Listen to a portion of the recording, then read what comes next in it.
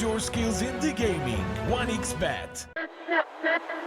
Respect from 1xBet. Respect from 1xBet. Respect from 1xBet. Respect from 1xBet. Respect.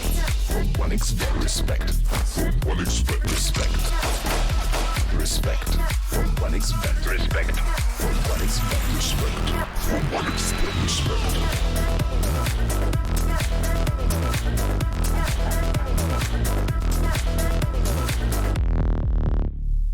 Hello, son. Hi, Mom.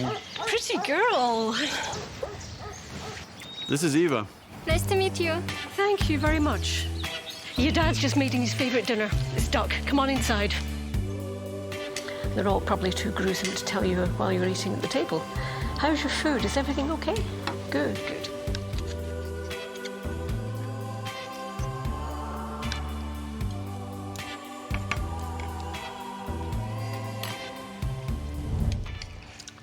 You seem to know each other.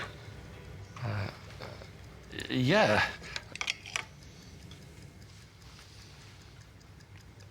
This is the new ambassador for 1xBet. Oh, I see.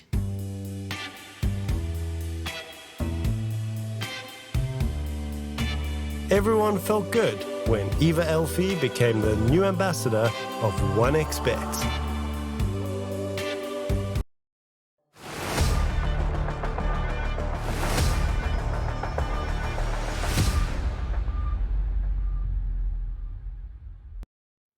It is the fourth day of Group A here at the Regional Dota 2 Series in Southeast Asia, number 4. I'm Harry, joining me is Otomo, and we're going to be taking you through a full day of 3 best of 2s, or as my buddy Rob would say, 3 2-game series, because it cannot be a best of 2, but he's British, so he doesn't count, right? Otomo, how are you doing on this fine day?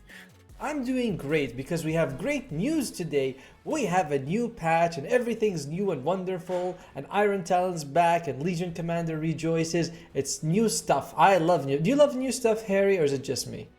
No. I'm more of a second-hand type guy, so no. Yeah, Sure, I would like if they would give us an option to play like Dota 6.4, right? There's probably custom maps with that actual feature. But for the rest of us humans, we have a new patch and we're going to be happy with it. And it'll be interesting to see how the teams adjust, because some of the biggest heroes in the previous patch did receive nerfs like Snapfire and Hoodwink. But before we get into that, let's look at who's playing today. Is Yangon Galacticos versus Ascent Esports. Massive match for Yangon. They are 1-5. They need 5-5 to make it to the playoffs. Otomo, you read too much manga. You read too much manga. First you read the left side, then you read the right side. Okay, go again. Fine. And then we have Mag Garuda versus Outcast. Very important for Mag Garuda. Yeah, Right? I mean it is, but Outcasts are definite favorites, and then we have Team Tough versus Salvation Gaming to end the day.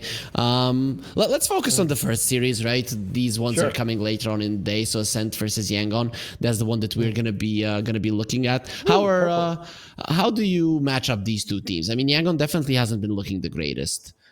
I haven't seen Ascent play, so it's very, this is going to be my first time. A new patch always means that it's going to be like, oh, who finds the broken thing first on day one? So that's not gonna happen. That's not gonna happen. You don't know. You never know. Some guy might be spamming some of these heroes. This is the standing. Outcast and Team Tough at the top, Ascent and Mag Garuda in the middle, and Salvation and Yangon Galacticos kind of in that bottom feeder position right now. Kind of. I mean, they won only one map each, and that was yesterday, right? Yesterday, Salvation took a game of Ascent, and Yangon took a game of Garuda. Overall, I think Outcast and Tough are gonna be untouched. Would be very surprised if either of them lost the game. Considering that they went 1-1, we can expect a tiebreaker, a 1-versus-1 mid tiebreaker, where Bob will be showing what he's got. But of course, now we're not focusing on Bob. We are focusing on the rosters of Ascent and Yangon Galacticos. And here's the Ascent lineup. You said that you haven't casted them. How well acquainted you are with these players?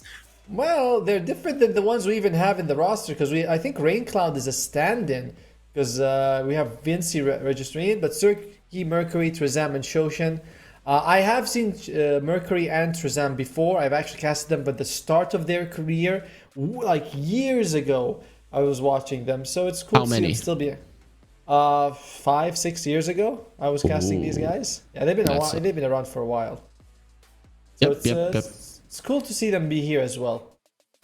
Before we move on to Yangon, like, what do you think they're missing? Let's say, you know, when they've been around for a while, but they haven't had like amazing success. Is there anything in particular that you think they could change about themselves and become better players? Well, for some of these players, they can't go higher because of certain controversies in the past that I'm not allowed to say. But other than that, you know, they could. I'm not sure really what holds them back. Is it teams? Is it players? I'm not sure. And yes, both of these players did play in the Malaysia Esports League, which was my first LAN event, and they got, I think, 4th place. I think I got about like 5,000 USD. It was not bad. And speaking of LANs, we're gonna have one in Belgrade in October, late October. That's where there's gonna be 2 teams from Southeast Asia, 2 teams from Latin America, and 4 teams from Europe coming to fight for the grand prize of $200,000, brought to you by Relog and 1xBet. And here we have Yangon, Galacticos, KSH, Young PH, and now they moved it, but it doesn't matter. You know why it doesn't matter, Ottomo? Because of course we know all of them: Haas, Killay, and Zorain. That's the 5 players that are playing for them. And now we're moving on to the draft that has already started. Bans not changing one bit. Nobody cares about the patch. Well, not yet, but I do expect the picks will be quite different. As we mentioned, Snapfire nerfed, Hoodwink nerfed. Snapfire, a little shorter, went from 6 hits to 5, and there was the talent that gave you 2 hits, it gives you 1, and the talent that gave you damage, it also gives you less damage than before. It went 70% to 60. So just right-clicking with Snapfire is a lot worse than before. So it's no longer Ricochet 2, it's just Ricochet. I'm sure it's still Ricochet 2, actually. Well, how's it 2 when it isn't 2 hits? That's not because that's the fastest. I'm talking about the talent at level 15, the one that gave you 2 extra hits on the Shredder. Yeah, that one now gives you only 1. Ah, okay. I see. You know, there you go. Okay, he has a serious look. Darkseer also got nerfed this patch as well. An interesting nerf to his innate ability. It used to be that with your intelligence matches your strength and agility. Now it matches their average, which is not as good. Oh, it's actually not half as good. Because why would you get agility on him? You're still going to get strength. It's literally 50% of what it used to be. Let's put it that way. Something like that. But you can still stack strength and get some intelligence. But before you get stack stealth and get all intelligence. So definitely a nerf that I don't like it. I don't like it, man. Because when you go to the gym, when you get buff, it's obvious that your brain gets stronger in the same manner. So it really went with real life, and we were promoting healthy approach to get super strong, and then you're gonna be super smart as well, even if your head is shaped like a cone. But we're not doing that any longer, of course. It seems. I like how Ember Spirit comes out first. I like how you say that if you go to the gym and you train, you become smarter. But you go to the gym and you still make statements like that. And I'm like, sure, yes, definitely. So there's going to be an Ember Spirit. Yesterday, I think you and me saw an opening of the Ember. Or was that 2 days ago that I cast with Bowie? It is very popular. I'm going to be surprised. Let's look at the trends. Do you want to see... Dire team ban. Ottomo, your face froze on VMix. I mean, you look as good as ever, as handsome as ever, but your face is frozen. Okay, now you're back. Okay. Thank you. DK gets picked up on YJ. Okay, I want the trends. Dude. Give me the biggest winners, the biggest losers of the patch. The biggest loser, shockingly, and by 10%, their win rate has dropped from 52 to 42, is Phantom Lancer, which I'm shocked by because I don't actually know what was changed about him. Then we have Tiny, Shadow Fiend, Darkseer, and Lone Druid, who are also big losers. Damn, don't think about that. Biggest winners, we have Viper, Kunkka, Nature's Prophet, Queen of Pain, and Razor. Oddly enough, Ember Spirit also had a big win rate increase of 4%. What tap. Okay, so other than the Ember Spirit, any fun and cool heroes like Viper, Huskar, Techies? That's literally how you started to give me who actually won in the patch. What am I supposed to do? I didn't make this information. This is what's there. As Dark Willow gets picked up. Dark Willow. This hero was butchered after they nerfed her. She has no changes in this patch.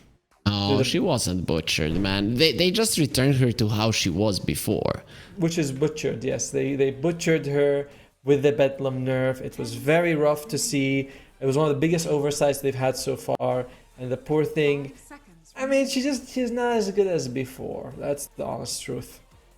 That is true, but to be honest, she was just being picked every single game or banned, and that shouldn't be how the hero should go. Though I have to say, there is a lacking in the amount of position 4s that can be played. It's either they're overpowered or they cannot be played.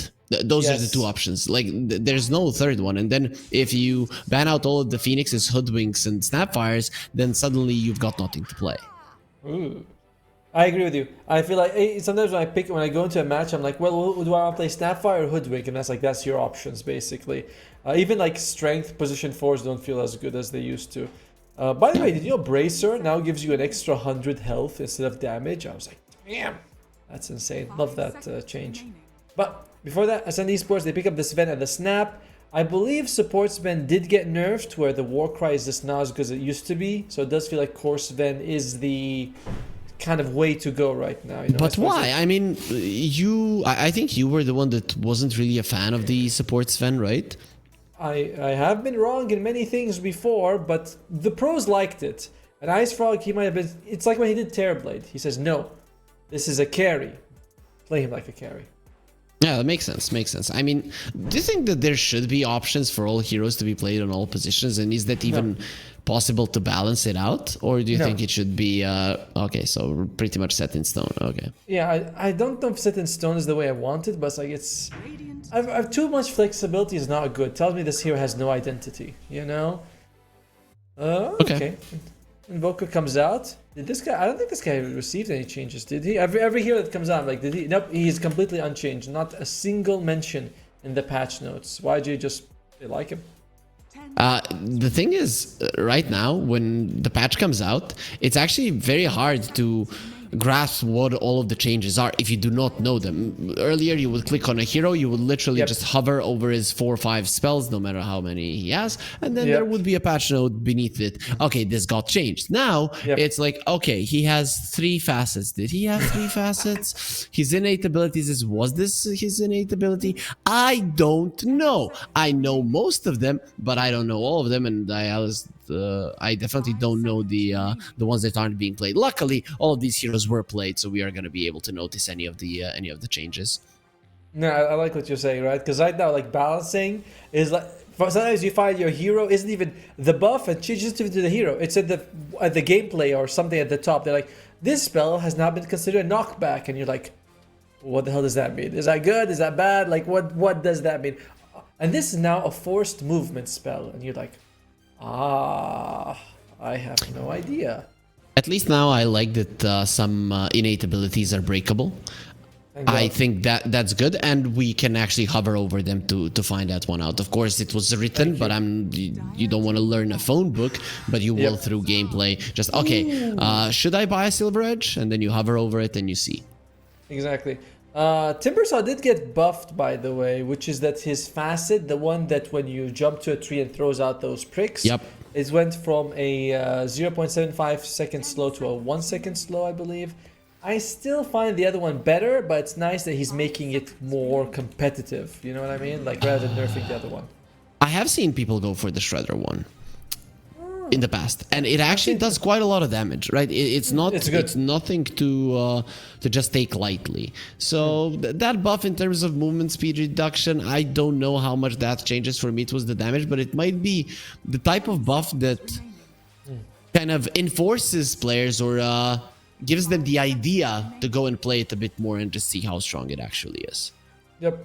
He also actually gets more mana when he cuts the tree now. Before it was 3, 4, 5, 6. Now it's 4, 5, 6, 7, which is nice. And Ascent Esports, they probably need a support or a carry depending on the Sven. and Yangon Galacticos feels more like they need a carry. Could be an off though, depending on where the DK goes. Yeah, the Fire Dragon was unchanged. A little bit of a nerf to the Corrosive Dragon, so you still could play a carry dragon. And I've seen it, man. It's actually quite strong. It's good. Right? It's good. Once you need 2 items though. That's how it goes. Before you get your second item, you are very weak. Oh, I thought you were gonna name me the 2 items, and I would like. Oh, Armlet BKB, sure, but it doesn't matter which 2 items. Oh wait, oopsie. No, I should start with this finger. Then armor, then BKB. Yes, that's how it works. Yeah, thank you for starting with that finger. No problem. All right, last pick coming out now. Ascent might be their carry, as we mentioned. And they're gonna have the next pick. What do they lack? Control is okay. It's Cookie, Searing Chains, and Stormbolt. It's not exactly. It's honestly not that impressive. If I was YG, I'd be thinking about. I wish I could say an AM, but something like AM. Or Lifesteal. I guess Lifesteal is good. Imagine you pick an AM into a Sven. You are literally okay. I want to die, signing my death sentence. Yes, me anti-mage. I want to lose the game. You have last pick on YJ, so we'll see. Ascent Esports, come on. Oracle, so this is gonna be the Sven carry. Definitely means that we don't want anti-mage. YJ could be off, could be carry, depending on. When are people gonna start playing Slark? Look at this. This is literally, I wanna be a Slark, and that's it. And you're gonna destroy everybody. No! High armor, you're low health, you're up against Timbersaw, Snap, Oracle, all of these spells that just don't care about you. They're just like, they hit you in your smoke. No. Anything but a Slark. Please. The Slark received, I don't think, Slark received some changes, didn't he? He did. Actually, his base damage increased by 3. That is not massive, but substantial in its own way. What about a Lifestealer here? Okay, they're just gonna go for the Morphling. Ooh. Alright. Actually, Morphling, I'm not sure if that's the best choice for Ascent Esports. Remember that the shard for Oracle, for Shushan, it does reduce your regen. And it's not the biggest deal for like Snapfire to buy an Orb of Corrosion. It's not great, don't get me wrong, but 20% reduced healing is... Or Suki can get it. Actually, I've seen a lot of Ember Spirits get it. It's not bad for them. Okay, so Otomo, once again, we are gonna get into an disagreement once again. It is pronounced Chu Shank. Chu Shank. Oh man, can't I just call him Shushu? That's like my wife's name. There you go. With the same, close enough. Yeah, very much. So, looking at Yangon and Ascent, sure, Ascent are coming in as the favorites, as Yangon haven't been looking the greatest.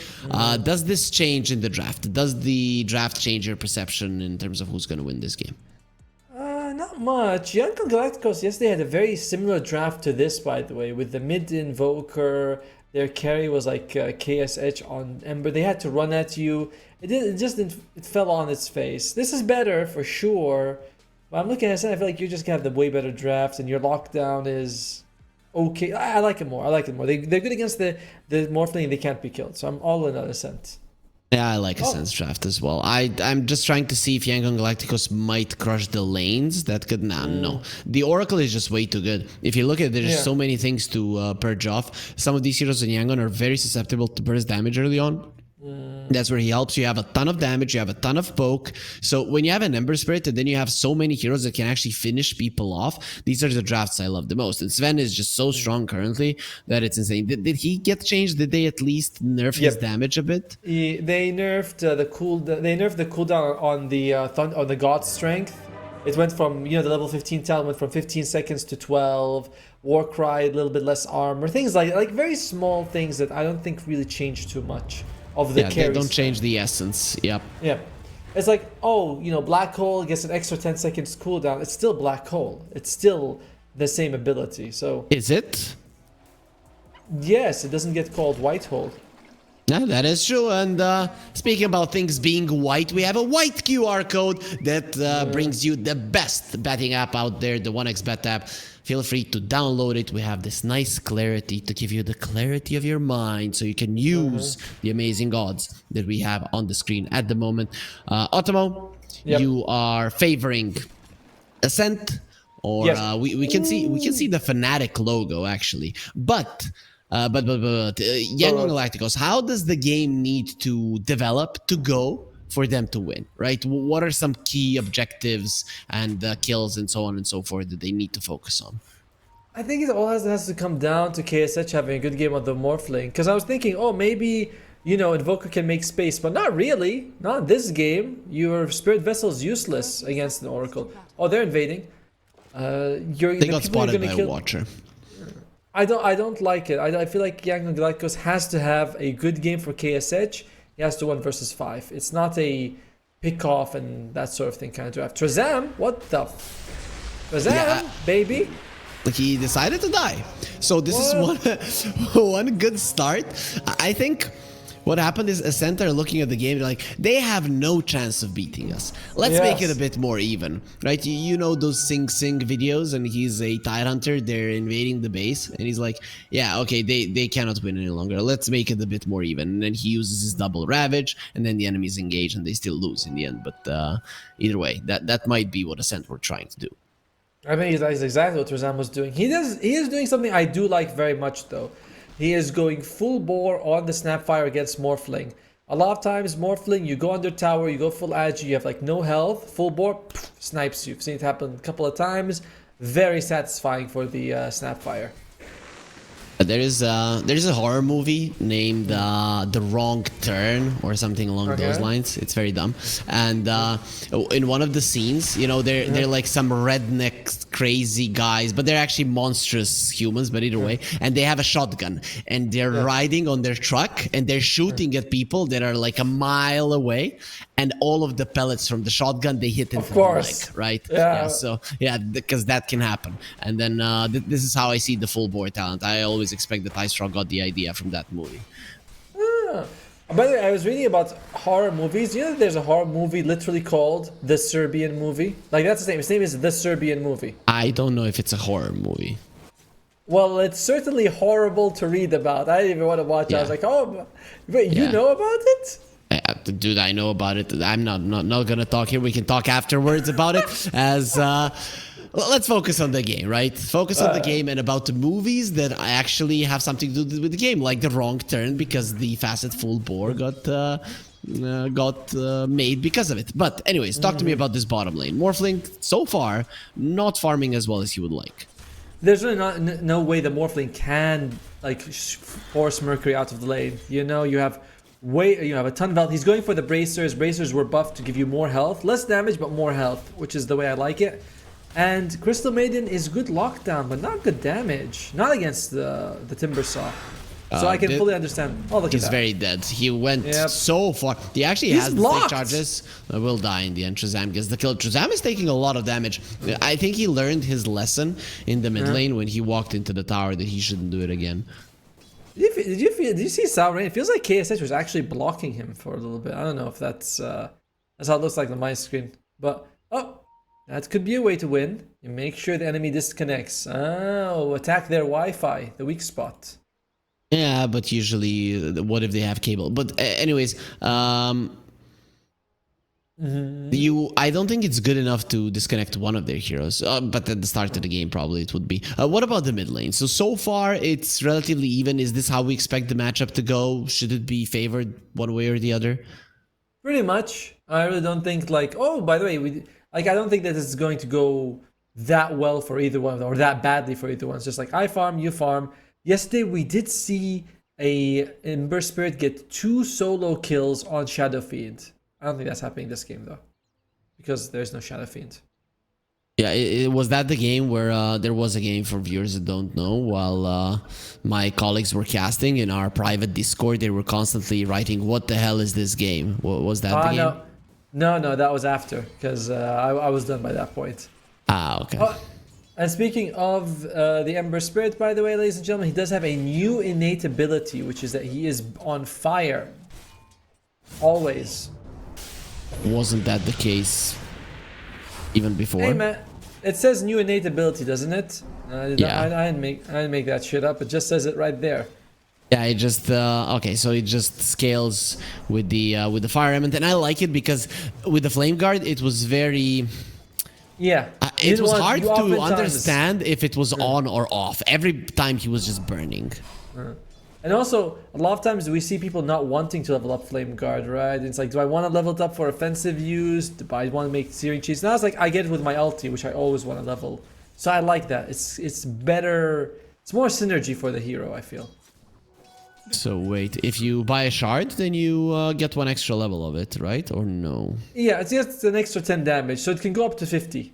Oh no, the it's- Fire Remnant charge will be replenished. Look at that. If an enemy hero dies near Ember Spirit, the Fire Remnant charge will be replenished. That's actually pretty cool. Pretty cool shard.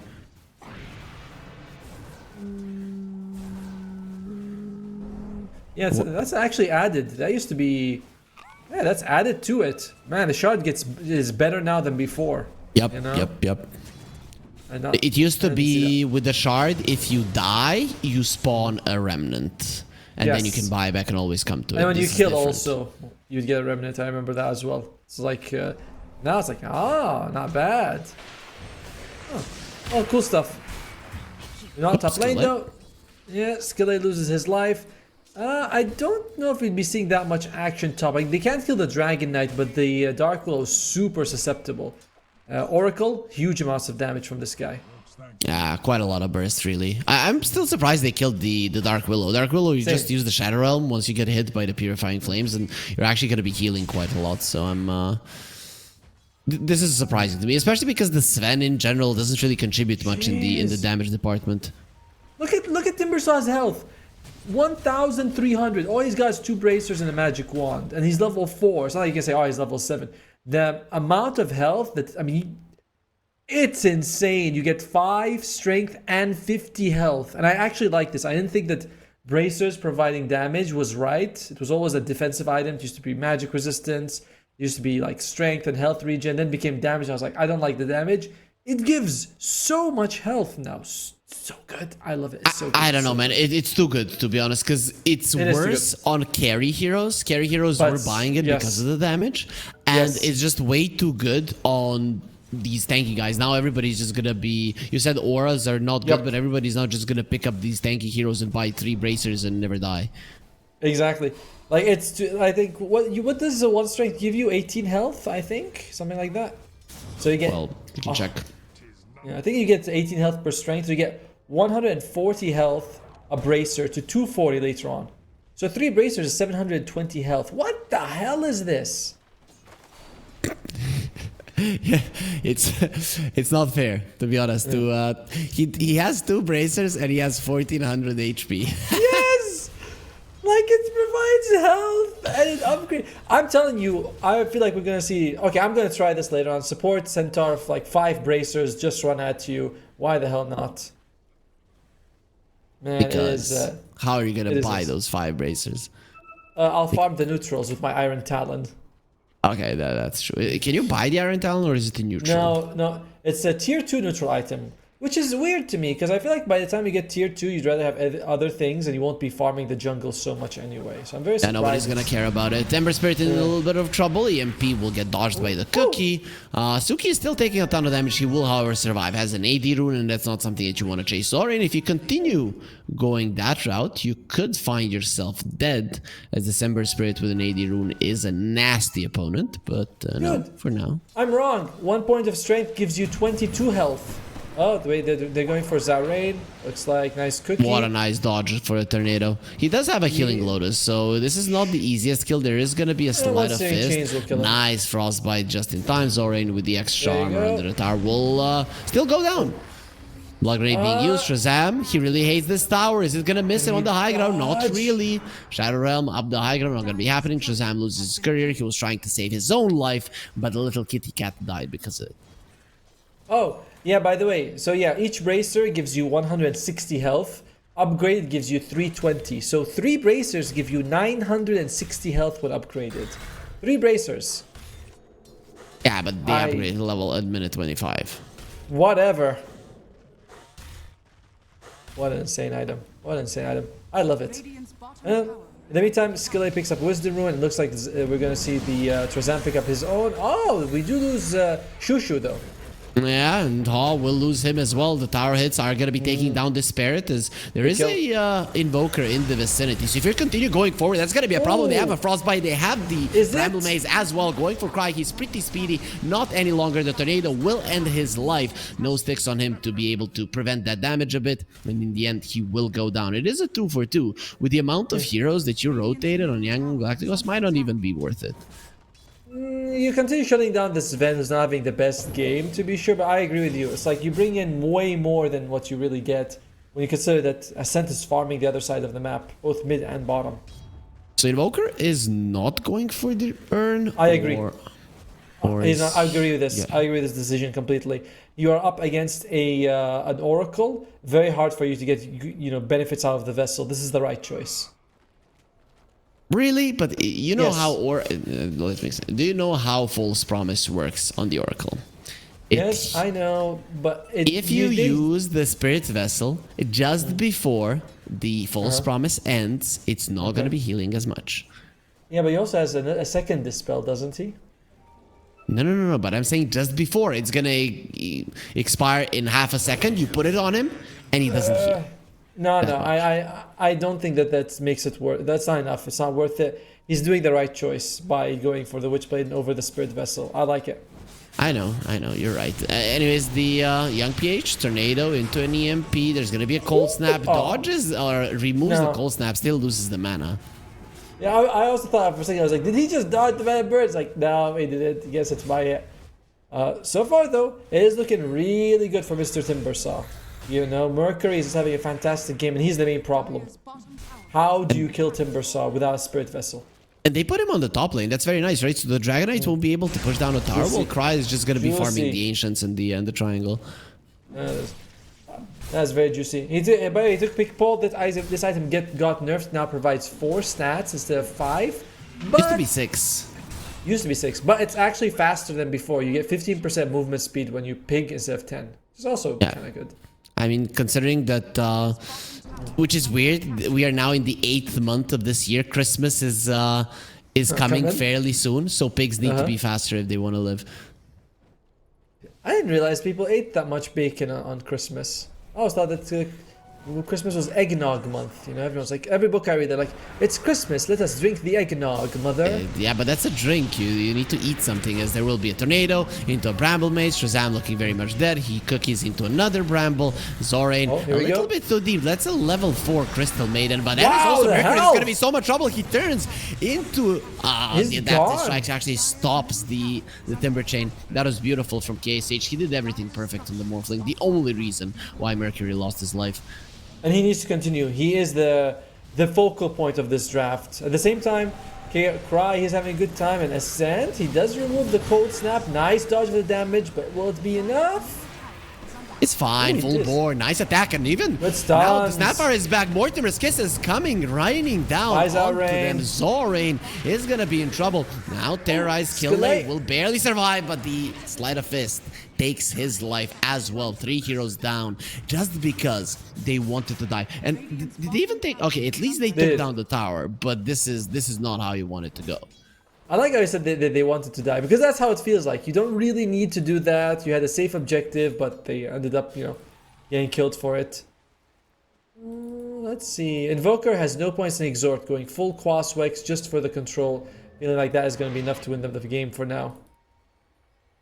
He's going to be going for a Midas. No, wait. I saw Midas on Dark Willow. Dark Willow wants to go for a Midas. I love it. Yes. Go Midas. Go Aghanim Scepter. Scale, for the love of God. This is the way to do it. You need damage. Really? Yes. By the way, you talk about bracers on carry. Sven's got 2 bracers, and he's also walking around with 2,100 health at level 10. What the hell? Yeah, we saw him come into a fight. That's not something that we see too often from a Sven. But it's a Sven, man. He gets damage from strength anyways, right? That's true. It's still good for him. But I'm just surprised that every patch, I feel like the health pools on some heroes get bigger and bigger and bigger.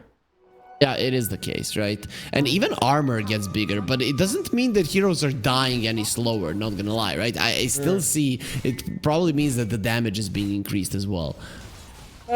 For some heroes got damage buffs for sure, but Bracer is like health just feels like it's getting crazy. Mid lane, Suki dodges it with the Side Fist. He's gonna be fine. Yeah, but let's see if the Invoker is going to be fine. Full bore from afar. Young PH dropping low. Terrorize to save him. And they actually do take his life. Dragon Tail will connect only after they've gotten a kill. And actually, Hoi is going to be in so much trouble. They have the chains. And of course, the damage from the Timber Saw to bring him to his knees. As now they go towards the Dark Willow. Didn't have the cookie. If they had the cookie there, that was a dead Dark Willow as well. I'm just the damage coming out from these Scatter Blasts. He maxes it out by level 7. They hurt a lot. Each one does 420 damage. And I wonder if he's going to take the level 10 talent as well for it. See now, the mid lane tower will fall. Sven becoming active. I think this bracer change is what is actually allowing Cry to go for these moves. He probably feels like he cannot die, and it's pretty close to being true. Alright, gone. I can't wait to try this in a pub. By the way, interesting thing. Snapfire is the one who's going to go for the mech, and Oracle wants to go for a blink. I hope he goes for a shard first. Like, it seems too good to go for a shard in this game. They're gonna kill a Tormentor and give you a shard. That's fair. That's fair. Although you can never lie. Okay, I said he might be in trouble. Sleight of his chains, Mortimer's kisses, they want to That's a lot of evaporate him. damage. He wants to go for the waveform, gets it off. Morty kisses are gonna miss on him, turns Suki? into an ember. Sleight of his chains. They don't have the false promise, was already used. So he should be able to get healed up almost to full Suki there. Just eating those purifying flames. So everybody is gonna be fine. But again, it's Ascent that are now applying the pressure. Yangon Galacticos, they had their chance. And now they just feel pretty underwhelming when it comes to making plays. Yeah, Cry is just pushing bottom by himself. So he's not only like farming, but he's also applying pressure to these lanes as well, which is how your carry should be playing. And look at that, they're coming. Young PH might spot them out. Oh, actually, they're right under a ward, so they knew. This was the thing. They wanted to go for the Sven, and instead of Sven escaping, everybody from Ascent started going through the twin gates as well. Like, sure, go and try to kill our Sven. He's gonna survive for a long period of time because he has 1 billion HP, and then we're gonna kill you all.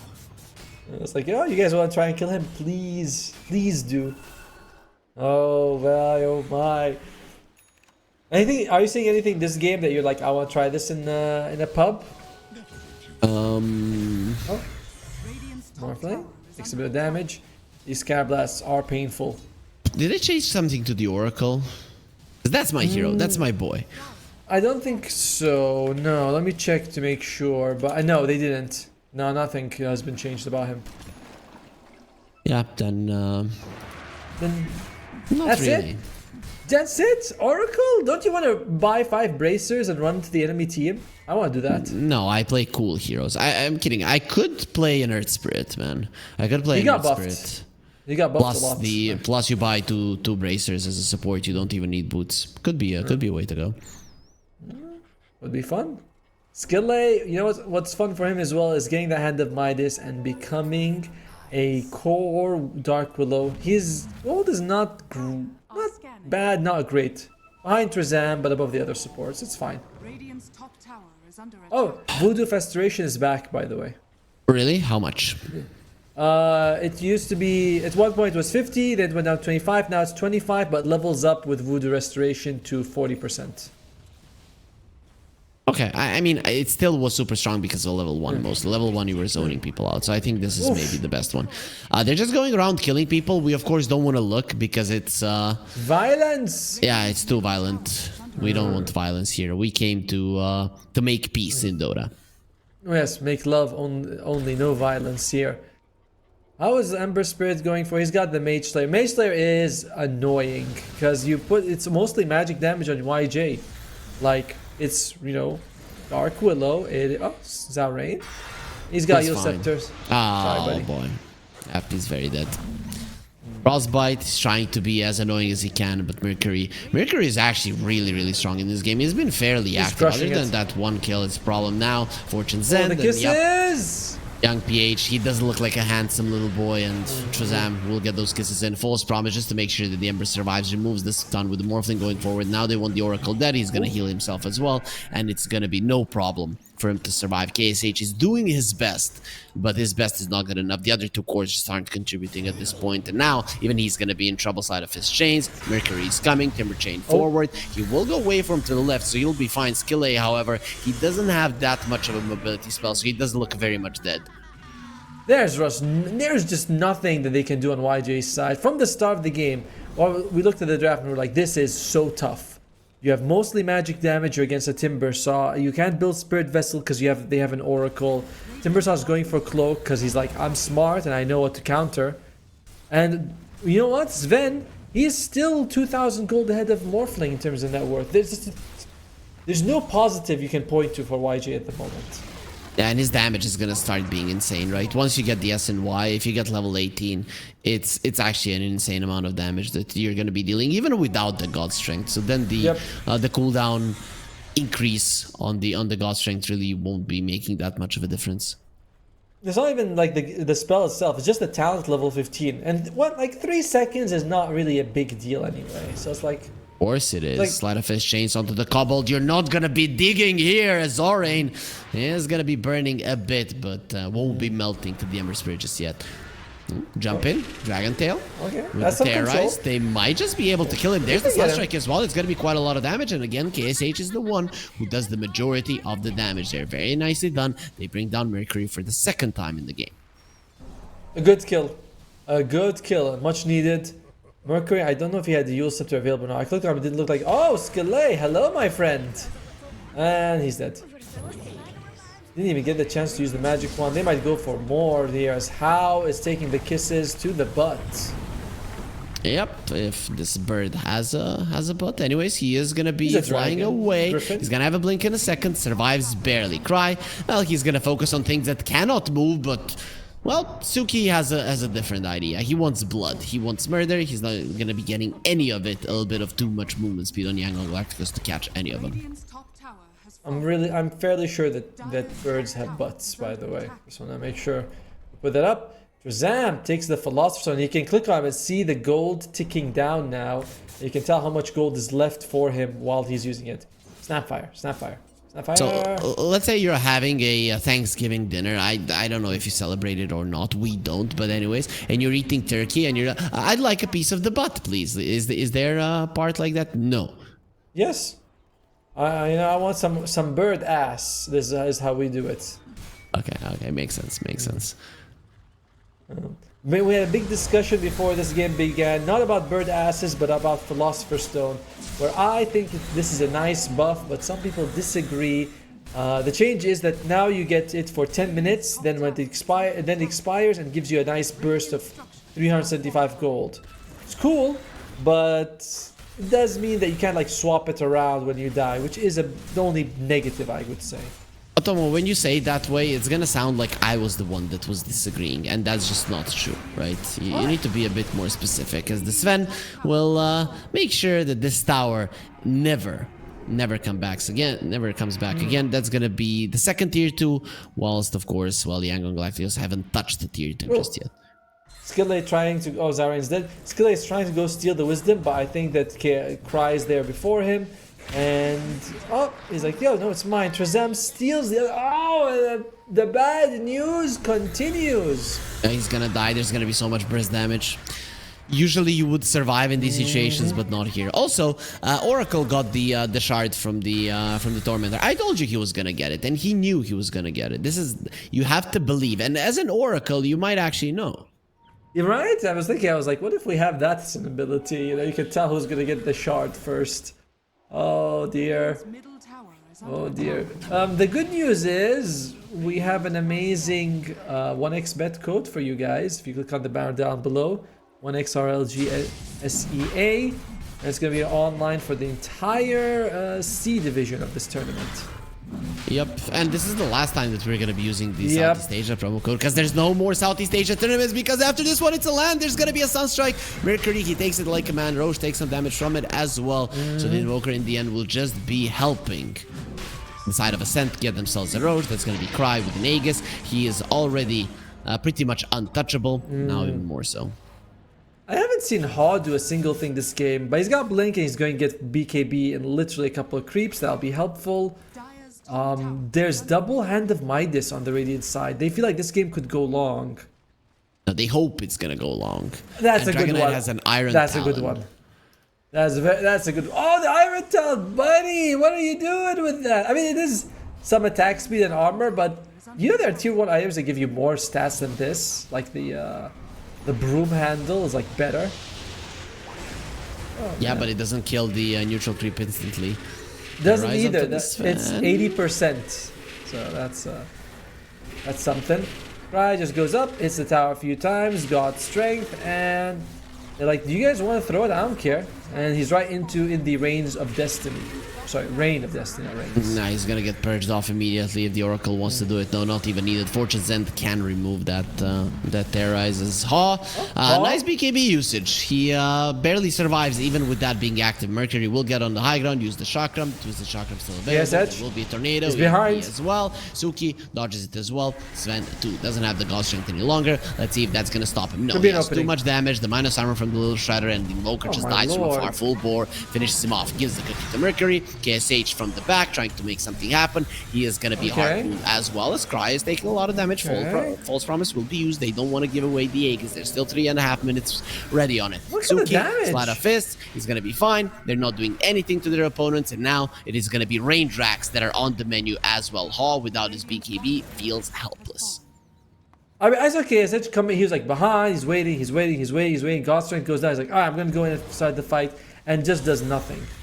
And now we have the Shiva's Guard on the Ember, which means even more heal mitigation on top of the Reign of Destiny. Pipe has finished on Mercury. This game feels so over. Yeah. This is one of the more over games that we've seen, especially 25 minutes in. We have had some long series, but in terms of games, I just don't see. How do you even make a mistake big enough for Yangon Galacticos to win a fight? You have to go tier 4s, and you're not dumb enough to do that. Well, actually, some players are risk takers to do that. But you're right, it doesn't look like Ascent is going to be doing that at all. They still have the Aegis for, what, 2 more minutes? They're just going to go straight up for buildings and play it safe. Slide of his chains, and the Invoker pretty much dies because if Mortimer's Kiss is rained down on him again. Trozam really likes this Invoker, but he doesn't like the Grandma back as Suki comes forward. There's going to be nobody to kill just because everybody is just running away. They are smoked up on Haw, and this is going to be the last hurrah for them if they want to defend their base. Without your biggest controller, we'll see. Haw looks like he's trying to push it out a little bit. Does dodge the Stormhammer with his BKB, but alright. BKB, run away, boys.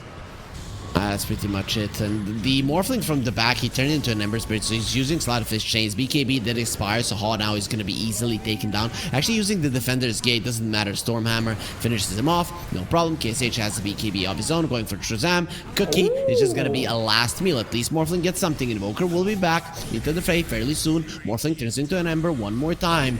The Chakram and the Twisted Chakram flying around. There will be Tornado, EMP, Suki pulled in, and he gets Nice False Promise ulti. Cry. He still has an Aegis. Morphling lost his life instantly. He does buy back. Now, it is the Invoker Young Page that has to run away. Right clicks from the Morphling don't really hurt Mercury as much as some of the other heroes. And Cry is focusing on objective gaming. He's got While ulti his if he team wants is to. being aggressive. There's a stun on the my. Morphling. Doesn't get the Morph off. He made a mistake. That's a dieback. And with that, the game will most definitely be over. Young Page is going to fight until the end. But finally, Zorain, he's the one that doesn't want to die. Let's see if that's going to be allowed. Slaughter of Fist should take him out. Nope. It is going to be the Twisted Chakram that takes his life. Haw at least stuns the Timbersaw inside of the fountain, but not even he will fall, as the throne will do so first.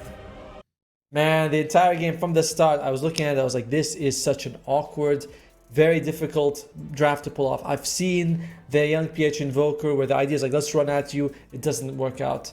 We did see some new heroes, the Dark Willow, the Oracle, but I don't think this was like a patch thing, you know? There's not like, oh, who could have predicted the support Kunkka? It's like, no, this is just Yangon Galacticos struggling. They are now 1-6, which means that their chances of going further are just down to 0. It's unfortunate to see that because it's these weird drafts that cost them. I don't know who's doing them, but don't. Like, you can draft better than this. This is way too complicated to pull off. Well, obviously, currently they cannot draft better than this. Their performance in the Southeast Asia number 4 here at the Regional Dota 2 series so far has been underwhelming. Not something that we're used to, but somebody has to be last. And with the performance they're going with Yangon Galacticos, it might as well be them. But it's still not done for them. They have one more game, and tomorrow they have one more best of 2. So let's go to a break and see if they're going to do better after it.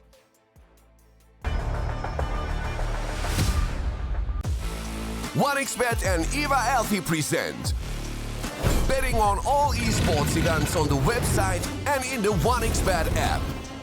OneXBet, play with Eva. The new OneXBet energy drink, so you don't have to limit yourself tonight with only one victory. You can bet on any game at OneXBet betting company, Dota 2, KS2, League of Legends, and many others. Big wins, fast payouts, reliable bookmaker. The new breakthrough and innovative phone with OneXBet app. With OneXBet app, you can register and start betting in just one click. Intuitive interface and thousands of sports events every day. User-friendly app. Big wins, fast payouts.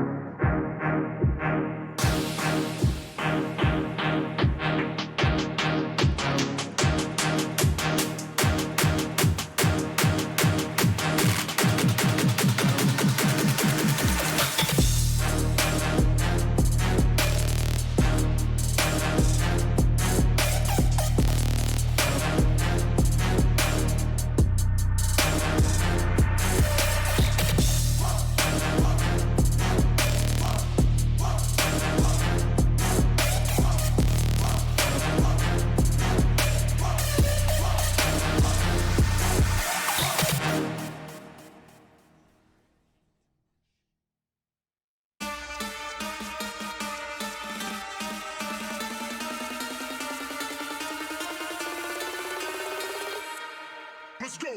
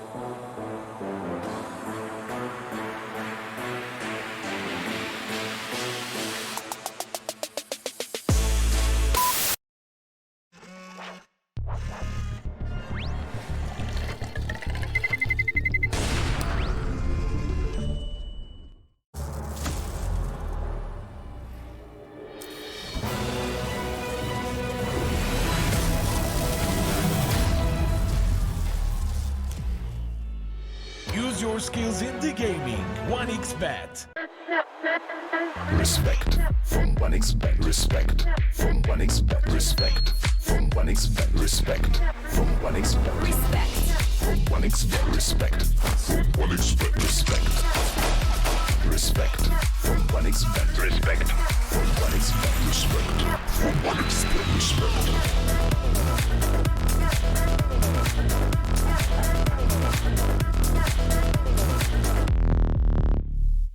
Hello, son. Hi, Mom. Pretty girl. This is Eva. Nice to meet you. Thank you very much. Your dad's just making his favourite dinner. It's duck. Come on inside. They're all probably too gruesome to tell you while you're eating at the table. How's your food? Is everything okay? Good, good.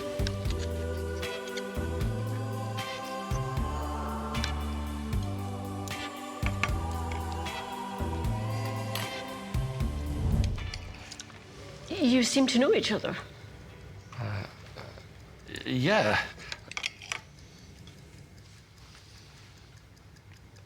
This is the new ambassador for 1xBet. Oh, I see.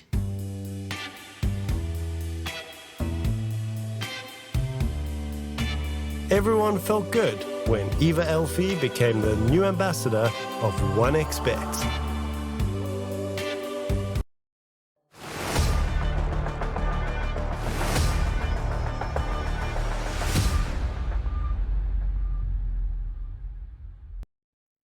And we are back with the second game of Ascent Esports versus Yangon Galacticos. First game did go towards Ascent in a pretty, I'd say, convincing manner. Ottomo, was there any redeeming qualities that you saw from Yangon Galacticos in that game? No, not even one. Okay, KSH on Morphling was pretty good. Like, he transformed into Timbersaw, got a couple of cool kills with it. That was pretty awesome. But that's about it. That's the only thing you can say. Mid Invoker versus Timber Oracle was bad. I didn't even see I didn't even know there was a Dragonite. At one point, I swear to God, I was like, there's a Dragonite? What the hell does he have? I haven't seen him. He had Blink and Beekeeping. You're like, oh, I guess he was a hero. Dark Willow wanted to go Hand of Midas, and I was like, this could be right click. Then goes for a Yule Scepter, which is super weird because that's like doesn't give you anything. So no, I didn't like anything that they did apart from how KSH played. That's it. That's the only thing I thought was okay. Okay, which is weird. You know, Young PH has always been the star player of this lineup, but he used to play the carry role, and I sure better is a way to go at it. But thank you for finishing my sentence wrongly. Of course. Although I think it is right because he would have played better. He hasn't done anything this tournament. No, it's just. By the way, you think, oh, then maybe this guy's slipping. No, he's ranked 30 in the region, 3-0. And we just today, broke a record. We got the first 15k MMR player. So it's not like someone from Talon, I think they're offlaner, his name is W. So I don't know him very well. But so, kudos to him for getting that. But so it's not like, we're in a region where the MMR is like, you reach 11,000, you ranked 1. No, this is the highest tipping or top point MMR in the world, and we're ranked 30. So it's clear there's something wrong with the team right now in the dynamic. That's why they're losing. These guys have been together for so long. At some point, you need to make changes. They're all in Myanmar.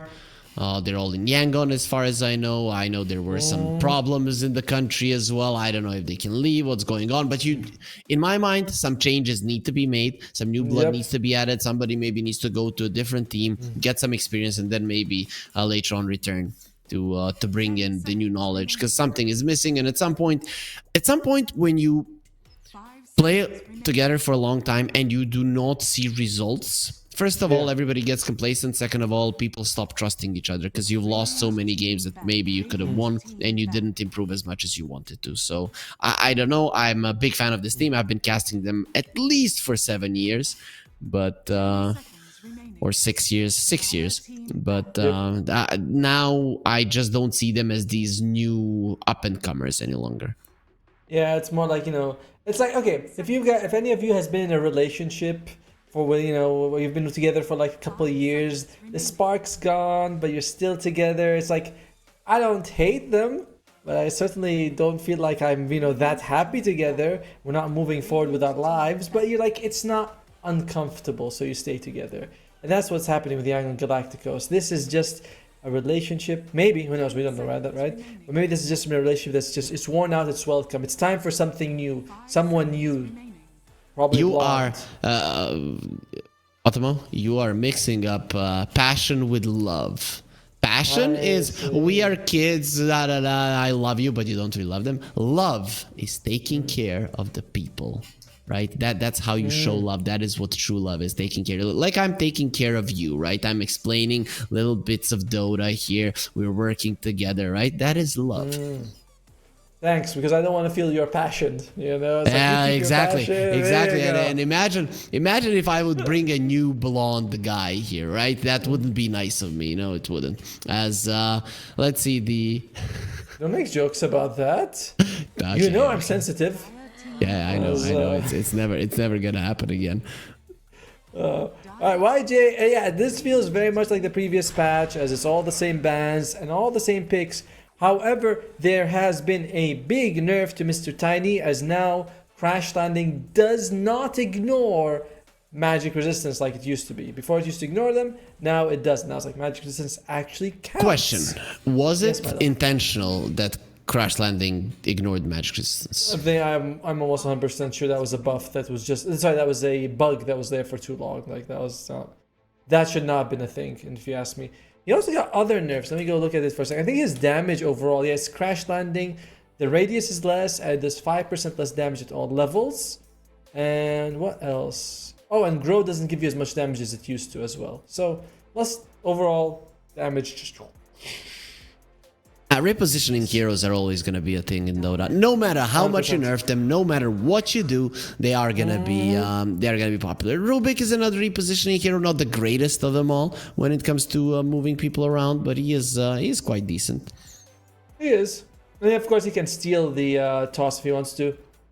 I definitely feel like with the nerfs that have happened to Tiny, he is pushed more into the support role rather than as a core, right? Because when nerfing like spell damage on cores is a death sentence. The hero becomes unviable. You're often having to like keep ahead of the health. You have to keep getting kills, being useful. But now, much harder. He's a support. Does it happen to you that Dota just pushes you out of the game? Like nothing even bugs. It just literally just pushes me out. And I have to reconnect. It has been happening. This is the second day in a row that has been happening. It really doesn't change much for me, but it's kind of annoying. Nope. Me and Dota, we get along very well. Never does that to me. Dota still has passion and love for me. Okay, makes sense.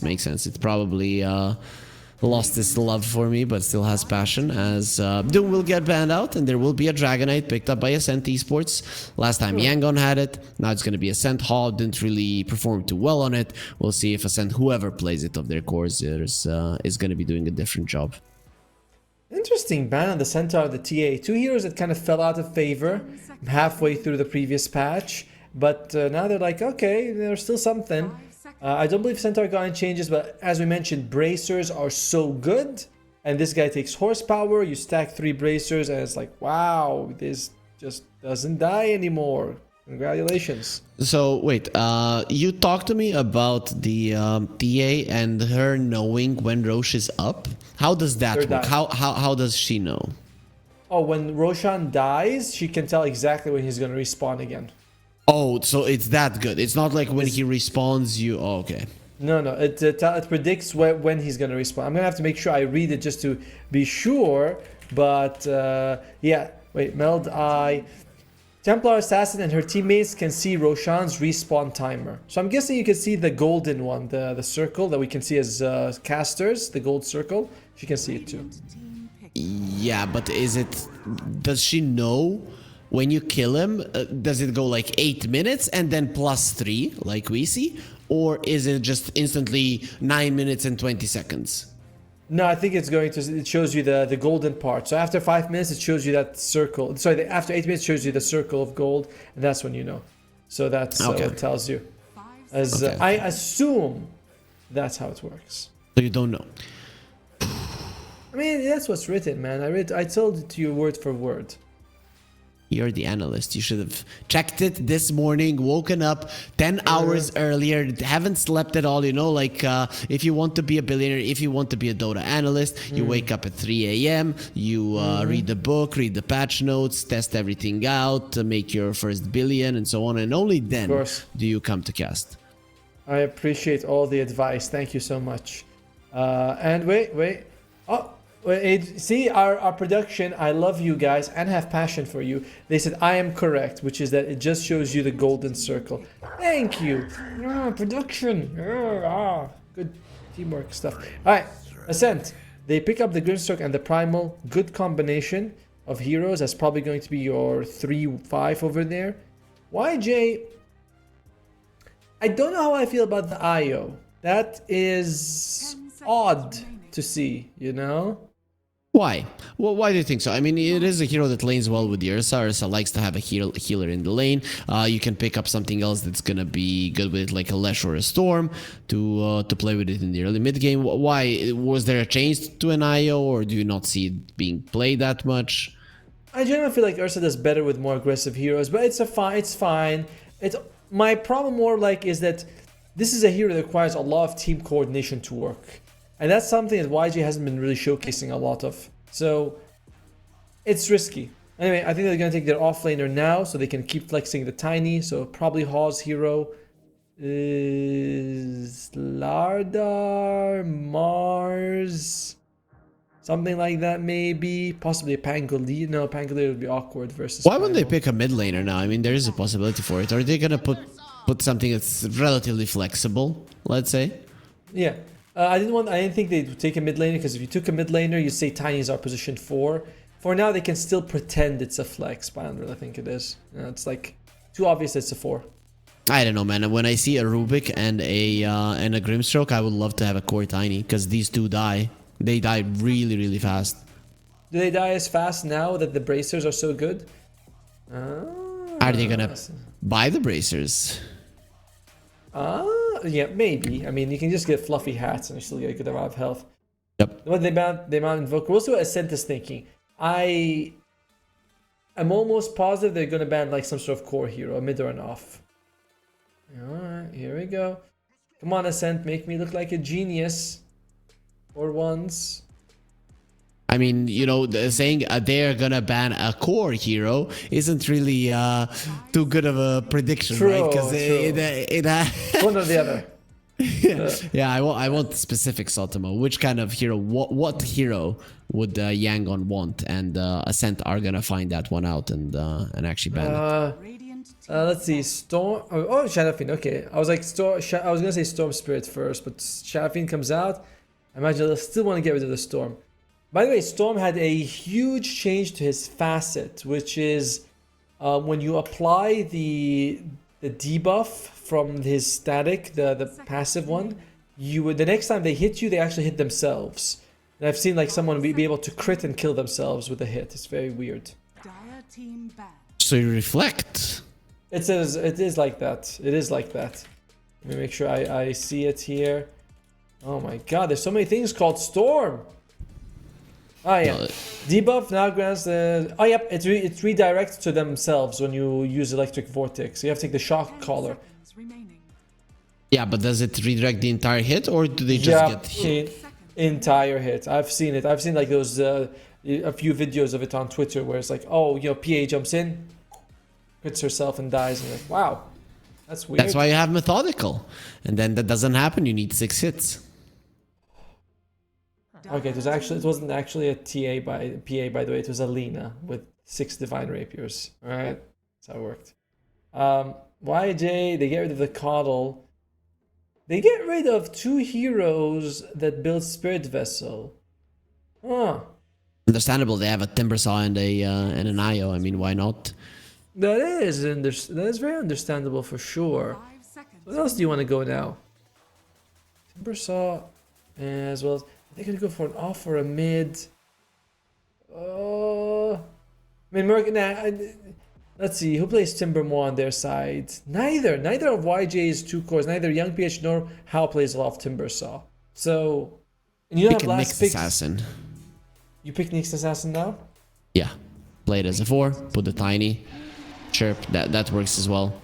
Something that Rubik cannot steal amazing spells from, or it's easy to not give him the amazing spells. This works for sure. This hero, Voice Spirit comes out for Ascent, so that's gonna be their mid. Wait, so is it gonna be? It is gonna be the core tiny. Ugh. Yeah, I don't like it. Spirit Breaker got heavy nerfs this patch, by the way. Basically, charge. Before you used to charge, you get that bonus movement speed. Like let's say 300, you get like 300. Now you only get 25% of the extra movement speed, and it ramps up slowly. Which is kind of like the old Spirit Breaker if you go back 10 years, which is as you charge, you get faster and faster rather than instantly going to full speed. Well, is that a nerf, right? Because especially in the early stages of the game, if you're TPing to the base and then charging, you could get more. It's still, no. You don't get more because it doesn't go past the maximum that you have. You charge up to the maximum that you used to get. So before, when you say, I get 300 movement speed bonus from charge, I get 300. Now I charge, I get 75, and it increases a little bit over time till 300. It's now 275, 325, 375, 425. Yeah, it was like that before as well, right? Yeah, it was like that. And also when you reach there, Bull Rush is weaker because it used to be based on your max movement speed. Now it's on the current, which is not amazing. Now that means that you go for the imbalanced. That might actually be kind of better than before, right? Like imbalance is better because Bull Rush is worse, and that's how it's. And in this game, there's gonna be a Dragonite who's standing in place and pushing down your tower. It is gonna be a carry Dragonite, so when he stands like that, he thinks that he's untouchable. You imbalance, push him into the tower, charge even deeper, and then nobody's gonna be able to help him. You're honestly right about that. Like, I think that is the way to think about it. In the meantime, though, wait, is it going to be Zhao Rain's their position 5? They're putting Spirit Breaker position 5. I imagine they're swapping roles. There's no way, no way you want... Do you really want Io Timber and Spirit Breaker Ursa? No. Ooh. No. Lots of things disgust me these days. Yep, you need to stop, Atomo. There's no reason to feel disgusted because there's so many nice things in the world, like the 1xBet app. You scan the QR code, you get it. We've automated everything for you guys. It's super easy to get, and it's very, very user friendly. Very even odds between the teams. So it seems that they like the Yangon Galacticos drafts because they're definitely coming in as the underdogs. Yeah, odd. By the way, the Cry is going to be the carry Dragonite. We didn't get to that before. It's going to be the Fire Dragon, which is as good as it used to be. For the Dire side, there's nothing crazy. It is Twisted Chakram rather than Shredder on the Timbersaw. I feel like it's very expected on overall. Meanwhile, let's see. Young PH, what is he gonna be able to do? A lot of this game is gonna rely on him making space around the map, on him being very active. And he's got, to be fair though, he's got the best support staff you can hope for. Io and Spirit Breaker. This is the best. No, it's not, because you might not have the damage. You mentioned that his damage got nerfed. I feel like they're not gonna have enough to kill these supports who are relatively squishy, and you should be able to kill them. Yeah, but I mean that's what I mean. Like if Tiny can't do it, you have Io TPing in, you have Spirit Breaker showing up. Like you have the best two guys to help you secure these kills. No, they don't do damage. They're not a Hoodwink. They're not a Snapfire. They're not a Dark Willow before the Bedlam nerf. Okay, firstly, Io can bring Timbersaw. That's pure damage. Secondly, Zhao Rain, as Spirit Breaker, when you charge in, you land another strike. That's like easy 600 damage you can do at level 7. It's pretty good. Okay, if you say so, Atomo. I just don't see Spirit Breaker as a big damage dealer, especially now when his movement speed is going to be reduced. He's not going to be doing that much damage. You mean... The reason why we saw it, the reason why we saw his damage being so strong is because of the Bull Rush. You got the extra movement speed, then you use the Nether Strike. It does more damage because you have more movement speed. Now that's not going to be the case. No, it's not. We'll see. To be fair, I still think Ascent is going to win, but I disagree with your points that the Spirit Breaker doesn't do damage. It's not like he's doing thousands, but he can do solid amounts of burst damage. Especially with Phylactery. What about this that they decided to put the Grimstroke in the top lane rather than the Rubik? Why that? Better synergy with the Primal Beast is what I can imagine, right? That's I mean, I don't think that in this lane in particular you're getting kills against Ursa and Io, whether you have the Rubik or the Grimstroke. Yeah, that's why I said, because the Dragonite, I mean, the Timbersaw is just gonna have a really good time because there's a support Rubik, but if it was a support Grimstroke, then maybe they could apply a little bit of pressure to the Timber. Actually, they're killing him. Oh! How? He's level... I guess it was level 1. They just didn't expect it. Nice bit of damage there. I didn't expect it. You just need to be a little bit more patient, wait for those creeps to get under the tower, farm them up, and then not care about anything in this lane. But the Dragonite Rubik actually burst him down. I really didn't think this was gonna happen. He didn't have any reactive armor. He was only level 1, so they just took him at a good time. Hey, I guess they knew what they were doing, huh? And to be fair, it's probably easier for the Rubik to interrupt a Timbersaw running away or chasing than it is for the Grimstroke. It's not that easy. Yeah, sure. But when you're a Grimstroke, you won't even allow him to run away. You have the Phantom's Embrace. Either way, looking at the CS, the Timbersaw obviously being the one that got taken out. He's the one with the lowest CS. I'm not sure if that's gonna stay for too long. Mid lane, is this expected? Both of them are farming. Nobody's really crushing the other. Yeah, fairly expected. It's actually scarier though for Suki, I'd say. If Tiny has a good start, like he needs it more. You know, Void Spirits, like you fall behind, it's okay. You're still very elusive, very hard to kill. But Tiny getting an early Blink Dagger is a game changer. So it's more annoying for Ascent that this is an even lane. Okay, it makes some sense. Makes sense. Decent amount of sense. Good sense. Best sense. Best sense. Thank you, man. So far, Ursa was farming okay, but I expected more action on the top lane. I expected Ursa and Io to just run at the Primal Beast. They decided not to do that. I believe, by the way, Primal Beast, he got a buff. I believe the self bonus movement speed was 4 and the active was 6, but it was changed around.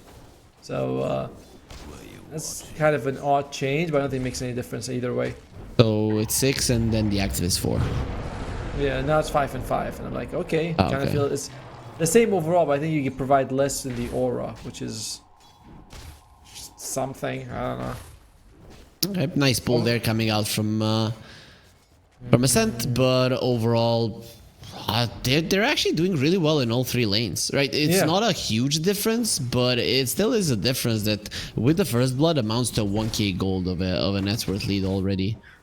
It adds up. It adds up for sure. Like mid is even. Even when we say that though, the CS is so close, but mostly just comes from, like you said, the First Blood. As Grimstroke might lose his life. No, he does. But I already killed the Io, and the Ursa is left all alone. The Barrier's gonna try to escape. He doesn't have the Earth Shock. He's gonna have it in 5 seconds. Gets into the tower. Extra armor. No Fade Bolt. No kill. Chu Shang is trying to find an opening. KSH, good movement so far. Well, you're happy with this if you're Ascent, I guess. Although you were forced to bring the Rubik up here, so it's kind of like meh. Although the CS, man, it is improving very nicely for Ascent. Yeah, Dragonite doesn't seem to care to be left all alone, which versus a Timber usually would be a problem, but not to him. He's doing really well. Fire Dragon form, he's going to be farming even faster once you do move into the jungle, and so far you don't really need to do it. Zarain's got to do something about this. He's the Spirit Breaker. He's sort of your most mobile support. He's supposed to sort of counteract this aggression. But so far, he is making moves towards the mid lane.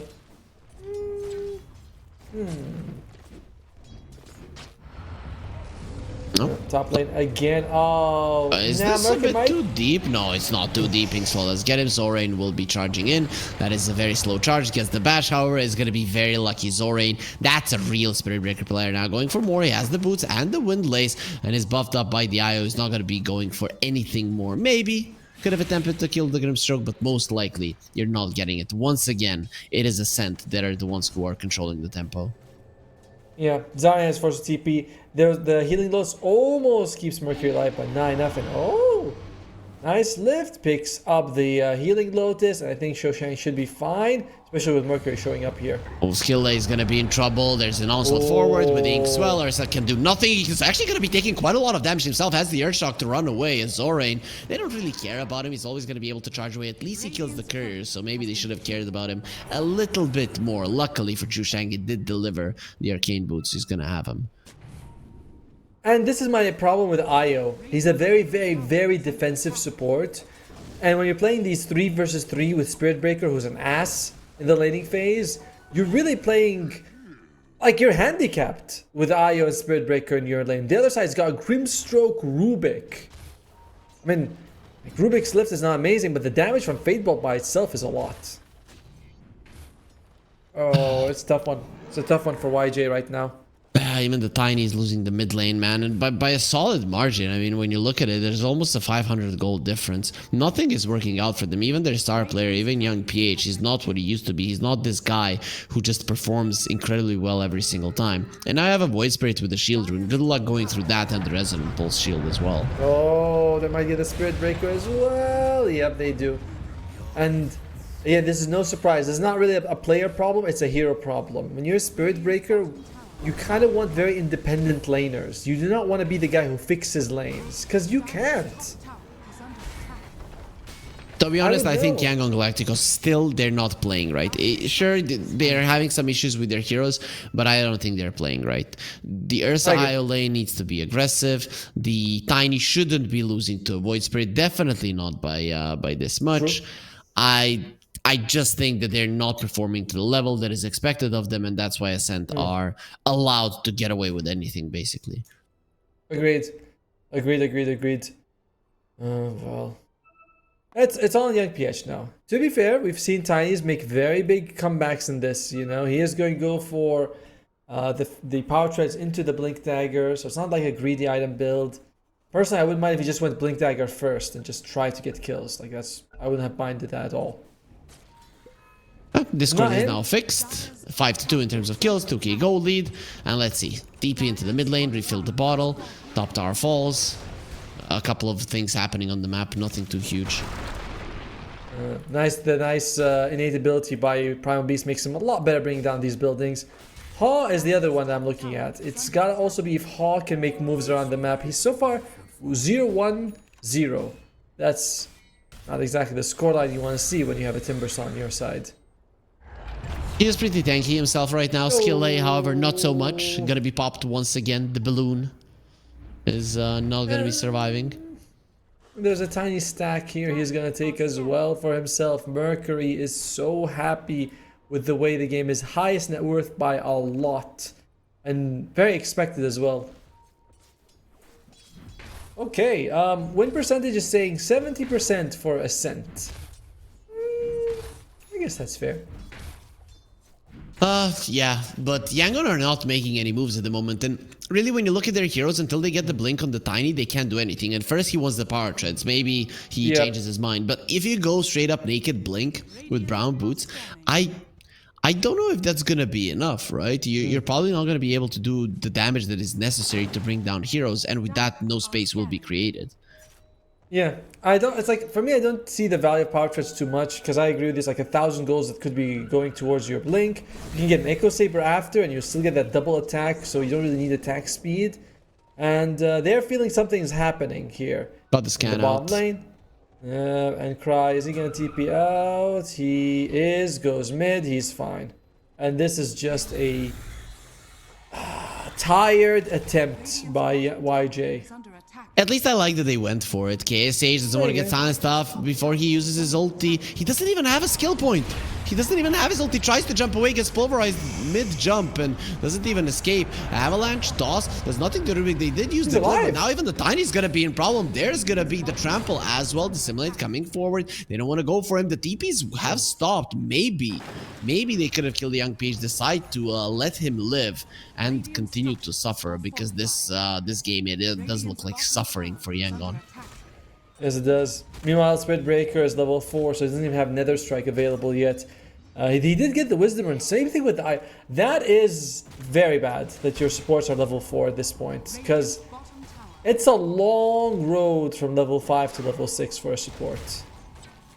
Yep, unless you're getting kills, and we've already went through it. It's very, very hard for them to get kills. You have to play around the timber saw, I think, and it has to be tiny playing around the timber saw. And as soon as they see a tiny missing off the map and the timber saw baiting somewhere, they know what's up. It's pretty self-apparent what they're trying to do on Yangon. I also like how both supports on Ascent have a infused raindrops, as well as, of course, a magic wand, and even the Rubik has a healing lotus. He's like, yeah, I just want stats. Oh, and of course, there is the safety bubble. So all of this just goes to make sure that the Tiny's combo is not that dangerous.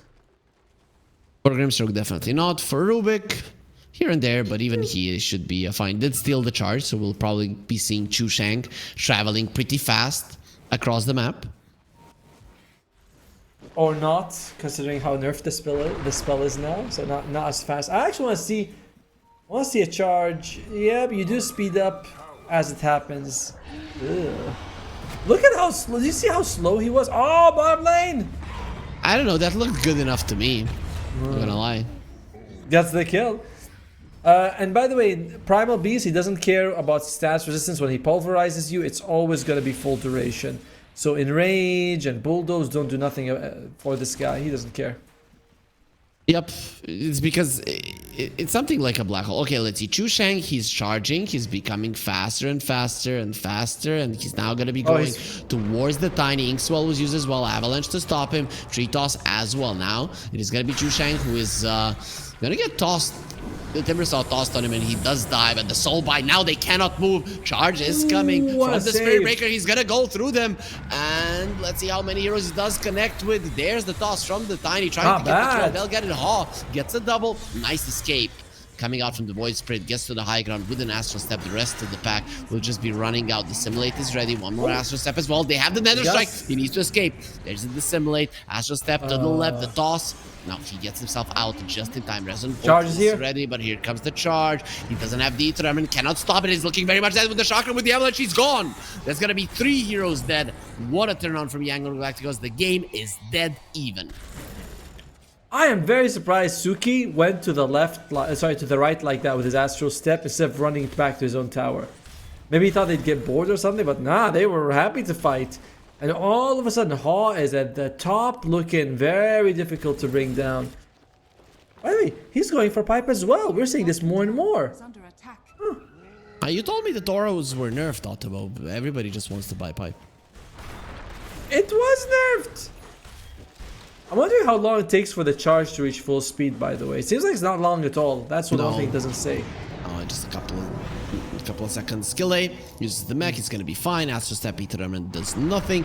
Now Suki's having a bad time. There will be a silence on the Tiny, making sure that he doesn't use the toss. And that's going to be a stolen Avalanche. Ruby had the toss, but he thinks Avalanche is a better spell. And I agree. I'm just going to keep my eyes on the Spirit Breaker. See how long it takes for him to charge off to full speed. Because, okay. Yeah, it doesn't take long at all, man. Like, it is a second, maybe a second and a half at most for him to reach full speed. Yeah, you cried for no reason. I feel like I did. I honestly feel like I did. Because I was like, this is a nerf. But then like takes 2 seconds for him to reach full speed. Shazam, looking very much dead. 1 or 2 bashes are gonna be needed. Nah, just Tiny comes over. They remove the silence. And then they remove Shazam from the map as well by taking his life. And now we're back to exact 50% win rate for both sides. As, That's I haven't 51. Seen this. Okay, fine. Well, it was 50 when I click on it. I haven't seen this for, I feel like forever. Dragon Knight is going first item, the Hurricane Pike after the armlet. Not BKB, not Blink, not Mage Slayer, not Manta. I mean, I've seen it, especially in Southeast Asia, so it's not completely uncommon. I think it's good versus the Ursa, it's good versus the Spirit Breaker, so I'm fine with it. I feel like it's a little unusual, but yeah, it's solid against these 2 heroes. Mercury has got the BKB, and Suki is going for Dagon, I believe. Should be coming out to him right now. Yeah, he's really lacking in damage, and I think it's a necessity. If he gets a couple of kills with the Dagon, he'll be back in the game. If not, I mean, his game is already ruined anyways. Yeah, plus it's like your Void Spirit levels are just as good as the items for you, you know. It feels like it doesn't scale that well no matter what, so you can go in, you know, use your spells, go out, you're happy. You don't really need more items than that. Well, not happy, but you've done your job. Zaurain. He needs to back up soon, as, yep, they found him. It's not that big of a kill anyways, though. Even if you do get him, there's the Phantom's Embrace, Lift is ready, they're gonna make sure he doesn't move, and Suki with the Dagon, he's the one to finish it off. Very important for him. We already talked about it. Void Spirit, he needs kills to get back into it. In the meantime, Pipe is finished, by the way. So now, suddenly, Yangon Galacticos, their teamfight capabilities go up greatly. I already had the mech as well, so mech and Pipe. Is this... It doesn't feel like it's a new patch at all. We're having the same old items. Yeah, but on different heroes. Oh, I see. I mean, mech has always been a core item on IO, but still, I see. AD that ruin on Young PH. Did I do it right? I said AD. Yeah, but you said ruin. Oh yeah, right. Ruin. Yeah, let's see. I feel like you started saying it out of fun, and now it's just a. It became a habit. I always pronounce it as ruin, and people were like, no, he pronounces it. It's like double O in the middle, and I'm like, there's no O, but they're like, yeah, but it's pronounced like it's got. Ruin is like, I'm gonna ruin you, right? Punch you in the face and ruin it, and now the smoke from Yangon Galacticos, they want to ruin. They're ruined. It's out of Ascent, and they ruined Suki. Poor guy. With the AD rune. That guy is not having a good time at all. And now it's feeling like Ascent is the one that's taking the back seat. And guess what? Roshan on the Dire side, they just get a kill there, so they know it's safe. And Ursa's like, hey, I like me 2 lives. It's better than 1. Do you give it to the Ursa, or does he just continue farming and maybe you give it to Ha or somebody else? I'd rather give it to Ha, honestly, but I think they're going to give it to KSH. I've seen recently people just not take it on the carry. Even the Ursa just letting some other guys take the egg. It's not gonna be the case this time around. Avalanche toss with the charge. That is dead. Shazam. Stolen tree grab. Not really the best spell to have. There will be another strike. So yeah, you don't have a good spell, Chu Shang. So it doesn't really matter much if we take your life. The Yangon Galacticos 2k gold ahead. Every single time I see a Spirit Breaker, man, this hero just does everything. He's so good. He is such a good hero. The nerfs really don't feel like they're that big. Oh, nice charge. Zorain. He does get himself away, has that bulldoze still with Cry being in the vicinity. There is an IO coming with the relocate and want to come forward. The avalanche toss onto the 2 of them, taking a lot of damage. Here comes the Ursa, he's ready. Whoa. There will be a polarized use. The Remnant onto Young PH. He's trying to get himself away, picks up a tree, double silence as well. Nice soul bind. Ursa still coming forward. He's gonna get pushed back by the Rubik, not allowed to come forward. Mercury still tries to trample over the enemies. Not gonna be happening as Yangon Galacticos. Now they're gonna start to overwhelm their enemies with Ha! Finishing him off there with the Whirling Death, bringing exactly that to Ascent Esports. Yangon are 5k goal ahead, looking to win their 2nd game of the group stage. Let's Cry. He showed himself, and the Ursa is coming. He's coming for him. Comes in with the blink, instant stun. Dragonite knew that this was going to be happening through the defender's gaze. He wants to go, but the Avalanche will not allow. He has the armlet, and they cannot go through. Even the right click of the Wisp comes through the defender's gate, changes nothing, as the Dragonite has so much armor to work with. Man, even though, like, firstly, that was an awkward fight. It feels like it happened 2 minutes ago. The Dragon form ends halfway through, and he's like, I can't do anything. They didn't get any combination with the Soul Bind because Rubik kind of shows up very late to the fight, so you can't get like the double Fade Bolt or Lift. And overall, YG just walks away with it. As we're seeing KSH and Ha become more and more unkillable. And there is no, Spirit Vessel, no Shiva's God on the Radiant side. We can see that Yangon Galacticos are favored to win this one. I mean, for people who believe in Ascent Esports, they still have a banner down below with the promo code 1XRLGSCA, but it is looking like this game is at the moment in control of, or Yangon Galacticos rather, are in control of this game. And so, when does this change? Does it even change, Ultimo? Or did Yangon Galacticos just get themselves in such a good position? Even a better one. Looks like That's that Dragonite. hey, I'm not sure if I think yeah, the internet might have been a bit weird there for a second there. Harry, you back? Oh, well, I can't hear you, so hopefully you'll say something when you're back. As Young PH, he gets a kill on Trezam, and looks like Suki is in trouble as well, but Suki should be able to make it out just fine. As Harry. Top tower is under attack. Let's Alright, see. still not hearing you. Maybe it's my fault. Yangon. Production, can you let us know if it's me, it's my end, or if it's Harry? Automo, do you hear me on Discord? In terms of Philosopher's Stones, we have Okay, so 3. our Discord Trezam has it, as well as is, both supports on the dire side. So Young Galacticos. now it's a nice injection okay. of I gold have in just a few 5,000 seconds. MS on Discord. Okay. Oh, yeah, I'm hearing you a bit better. Okay, cool. Radiant's middle tower is under attack. You sound quite far though. Really? Is it better now? Yeah. Oh, I think maybe the problem is on me. Okay, say hi. Okay, you are echoing, Automo. Yeah, that's my turn. All right, I'll rejoin. Okay. Cool. We are, everything is cool. Everything is fixed because we have the best production in the world as the charge is coming forward. They have this best Spirit Breaker on Yangon Galacticos who wants to kill some people. Not this time around. He'll stop, but he still has a Shadow Blade. Yep, and it's gonna wear off in about a few seconds, so I expect an ultimate to come out right about now. Oh, they this could be a solid kill. Big kill with the silence there. He cannot remove it. He needs 3 hits. The Inkswell will connect. Big shot. What Oh, a there you go. soul bind. And There they're you going to go. be pulverizing them into the ground. It is finally redemption arc time for Ascent Esports. Beautiful use of the soul bar into he grabs 2 of them. I didn't realize that when you grab, you put them next to each other. You're just like, all right, 1 in each arm, you know, duk, and brings them down. Yep, but it's still an 8k goal lead for Yangon Galacticos. So even with those 2 kills, it's not the big deal. Avalanche toss. Young PH, is he getting this kill? No, Suki is tanky enough. Regen gonna be picked up by Young PH, who didn't actually put his bottle in the inventory. So just gonna deny the rune from the enemy.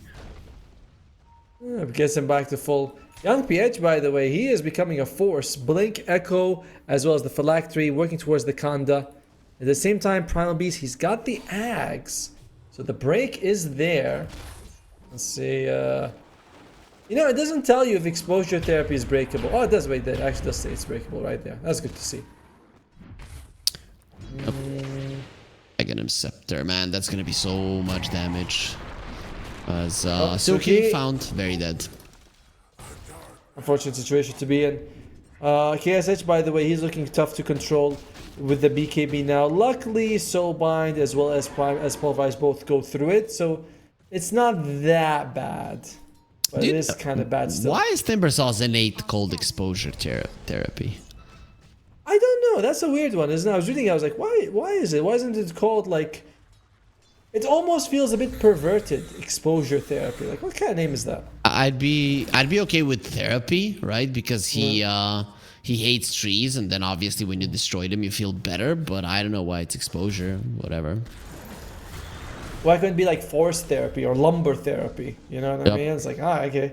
But no, it's exposure. Whatever. You know, I do like the Dragon Knight pick, but right now he's looking like he can't go up against the Ursa Man 2 bear. Now he will when he gets the Hurricane Pike that comes over. He's finally going to be able to do it. He's also level 18, so this guy is no joke. No, he's not. We'll see how much that actually matters for. As, by the way, Suki's net worth. That is terrible to see on Void Spirit. Once he gets the Ags, it'll feel a lot better, but for now, Void Spirit is just looking ineffective. 1-4-1, Trezam loses his life as well. Zorain pretty much solo killed them. They just came in with the relocate for KSH to get 1 hit off. It was 1 hit that got them the kill. I've been there. You know, your Spirit Breaker, you do all the hard work, and then someone shows up with the last hit. You were there, because you do. Sometimes it's Ursa, sometimes it's someone else. Anyways, they are going to be charging forward. Ursa does have a BKB, Young PH, Phylactery. Not going for a Kanda just yet. There were some nerfs for the when it comes to the gold cost for Phylactery, so items still pretty strong. Yeah, it's good stats overall. I still like it as an item. Right now, though, it has... Okay, it's been 9,000 for a while, so Ascent can at least be like, it's not getting worse, but it's certainly not getting better either. And that's not good. It's pretty bad. It's pretty bad. Yeah. Ursa does have a bash. He's very strong, but he's not level 18, whereas the Dragon Knight is, and they're wrapping around Automo. They want to fight. Spirit Breaker isn't here. If they finish somebody off super fast, it's going to be a big deal. The ward has been placed. Oh, this is... going to be going for the Timber into the backline. Nice ward. With the silence that get that grab. going to die. Double stun from the Dragon Knight as well. Young PH getting caught by 2, as they will bring down Trezam, and the Rubik falls as well. Of course, Tiny will follow immediately after this. Dragon Knight just does back a punch quite a lot of it. Gets the stun onto the Ursa, and with the cleave, they need to use the ults. The Dragon Knight needs to be controlled. KSH bobs the BKB, but he's still being destroyed. This Dragon Knight is winning the fight. He's just so freakishly strong. He's so much damage. He is gonna be the one winning this fight for his team with a triple kill, and there is gonna be an IO who just bought back, coming back into the fray once his relocate ends. I mean, I know that Cry deserves it. Look at how much damage did he do. Oh dear, there you go. That's a dieback. Look at the damage, by the way.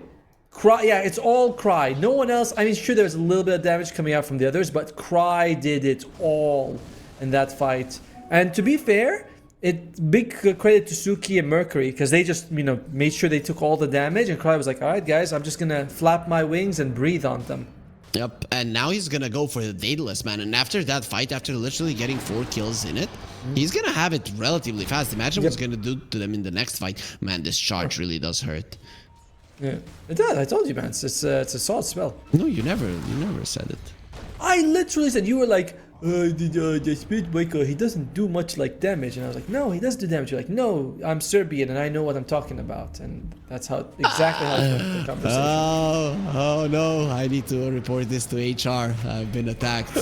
That's gonna be those being stolen. Nice soul bind. Mercury is still alive. He turns around with a pulverize, and for some reason he's just tossing them around, not really putting him to the ground. Mercury is still alive. He even gets the uproar off. Not gonna be connected to by the twisted shot. He's just so good. Look at that movement.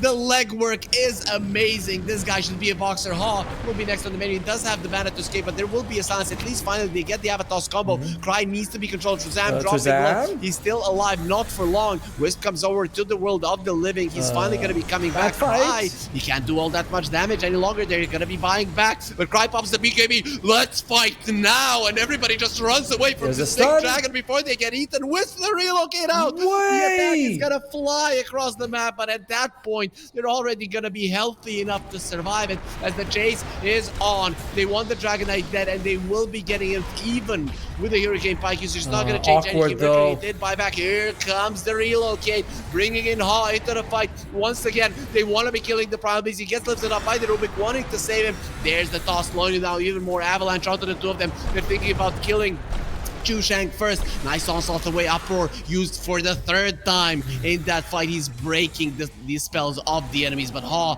he's gonna be happy with bringing down the Rubik. Young PH still looking for a fight. There it is. Hello, Suki, my lady friend, into the charge in the air. You will die, and then your body will fall onto the ground. What a fight for Yangon Galacticos.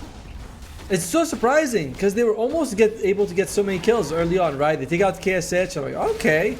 But they couldn't get the double pulverize. Zarin was able to walk in and out of the fight fairly easily as a Spirit Breaker. Beautiful save by Skilly. Like, everything looked really good for YJ. And yeah, but they focused down Cry. You lose Cry. You don't have any damage on Ascent. Nope. It's just it's nowhere near as good as the other side's backup. You know, Tiny and Timbersaw always do damage. Primal Beast. Did he have the full Daedalus in that fight? No, he was lacking the full Daedalus. Maybe with the full Daedalus, he doesn't have it now. Different. Yeah, he doesn't have it now. He needs another 1,000 gold to finish it off. That's gonna be the Aegis and the banner. Why is there a banner? Did they change it? Oh yes, every Roshan after the second drops banner from now on. Oh, okay. Like the second. When do you get the cheese? After. When do you get the cheese? Let me check again. Let me check about that one. I think. Oh, you get Refresher's Chart and Cheese during daytime, or Agnum's Blessing during night. Okay. On his 3rd death. On his I don't know Interesting. You get 2 bonuses during daytime, but only 1 at night. That is weird. Okay. Very strange. In the meantime, bot lane getting pushed here by YJ. They know, they're like, listen, we're strong. They don't have like forced movement on us. They actually have 2, but it's not like long range. We have the Aegis. It looks like all the tier 2s are gonna fall. And Void Spirit being weak is hurting Ascent so much. They just need that one more hero. The Primal Beast is pulling his weight, but the Void Spirit just isn't. No. Zarain is crushing it. Oh, cry! Very dead. That's multiple bashing heroes. He's not gonna move. And also the wounds are getting deep from the Fury swipes.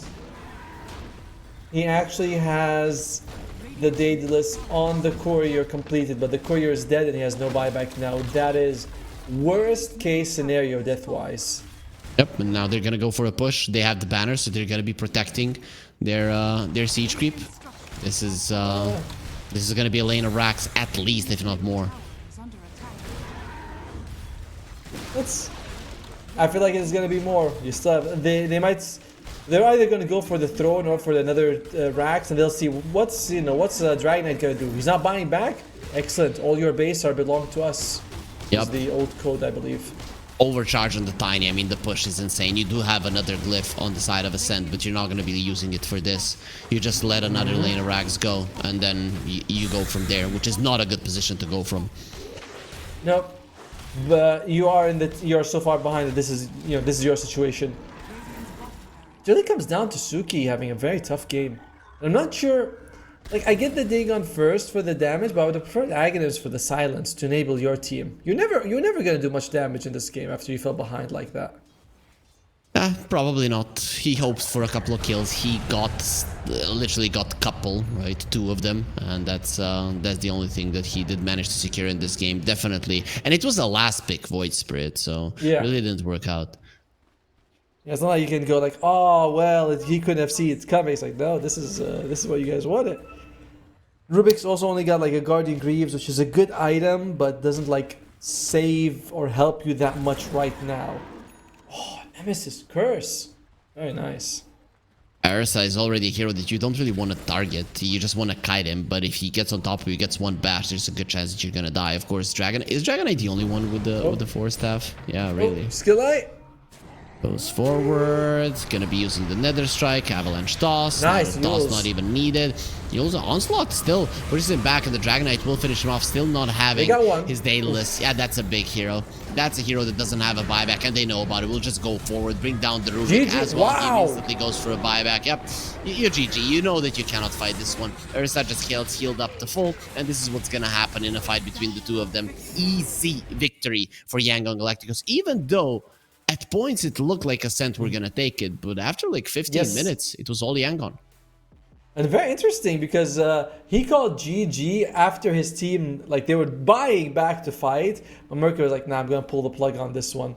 If you look at the graph, it's also very, very even until the 20-minute mark.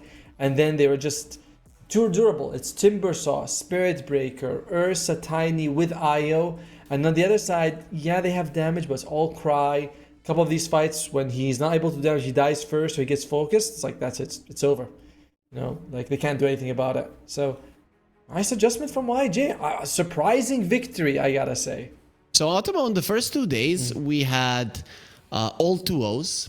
On the third day, we had all 1-1s, and now the fourth day, starting off with the 1-1. Looking at the matchups, is there a chance we get a full day of 1-1s as well? I think the next one could go 1-1 as well. I'm not sure about the last. I feel like Team Tough is gonna take it, but yeah, I would like to see another 1-1 for sure. Yeah, the next one is going to be Myth Avenue Gaming Garuda versus Outcast, and we end the day with Team Tough versus Salvation. Team Tough, of course, Automo's favorites. He loves them, and it's the first team that already qualified to the land. They are coming to Belgrade in late October, 100%. With that being said, Automo, we are going to be taking a bit of a longer break. It is going to be around 35 minutes, and then we're going to be back with the second game of the day.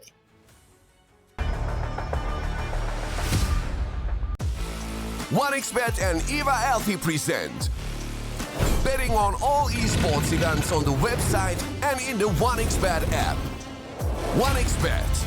Play with Eva. The new OneXBet energy drink. So you don't have to limit yourself tonight with only one victory. You can bet on any game at 1xBet Betting Company. Dota 2, KS2, League of Legends, and many others. Big wins, fast payouts, reliable bookmaker. The new breakthrough and innovative phone with 1xBet app. With 1xBet app, you can register and start betting in just one click. Intuitive interface and thousands of sports events every day. User-friendly app. Big wins, fast payouts.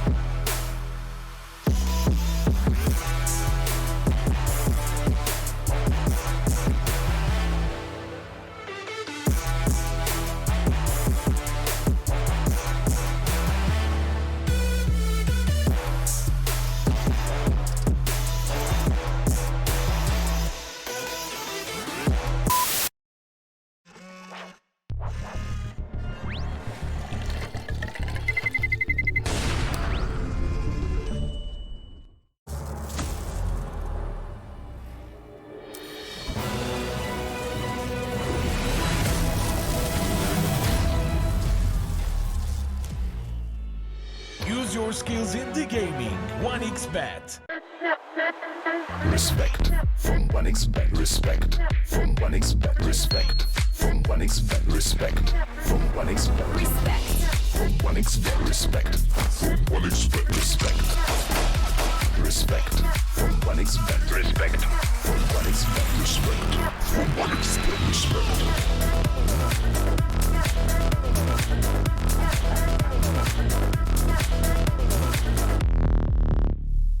Hello, son. Hi, Mom. Pretty girl. This is Eva. Nice to meet you. Thank you very much. Your dad's just making his favourite dinner. It's duck. Come on inside. They're all probably too gruesome to tell you while you're eating at the table. How's your food? Is everything okay? Good, good.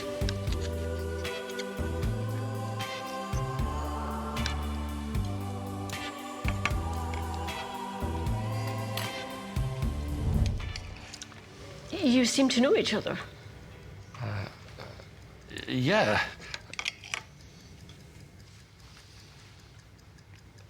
This is the new ambassador for 1xBet. Oh, I see.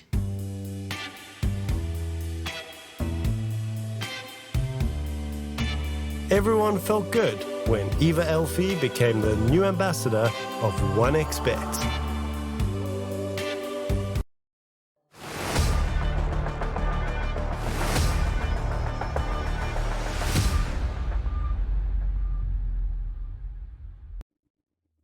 Hope everybody enjoyed their break. Otomo, you and me did. We are here with the Regional Dota 2 series, second series of the day, Outcast versus Myth Avenue Gaming, Garuda. And the first series ended in a 1-1. Otomo, are we going to see something different now? I'm kind of hoping so, mostly for Garuda's sake. They are the team that's like in the middle. They need to start getting some points to come in. Third place is what you're aiming for. It's between you and Ascent, as the other two teams, Yangon and Galacticos, has no chance. The other team's like 1 and 5, so very unlikely as well. It's basically Garuda and Ascent. It's time, you gotta get some points. You've got to get some points going for you. Okay. Yeah, that is true. I mean, Garuda, if they lose this series, then Ascent are gonna be in a really good spot to go through into the playoffs. And well, Garuda not so much. Yangon and Salvation, are they already out, or do they have a shot? Yangon, no. I don't think I've ever seen a team get to tiebreaker even at 4-6. Salvation, I've seen 5-5 advance. You know, it can happen, but not 4-6. No, you can't lose more than you win and still make it through. That just doesn't happen. Really? Why? Because that's not how life is, Harry. You have to win more than you lose to advance. Like grinding MMO. There is no double down. You can't be like, oh, I'm going to double down against Yangon and get twice as many points. That's just not how it works here. Okay, but it would be cool if you could double down. We can tell them next year if there's a Regional Dota 2 series. Yo, guys, give it a double down. And then if you double down versus a team, then they lose double as well. As we are going to see a team roster of Myth Avenue Gaming Garuda. And that, my friends, is why casters should not make the rules. We got CJ, Jacroy, Zephyr, Dalol, and UK. Yeah, there's. I'll be interested to see if UK brings out some of. They're going to be playing some different stuff, some new like Witch Doctor. This was a team that kind of played it. Dalol played the Doom position 4 in the previous patch. Doom got a very nice facet, which is just a straight up buff. So I'm interested to see if they can bring in some of these heroes that they used to play but got nerfed, and maybe now they're good again. Yeah, maybe they are. Who knows? What about their opponents? Let's see their roster. Let's see Outcast. Outcast are coming into the series as a favorite. So far, they've only lost one game. That was versus Team Tough, who are a team that has already qualified to the LAN. DB, Poto 2, Rusman, Juju, and Verish looking really strong and handsome as well. Oh, definitely. And now this is interesting because this team hasn't played in a tournament for like 2 months. Juju used to be their position 5, now he's their position 4. They got a new Rusman and Veresh are new to the team, so there's a lot of like, it's almost like 3 new members have joined, but they're all adjusting. They're 5-1, they look good.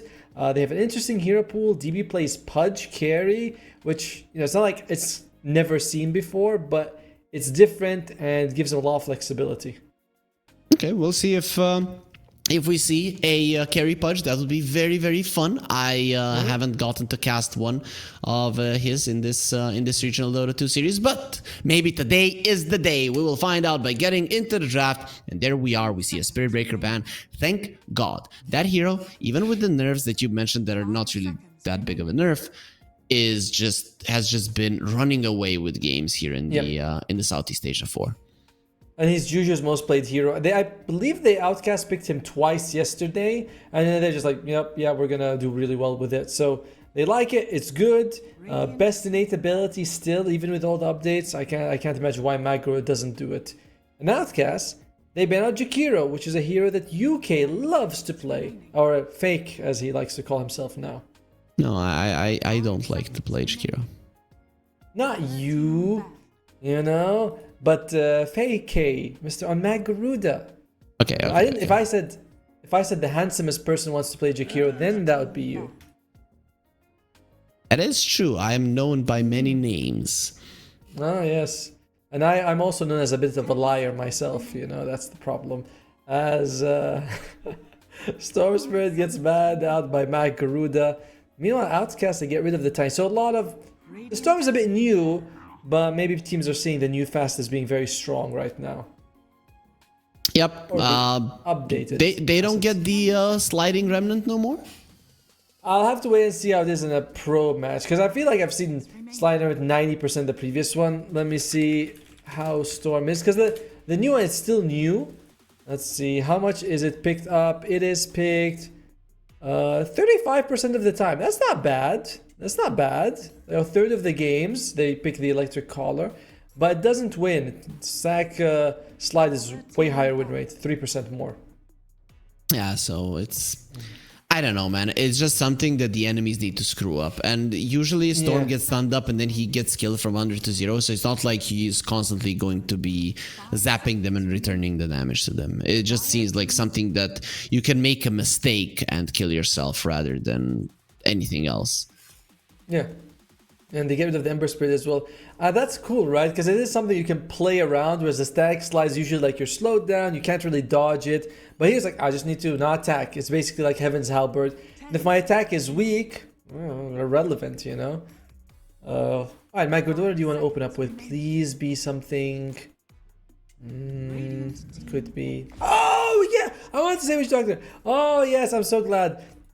Voodoo Festration is back. It's not as good as it used to be. It's still small. And your approach is back again. When a hero gets picked, oh yeah, I was about to suggest exactly that hero. I was about to suggest Outcast, ban out Jakiro, Tiny, Darkseer, and Phoenix in that order. No, I mentioned Witch Doctor. We have Voz to prove it when this started. I said these teams like Witch Doctor, and he's right there. And Voodoo Festration is back. And it's 80. I cannot talk to this shameless person. I just cannot do it. Oh, Rubik, you wanted to say Rubik. I know. No, I didn't want to say Rubik. I would have said Rubik. Rubik does come out. Interesting. He does actually steal, like the spells you get from the Witch Doctor are kind of meh, more honestly, but if you can get the ulti, it's pretty good. And besides Voodoo Festration, he did get a straight up buff. Maledict is a lot better at level 1 and 2 now. This is a weird Rubik first pick, not gonna lie. It is weird. The Weaver is still in the pool, right? So Outcast, they might want to pick it up themselves. Yep, and I think they have the next pick as well. Outcast, Weaver. They play a bit of Weaver 5 for Varesh. I mean, I guess why not if you want it. I agree with very different bands, I gotta say. Visage, Storm, early on like this. I don't see that very often. Are you happy, Ultimo? You were crying that you wanted to see new heroes or heroes that haven't been played that much in the past couple of weeks after the patch. Is Witch Doctor good enough for you? Yes, but I disagree with the term crying. I was not crying. I was expressing myself through tears. Exactly. Yeah. Yes. The tears were there for sincerity. It's like, now you know how much I feel about it. As Wind Ranger. I believe that is Rusman's most. Yeah, he plays it a lot in the off lane. So, okay. odd to see it be banned out. Witch Doctor is actually pretty good against the Wind Ranger because you have that extra attack percentage on your Death Ward. 10 seconds remaining. What? Yeah, Death Ward has 50% accuracy bonus. Oh, really? So, oh yeah, it has like, so it like when you go in the game you can see, so it has it's like kind of like a mini MKB. It's pretty damn good because of that. I can see it now. I guess you can, yeah.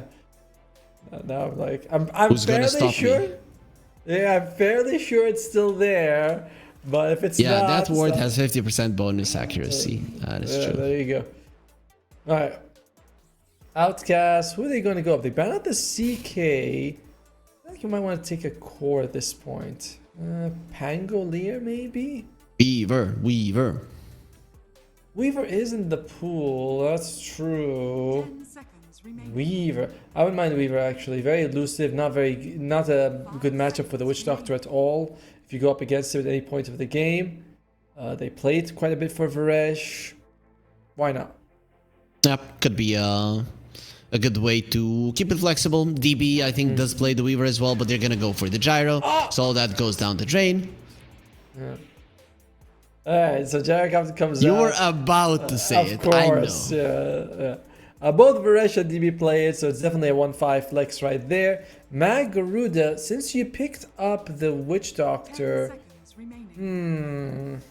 you want someone here who can do some damage, whether it's overtime or you want something. CJ's most picked hero was CK, so you can't have that, it's because it's bad. His second most picked hero was Gyro, and that was just picked. So Garuda, the combinations with the Witch Doctor have shrunk a little bit, just a little bit, not too much. There's still plenty.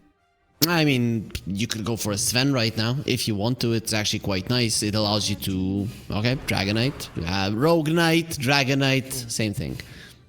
Chaos Knight, Holy Knight, Omni Knight, Death Knight. There's a lot of knights in Dota. Who's the Death Do you Knight? remember? Abaddon? Huh? Abaddon's the Death Knight, yes. But he's not really... He's the Lord of Avernus, so he doesn't actually count as a Death Knight. Do you remember when... Was it Bulba or Blitz who made the Knight strategy in Dota 2? This was like 8 years ago when he said, just draft Knights and you'll be fine. And apparently it was. Really? It's a thing. Yes, it's a thing. It's either Bulba or Blitz who made it happen. Someone with a B in their name. As TB gets picked up, so now we know that what Magger is going for is probably going to be like Dragon Knight either 2-3, but you know the carry. It's not bad actually. Terrorblade and Witch Doctor, solid. 5 seconds. So no Ember, no Storm Spirit, Terrorblade. Now those bans make a little bit more sense, right? Because Pota 2 loves those heroes. What kind of mid laner, what kind of magic damage dealer helps you deal with the Terrorblade? Invoker wasn't really thinking about him, but I guess. Oh, what the? Hello? Something. Is everything okay? Did somebody attack you? No, Do you need to fight him off? No, I was reading because we got a message from our admin. Yeah, Invoker, I'm surprised, but he has a lot of magic damage. You could go. He gets a Spirit Vessel. Let's go, Bristleback. He got That's- six extra damage. Yes, and he also has a new innate ability, which is that when you are hitting him from the back, you take 10% more damage, and your debuffs last 10% longer. 10 seconds remaining. I don't know if that's debuffs only from him or from everyone else. We'll check it when we're in the game. 5 But seconds. damn. It was always considering that Bristleback was bad versus the Terrorblade because Terrorblade has a ton of armor. Same is true versus the Dragon Knight as well. Also, Maledict is very good versus the Bristleback. So Yeah. why pick him here? I'm thinking. Give me a moment. Team back. I'll get there. Queen. Oh wow, they pick up a Queen of Pain. I believe her sadist ability got better. I'm not sure if that's her innate or fasted, but definitely got better. She got, I think, a one or another small buff. But it is weird to see Bristleback being picked up against Witch Doctor. So Against the new innate ability only works from the Bristleback because it says Yeah, makes Bristleback sense. has 10% damage and debuff duration amp Yep. against enemy heroes. Bristleback has 3 facets. So which one do you think there is even going to be going for? the new one. From all I've heard, the other two aren't that good. Like that's one of the reasons no one picked them before, because their facets were kind of seen as nerfs. The goo one was okay. The other one was definitely not good. But the new one seems like it's actually solid on paper. What's it called? Is it the Warpath one? What's it called? Seeing red. Oh yes, seeing red. Bristleback. Where we go here? I don't like it. The seeing red name should be for a Bloodseeker, because he says, "I see red, and it's amazing." Right? That's his voice line. I like it.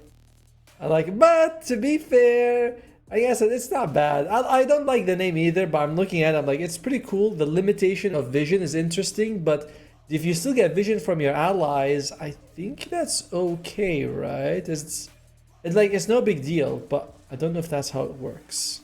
There's limits his vision. Bristleback vision is limited, and he does not share vision with his allies. It literally says so. So let me since we at least we have one caster who knows how to read. It doesn't say it right there on the patch notes.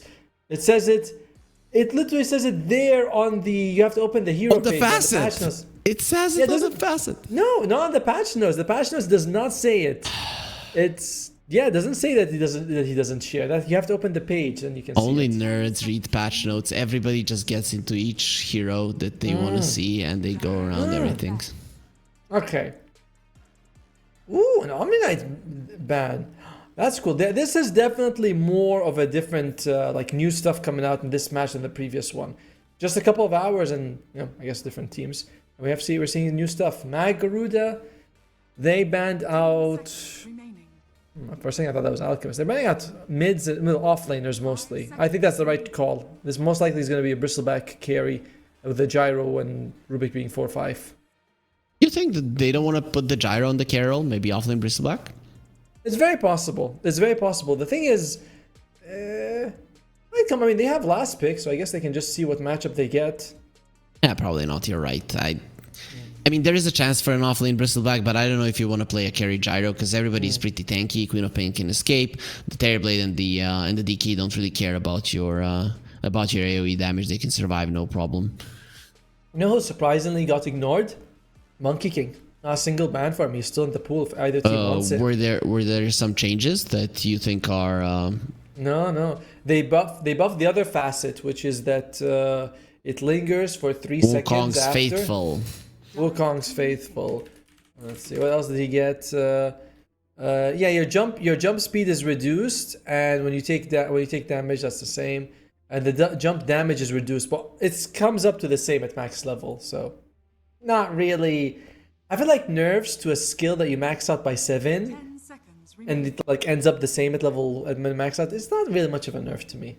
Okay, if you say so, but sometimes we see a Monkey King level 3 at minute 10, so it's not impossible. Anyways, though, what about the last pick of Garuda? They need the support, 100%, unless they're playing a support Dragonite. So, position 4s, what is left? Snapfire is in the pool. No, Dark Willow, no. Rubik's taken. Tiny is banned out. Phoenix is banned out. Maybe, I feel like... Well, Hoodwink is in the pool. I feel like you can just take Hoodwink if you want. Wow, is it support Quap? Is it? It's support Quap. Yep, does look like it is. Come on. Oh yeah, we haven't. Oh, I was waiting for them to pick. Then I realized they can't do that. Okay. But on the other Viper side, Strike breaks, right? It's the Viper Strike, not the Nether Toxin that breaks. It is the Viper Strike. Yeah. Yes. Okay. From what I've seen, Viper is the biggest winner this patch. What did he get? Oh, he gets. Do you remember the old Nether Toxin, the one where you have less health, it does more damage? Yes. That's his innate ability now. Oh, so the one when you right click, right? Yep. Yeah. It's called Predator. Ooh, okay. And Corrosive Skin is back to being a normal ability. Ooh. Lycan! Is he gonna take Alpha Wolf? Please take Alpha Wolf. Please take. I think it's gonna be DB. Is it gonna be DB on it with Alpha Wolf? Come on already, pick it. As the LOL. I get very excited with this stuff. Increases the max level of Summon Wolves, so lowering the max level of Howl and Feral Impulse. Yep. You think it's gonna be very strong wolves? Yeah, he's putting it on. Yes. And Bristleback is going for the Berserk. Yeah. Come on. Alright, on the other side, it is going to be the position 4 Viper, as well as the position 5 Shadow Demon Witch Doctor coming out. I'm fine with this. So after poison attack stacks expire, as in around the target take additional damage. Yeah, I know that facet. Do you see that? Zephyr, their offlaner, is playing the TB, and CJ is playing the DK instead. And he is going carry DK. He's got the Fire Dragon. Oh, that's different. No, that's very different. That's very different. So it is gonna be Terrorblade and a Viper offlane. Okay, sure. You see that all the time, obviously. This is a good Lycan pick, though. Because if the Viper is a core, but because the Viper is a support, I don't see it as that good, right? Because the cores are actually going to be very, very tanky. I think either way, Viper doesn't deal well with the Lycan. The Yeah, Viper's but who cares? Who cares if he murders your support? Nobody. No, what I mean is like the Viper's job will be to focus on the Bristleback. Everyone's got their own thing to do, and Viper's like, you are on the Bristleback, break his ass and kill him later. And that's what they're gonna have to work with. Okay, so you're gonna have to give me a prediction, right? Magaruda and Outcast, both of the teams capable of winning. Outcast probably the favorites here, but are they taking it? I think so. I like the Outcast. What I'm seeing from Outcast a bit more. It's a more standard lineup. I feel like this Alpha Wolf fast is going to be very strong, especially with the shard. So yeah, I'm with Outcast on this one. I don't know, man. I see Outcast as the better team. I'm just not sure how. Ooh. He changed it to Seeing Red. I told you. He did? Yeah. Yes, he okay. did. So he's gonna be Seeing Red. Okay. So the thing I'm looking at this Magaruda lineup is that I do not understand what the hell they're doing, right? So I cannot really judge if it's bad. On the side of Outcast, I can kind of get it. Poda 2 setting up for the supports to do massive amount of damage, and then once you get your first round of items on Roosman and DB, you are gonna run over the opponents, right? And it's pretty straightforward. Magaruda, I think they can surprise their opponents, but I'm still surprised by what they have picked, so I'm still sticking with Outcast. I think Magaruda got pulled into we understand the new patch way too much. Oh yeah. Yeah, they were cooking too much, you know. They're like, oh, you ever make a meal and you put all the what do you call it? Not sauces, ingredients, spices. Oh, spices. No, yeah, you put like too many. You're like, I like this spice. I like this spice. Then it comes out and you're like, this isn't really that good together. No, dude, I use salt and pepper. I'm a good cook, right? So I use salt and pepper. When people are bad cooks, they screw things up. Then they add the billion spices. And then sometimes it works out and they're going to say, oh, that's because I'm a genius. And most of the times it's going to mess up. And oh, because I put too much of whatever. Right? Nobody cares. Yeah.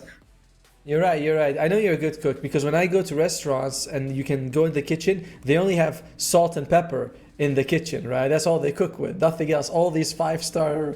No, dude. I watched all of the Gordon Ramsay shows in the world, and every single time it's we add a little bit of salt, a little bit of pepper, and that's it. That's the only thing he cooks with, right? And he's one of the most well-known celebrity chefs. I don't know how good he is. I've never tried his food, but apparently he's pretty good. As we get ourselves into the game, what's pretty good as well is the 1xBet app. No, it's not pretty good. It is amazing. That's why you scan the QR code and you get it on your phone.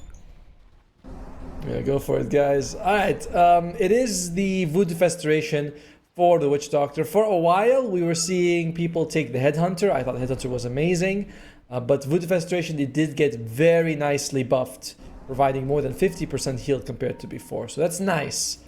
It's still not as good as it used to be when it was overpowered, but it's good. It's good. Well, things shouldn't be overpowered. They should be good enough. Yeah. And of course, his Maledict is a lot better. It does, 30% more damage at level 1 now compared to before. The damage over time aspect. But what's with these Squap wings, man? They're not bad. I kind of like them. It's feels very Victoria's Secret though, you know. It's like this is what they wear when they go out on the runway. Oh, you mean like Adriana Lima in her young days? Who? What? I mean, yeah, that girl who I assume was a model, singer, performer.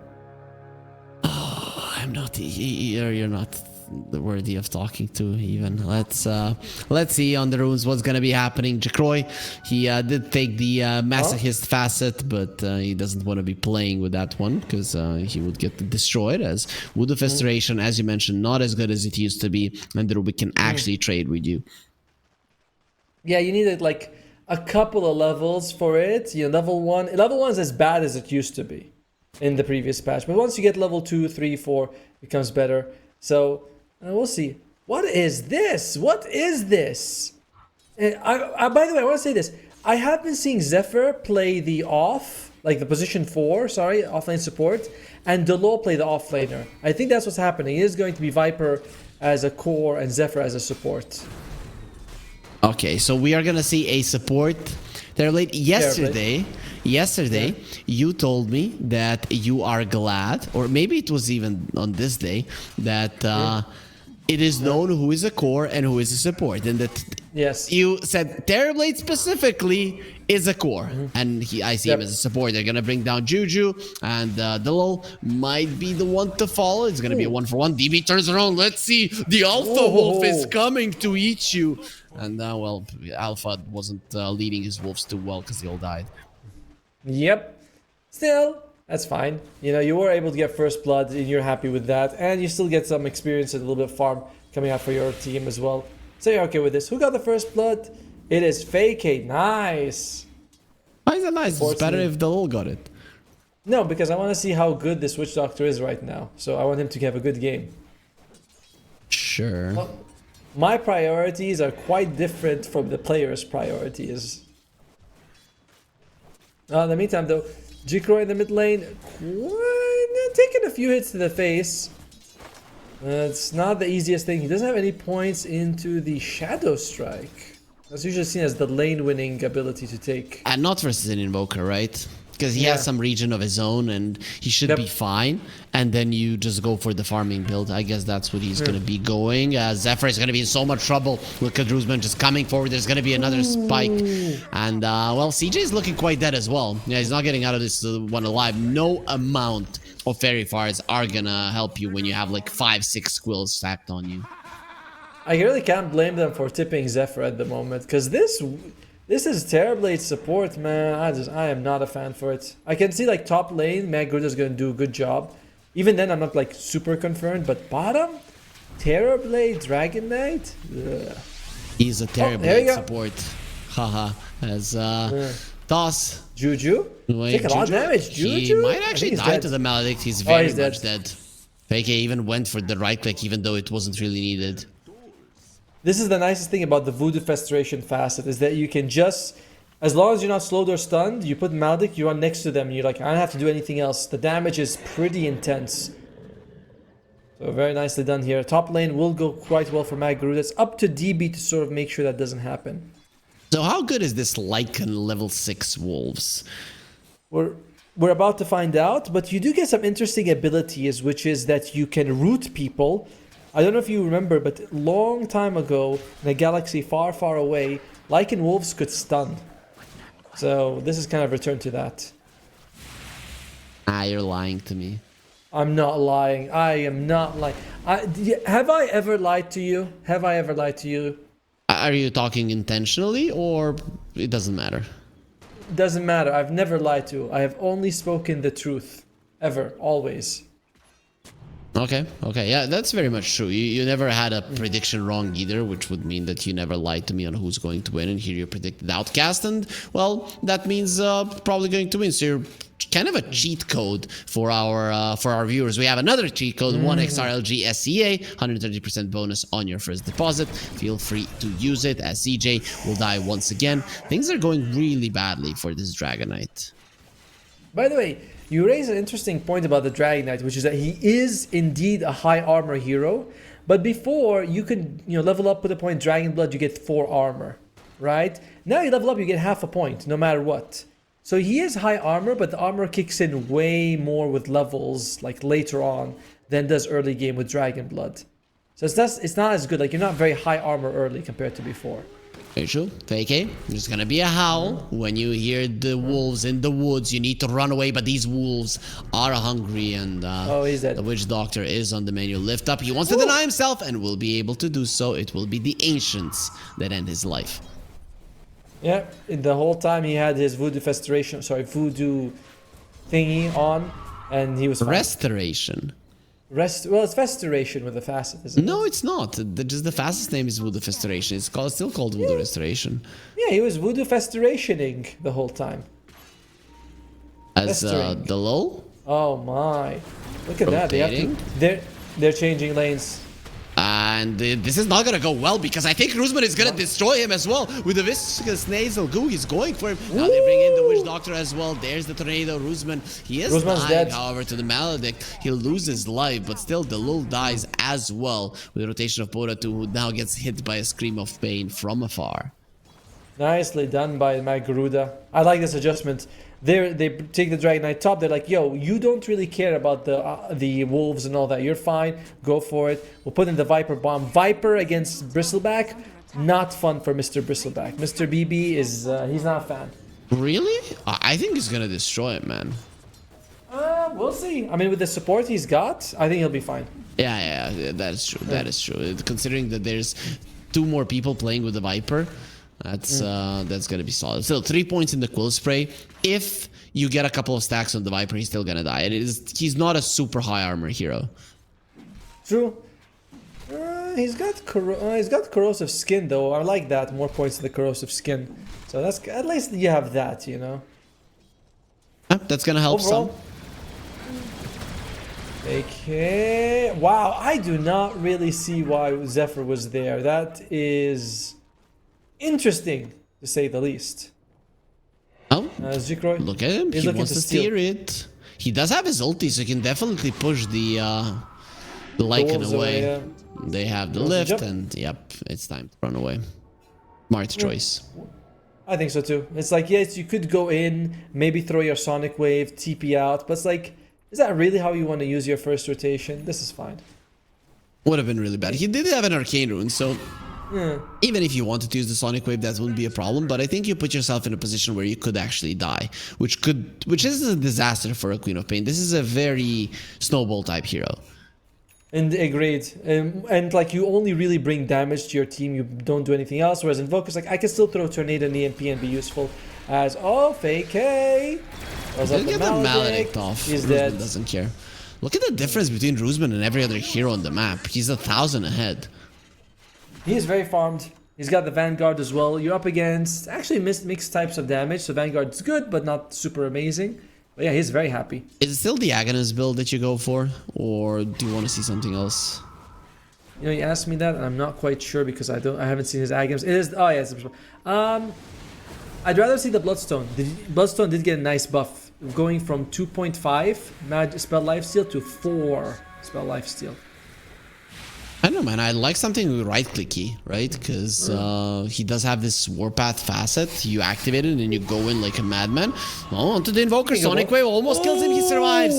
Actually, does survive, and Jacroy puts himself in a very bad spot. There's Rusman coming over to get even more gold minus armor. It will be the Fate Bolt that takes him down. Zephyr could be the next on the menu. Tornado, not perfectly placed, and actually very, very short. As now they're gonna get the connection with a slowdown. Here comes the wolf from the other side, even blocking him in. Zephyr knows he's being eaten alive, and it will be DB that claims the kill for himself. Honestly, Jacroy, he forced it. He did not need to go that hard for him. And CJ, a little bit harder of a kill. I'm not sure that wolves versus dragons. My money's on the dragon every time. Really? Yep. Did you know how the war went between the Mad King and the Starks? I'm fairly sure that there were no real dragons in that war. Yeah, if you say so. There were no real wolves either. That's true. But that. Yeah, okay, you don't dragons, it's fine. Yeah. The wolves won as Fake is being dropped low. Here comes the cooldown as well. He's very much dead. Barish is gonna try to escape, but with the Maledict on him, he's pretty much gonna go down. DB, pretty tanky. Tornado gonna be connecting on all 3 of them. Does get the Dragon Tail onto Ipota2. Needs to be careful. Rusman coming over. Here's the lull. He does break him. TP out instantly. He knows that he has to get himself away. DB is very slow, and he even blocks himself with the wolves. It seems that they wanted the Alpha to die. Zephyr is quite low, however, so the wolves might actually finish him off if he's not careful. Nice move overall. You lose your fake. Oh, the stacks. Sunstrike That is a big one. off the mark. He felt it. He was like, I think it's coming over here. Nice dodge by him. Not very nice. A nice Oh, man, farm that from was- the Dragonite. Considering how he started, it's going well for him. He did take a little bit of that stack that we saw just now. And so far, the Lycan, he is going for auras. Vlad into drums. Okay. Interesting to see how that's going to go out for him. Invoker is going for the Spirit Vessel because he feels like that is the best item he can get for himself. I kind of agree with it. And Bristleback, as you mentioned, he wants the Aghanim Scepter. So I kind of like that the Lycan is going for auras. I mean, you did go for this facet where you want your wolves to be strong, so Yep. you want to buff him up even more. Yeah, I like that as well. Meanwhile, the LOL, he is going for Vanguard as well on the Viper. Okay. I'm excited to see how well that goes for him. Not really something that we see too often on the hero, but seems to be the way to go now. So do you like it? Do you think it's is the right choice? Is it something that's going to be sticking in the meta, or are we seeing it only a one-time thing here? I think we might see more and more of the meta. I mean, Crimson Guard got nerfed, so people were like, wait, maybe this Vanguard to Crimson is good now, you know? So I think we'll be seeing more Vanguard. It's a solid item against physical damage. The LOL eats a homing missile. Nobody's crazy enough to dive a Viper with 12 one charges and healing Lotus underneath the tower. That'd be pretty detrimental for your health. Yes, it would be. I can't help but think, though, that maybe the Radiant will try to play a relatively fast game, you know? Because you have Lycan, Bristleback, Invoker. Solid heroes late, but neither one's a superstar. The other side, we see Dragonite can go really well later on. Oh, Fake is dead. Very dead. Maybe you can get the Knight onto creeps. Nice lift up, taking away from the Ancients. Nice done by Juju, understanding that that could have been bad. Let's see, their stacks got stolen a bit. Now they want to do the same, and the big camp will go their way pretty much. Wood Infestation is stolen as well. That's pretty cool. Up Queen of Pain in the vicinity. She's not going to be finding. Is that going to be a Dagon on the Quap? Yep, exactly. Oh, by the way, the rocket barrage, sorry, not rocket barrage, the call down for Gyrocopter got buffed by 0, 25, 50 damage, so it's quite a bit more painful than before. Yep, not to be underestimated. The mid tower is taking a ton of damage. Is it? Not a single tower has fallen just yet. That's actually interesting. They'll fall soon once the Lycan becomes a bit more active in pushing. Right now, both teams are fighting to get the lead, and neither team is really looking for that big, knockout fight that's going to end the game or like take a big advantage. Quab gets some pickoffs. She's fine at the department. Yep. Very smart. Queen of Pain has a lot of intelligence. Oh, yes, she does. And look at that. Going for Dagon as well. So, who does she look like again? Who did you mention? The wings on who? Then, who? I said you mentioned Victoria's Secret. I said Adriana Lima because she was a Victoria's Secret model. I don't know, maybe she still is. Okay, cool. Thank you. I was like, I need to know. That was gonna be on my mind the whole time. I could have seen the boss, but that would have taken too much. She used to be considered one of the most beautiful women in the world, and considering how who also gets considered some of the most beautiful women in the world, here they were actually close to the truth, right?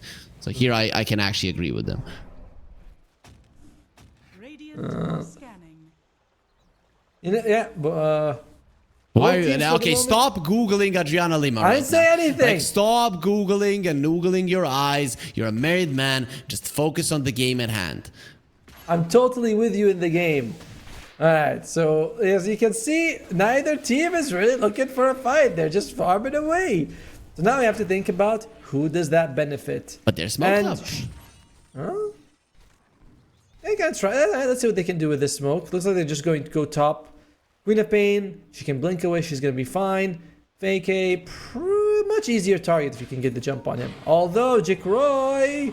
It's just not an easy kill. Gets the blink away, but the wolf will be hunting in 2 seconds. He's gonna be able to blink. Before that, he will be dead. Fake A, he did use a spell from the trees and decided it was time to bail. With that, the tower will be open. Speaking of towers, the Dragon Knight is trying to equalize the mid lane tower situation. We'll see if he's capable of that. Doesn't look like it. Yeah, he's not the same, right? It's the fire dragon, you know. It ain't the amazing green. It ain't Rhaegal. Look at bottom. Look at bottom. There's an Aghanim Scepter on the Bristol back. It's gonna be so many quills. Boom, boom, boom, boom, boom. Goodbye, the lol. Yes, this. Oh, there's gonna be a Sunder. Just in time, the lol is standing his ground, and maybe now the Bristol back can kill Zephyr first. He's gonna do exactly that. Oh, I came for one hero, and I got two of them. So he's gonna be quite happy with it. Oh, he's definitely very happy. And you can see the weaknesses of this this support tier. Oh no, CJ! He stayed. The cold snap is not going to allow him to move. They're just going forward with the quills. They're doing so much to him. Jacroy even blinked forward. They're not going to kill Jacroy, but Fake is going to be next on the menu for sure. Tornado misses on Jacroy, and that Sonic Wave doesn't even connect to the Bristleback. Maybe even would have killed him. Jacroy barely survives himself. I believe that's what is it, level 3 Maledict on him? No, sorry, level 2, but still. Oh dear, that was a tough time to miss it. And things are falling apart. We were saying, like, if you look at just the last 2 minutes, the win percentage went from 60 to 80%, and that's how it feels like. Oh, Assault Cuirass coming out next for the Lycan. Very interesting how much he's committed to the Wolves. I mean, just auras, and not only to the Wolves, man. I mean, he's buffing the Bristleback, right? That's a huge deal. By the way, the interesting thing that gets added is that the Wolves get armor when they're maxed out, which is weird because it doesn't say they get armor when you click on them. That's odd. Wait. Oh, do you see that? The spell says they have 10 armor, but the wolves themselves, when you press on them, they have no armor. Could be a bug. You know that armor sometimes bugs.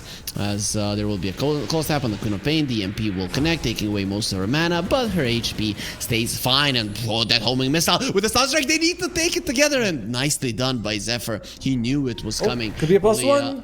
Let's see, Fake. Into a nice no wall. stuns though. Oh, here comes the cold down his wall. Fake is just dying. He's gonna go with his ulti and not doing anything with the cold snap being used. Viper very low. There is no Sunder this time around to save him. However, they're now chasing forward. There is a stun on Photo 2. Here comes the big guy. Roosman is gonna be coming in. The double kill already for DB. They did lose their Invoker, and Rubik is somehow still alive, being chased down on the other side of the map as Roosman. He is the main star of these fights. The Sunder does get used, and even with that, he doesn't care. Rubik rejoins the fight. The Queen of Pain is like, what the hell have I been chasing all this time? And the rest of Outcast will leave. Another 2-for-1 trade. And even with the Great Sunder, they're still like, yeah, we can't really take this all the way. Amag, Garuda, maybe Jacroy can sort of split push a little. You want to delay this to late game. If you go late game, it's not so bad. Like, you have a chance there. But right now, the fights are very hard for you.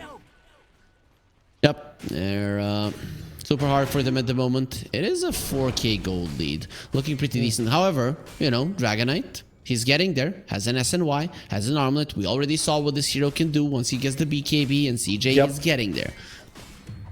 Yep, he is. Like, that's the thing, right? If you go late enough, this Dragon Knight will overpower everything that the Radiant has. Will it? Yes, right. That's the one. I'm like, I feel like it's possible. Let's go with that. It's very possible for him to do that.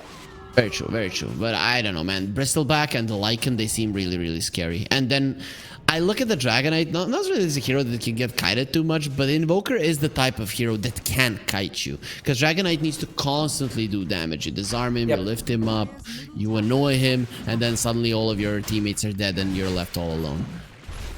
I suppose you could also say that the Mag Garuda supports also are pretty good at scaling. You know, we've seen the Aghanim Scepter on Witch Doctor win games. Percentage damage from Tearblade is always good. That's kind of something. Oh, they're coming for a smoke. They don't want to scale. They want to fight. They want to kill CJ. He doesn't have a BKB yet, and he's in a very uncomfortable position. That's your main hero with the cooldown coming forward. There's going to be so many rockets raining down on him. And even in the backlines, they give him vision. Zephyr is already low. He doesn't have the Sunder at the moment. Rubik taking a ton of damage. Definitely Blast, making sure the hill doesn't do that much. Nice usage of the Death Ward from the trees, and Fake will finally be found and taken down. So it is going to be 3 heroes dead for Mag Garuda. 2 of which are cores. With that, it's gonna open the Roche. Quite easy one for Outcast. I believe, Sunder. Oh, that wasn't Sunder. He used Demon Zeal instead. I thought he used Sunder to save the Dragon Knight, but it didn't matter. He used Demon Steel, didn't do anything.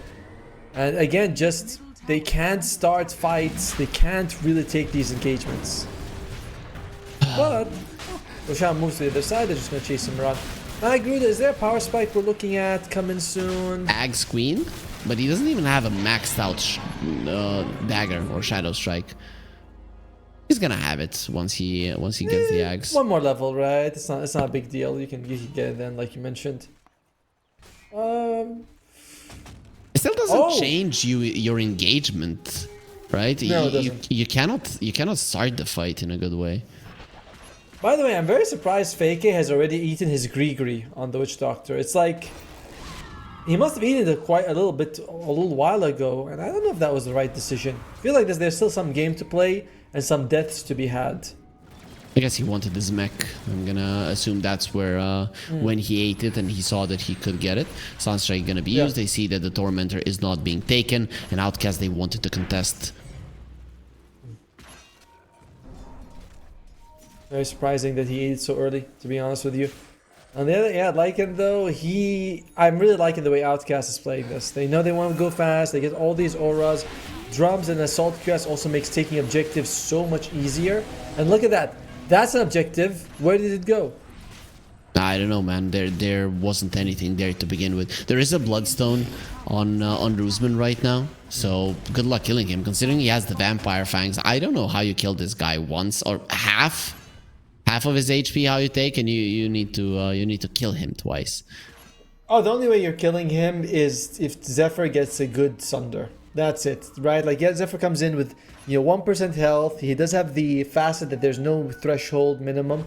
Sunders him, you kill him, then you're like, my job here is done. There's no co-op will be found. Now it's going to be very hard to blink away. Lift it up, loses the mana, gets to the high ground. No more lift, but there is going to be lift in a different way with a tornado, with a homing missile as well. He was hoping for the creeps to kill him, but his hopes will not come to fruition. As that is a very dead Witch Doctor. He used to be there. These wolves really do pack a punch. They're no joke.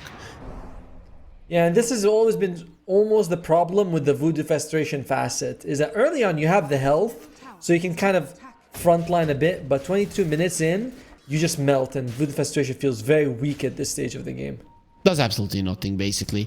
Lycan will turn back to his human form, but that doesn't stop them from pushing. The tier 2 will fall in the mid lane as well. There's the second tier 2 that is gone, and they're going for the push. I'm guessing the idea is to force out the glyph here. Oh, these wolves do so much damage. Well, they don't do that much damage, but they have a lot of health. As Rosman's like, what do you guys want to do to me? I'll just give me more. I'll take it. What do you want to do? The Maledict does 0 damage to him, actually. You're not a big South Park fan, are you? I'm guessing one of the characters says it. Is it the fat one? No. No. Is it? Well, it's not Kenny. Kenny's the one who always dies. The father of one of the characters in an episode, he goes to fight. He always goes to the baseball matches, Little League, and he picks fights with other parents. And then before the fight starts, he says, "What do you want to do, huh? What do you want to do?" Right? That's how it goes. So that's what the Bristleback is doing right now. I'm actually shocked that South Park still exists. Why? Okay, CJ's you know it's not gonna exist? CJ is not gonna be existing for much longer. Yep. Unlike South Park, that's gonna be existing forever, as DB does get the kill on the Dragonite. Yeah, see, wolves stronger than dragons. But not quite. He wasn't. Was he in his dragon form? I don't think so. Plus, there was like, nah, that doesn't count. Doesn't count. Was the Lycan in his wolf form? I don't think so. I mean, he had friends. He had Invoker. That's like not fair. I mean, Ottomo, I don't know if it's about you, but us normal people, we have friends. Everybody has friends. I have people I know. I know. I'm kidding, Ottomo. I'll be your friend. Aww. Thanks, man. No problem. I'll be your friend too. There's an Aghanim Scepter of the Queen of Pain. You know who doesn't need friends? Rizman. He can go up there by himself. And okay, maybe he needs some. Now he is. Whoa. That was the damage from the what does he not need?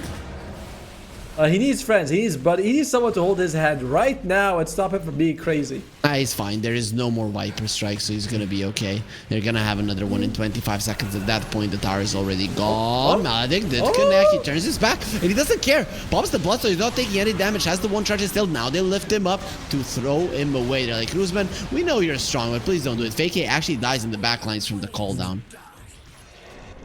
If they can sunder him with after they use the Maledict, that could be a really good way of doing it, as Varesh, he's having the time of his life. He died to a missile, man. That was so annoying. Homing missiles are very annoying. CJ, he's now a dragon, and the wolf was winning. Surprise, surprise. DB is gonna try to go for a TP out. Will be quite successful. Tornado there to cover him a bit, and he is already in his fountain healing. Okay, overall, you lost what, a tier 3, but you were able to hold. You took down the Aegis. It's not too bad. We've seen worse. Sure, but Lycan now has a shard, man. The level 6 wolves, they're just gonna be shoving in the waves so much towards the dire side. And you can look at them, by the way, in the top lane. That's a wolf. 925 health. It has hamstring. It cripples. Decent damage. And Jukra is dead. Yeah, Juju will survive. He's being covered by his teammates. The reflection of his own will not kill him. It just doesn't do all that much. Right click, and the push might be on right now. You still have a Viper Strike, so as a Bristleback, you need to be careful. Without the Queen of Pain, though, I don't think they're crazy enough to engage. I just realized, by the way, that their stuns are Dragon Tail and Paralyzing Cask. How sad is that? Very much sad. At least this Crimson Guard is going to be protecting the tower. Up until now. Look at the damage of the Bristleback. He has 500 damage per hit with the electric. Not broken. Still has a Bloodstone. Yeah. Unfortunately, makes it out of time. Like, he gets glimmers, he walks out. They can't even chase him to get the kill. And Mag Garuda, the rope feels very tight around their neck right now. Yep. CJ. Wolves, dragons. Okay, that's technically a griffin. That is a griffin. That is not a dragon. Okay, I can't believe that you're still going on about it. It's obvious here he's running away. Those are stronger. Yes, but the griffin Smoke from Myth Avenue Gaming Garuda. Blink in. Or actually blink out there from the Rubik, because look at it. They're just coming forward. They see people clearly. What a nice call down. He's going to be coming over, but they're killing the Bristleback there. Goodbye, my friend. The Bloodstone is not going to help you one bit. Varish now needs to run because you do not have your main hero. You do not have the shapeshift. It just comes down to how many heroes can the Invoker protect. Varish will not be one of them. And this has always been a slight... I'm not sure that this was like Mag Ruda, they're outscaling or anything like that. That was just them getting a few kills because they could get pickoffs. But this is always going to be the fear that if you go late, the Mag Garuda draft could beat you. I don't know if I would go on to say it's like flat out stronger, but definitely has potential to beat them. It has potential, right? I'm not sure, man. This Lycan for me is very scary, and I don't know how you shove out the waves to win a fight on the aggressive. I can understand them winning a fight on the defensive, but on the aggressive, I don't know how it happens. Plus, you haven't taken down a single tier 1. Give it time. Give it time. Terrorblade, he's got the Boots of Bearing standard. Queen of Pain has... She's going for the Shiva's Guard. Much needed. You really need that Shiva's Guard to be able to remove some of that healing. And what else are we looking for? Daedalus soon on CJ. Has the crit. Working on the Daedalus. Yep, okay. You know, I mean, he's going to be doing a decent amount of damage. Fake is very interesting. He did not buy a shard, and he's not thinking of Aghanim Scepter. He wants to go for the pipe. I don't mind this, but shard on Witch Doctor is kind of considered like a core item. It's super good. He's hoping he's gonna get it from the next Tormentor if the enemies don't steal it once again. Oh yes, hope. The eternal lie. There is an Orchid now on the Invoker. Man, only the Dragonite does have a way to remove it. Okay, Witch Doctor as well, but nobody cares about the Witch Doctor. This Queen of Pain is screwed, man. She needs a BKB. Look at that. They're going for Rouge. Why the hell not? It did get scouted by the Sunstrike, so Outcast, they know about this as well, but they don't know that it is happening. So it is going to be a Rouge. Very nice play. Yeah, Jikroy, he might consider using Jikroy. Jikroy's dead. Yeah, very much dead. They just sent the Lycan Wolves into the base and they scouted him. I can't believe that he didn't move away. The Fortify comes out. Oh, die. Alright, they got it. Now they can go back, but they have no Jikroy. It's 4 versus 5. Oh, let's see. 4 versus 5. Are they going to win? They're also going to be losing the dragon form. That is maybe even a bigger deal. By the way, I love how Jikro is like, they got a vision there. It's like, nah, dude, you just walk down the stairs in a really awkward timing. I think the odds are the other way around, by the way. Yeah, pretty sure it is. If not, guys, promo code 1XRLGSCA and get rich, as there will be a 4-stab bristleback. Gets saved, uses the hairball just to keep the enemies at bay. They still have a glyph, they can buy time, but look, it's just 3-4 hits and the bristleback will take down the second lane Rax. Vlad's assault drums, you hit fast, you hit hard, and you lifesteal. Garuda, they are like, how do we start these fights? It kind of has to begin with your Dragon Knight, who doesn't even have Dragon form going in. You need him to do it. Come on, CJ. Oh, good force staff, keeping him alive. Everyone's here. Garuda, your last chance. Rootsman, some casket is going to be going for him. Malady to use, but they had the force staff. He's going to be fine. Still has the Bloodstone and the Lotus Orb to use. And I like CJ. that. They go almost. He's fine. Ooh. I thought the Lord wanted to share the damage, but I think they only hit the Dragon Knight either way. Oof. But either way, it's fine. He could armlet toggle. It was never going to be close. Still, it's only 1 lane of Rax left. Win probability says 2%. I don't know how they leave the base. That's the main issue, right? When you don't really see a way for them to start a fight, to win a fight, to get out of their base, it's just going to be Outcast trying to find the opening to end the game, and at some point it's going to present itself. Yeah, especially like you mentioned it before, but the shards, right? It's so good for keeping the lanes pushed out. You already have 2 super creeps, so you're already going to get that. Like Garuda making it to the river would be an achievement for them at this point. Yeah, and if you want to have a drink, you need to go to the river, man. And without water, you cannot last for too long. 3 days. Is it 3 days without water? Yeah, 3 days without water. So that's if you have, if you don't have the will to live. Easy. You can last for a month. Without water. Yes, if you have the will to live, and you. Right. And I thought, and you said I watch a lot of anime. I was like, okay. No, I said you read a lot of manga, because you read from the right to the left. That's how we read in Arabic, by the way. Yeah, but it wasn't right Arabic. To the left. It was letters that were not Arabic. But letters. It's like team names on the side. I can start in either direction. It doesn't make a difference. Sure. Jacroy blinks away. It will be fine. He was like, this wolf is taking a long time to kill. And on Outcast... wait, what Outcast is? What's Outcast's current standing in the table? They have I believe they have a decent shot of going. No, I mean they are first, pretty much sharing the first spot with Team Tough. They won everything apart from 1 game versus Team Tough. Oh no, I meant their chance of going to Serbia. It's actually 0. They have no chance. 0. Unless Execration don't fall apart or something. Yeah, 0. Yep. If Execration can just kick one of their members, Outcast will be like, there we go. Yep, but that's probably not going to be happening. Silence on the Dragon Knight just to make sure that he doesn't use the Dragon form Dragon Tail. Overall, things, even once he gets the AC, even once he gets the blink, I'm not seeing this Dragon Knight winning it on his own. Well, he does have Daedalus. And what's his level 20 talent going to be as well? It is the Dragon form attack range. So that's nice, but it's not damage. That's a little bit annoying. Rapier is damaged by Rapier. Yeah, I know, but I meant like if he had a talent that was like, plus 25 strength, that he used to have, something like that. But range is good, but it's not hits. It's not like, you're not going to get bigger and red numbers from that.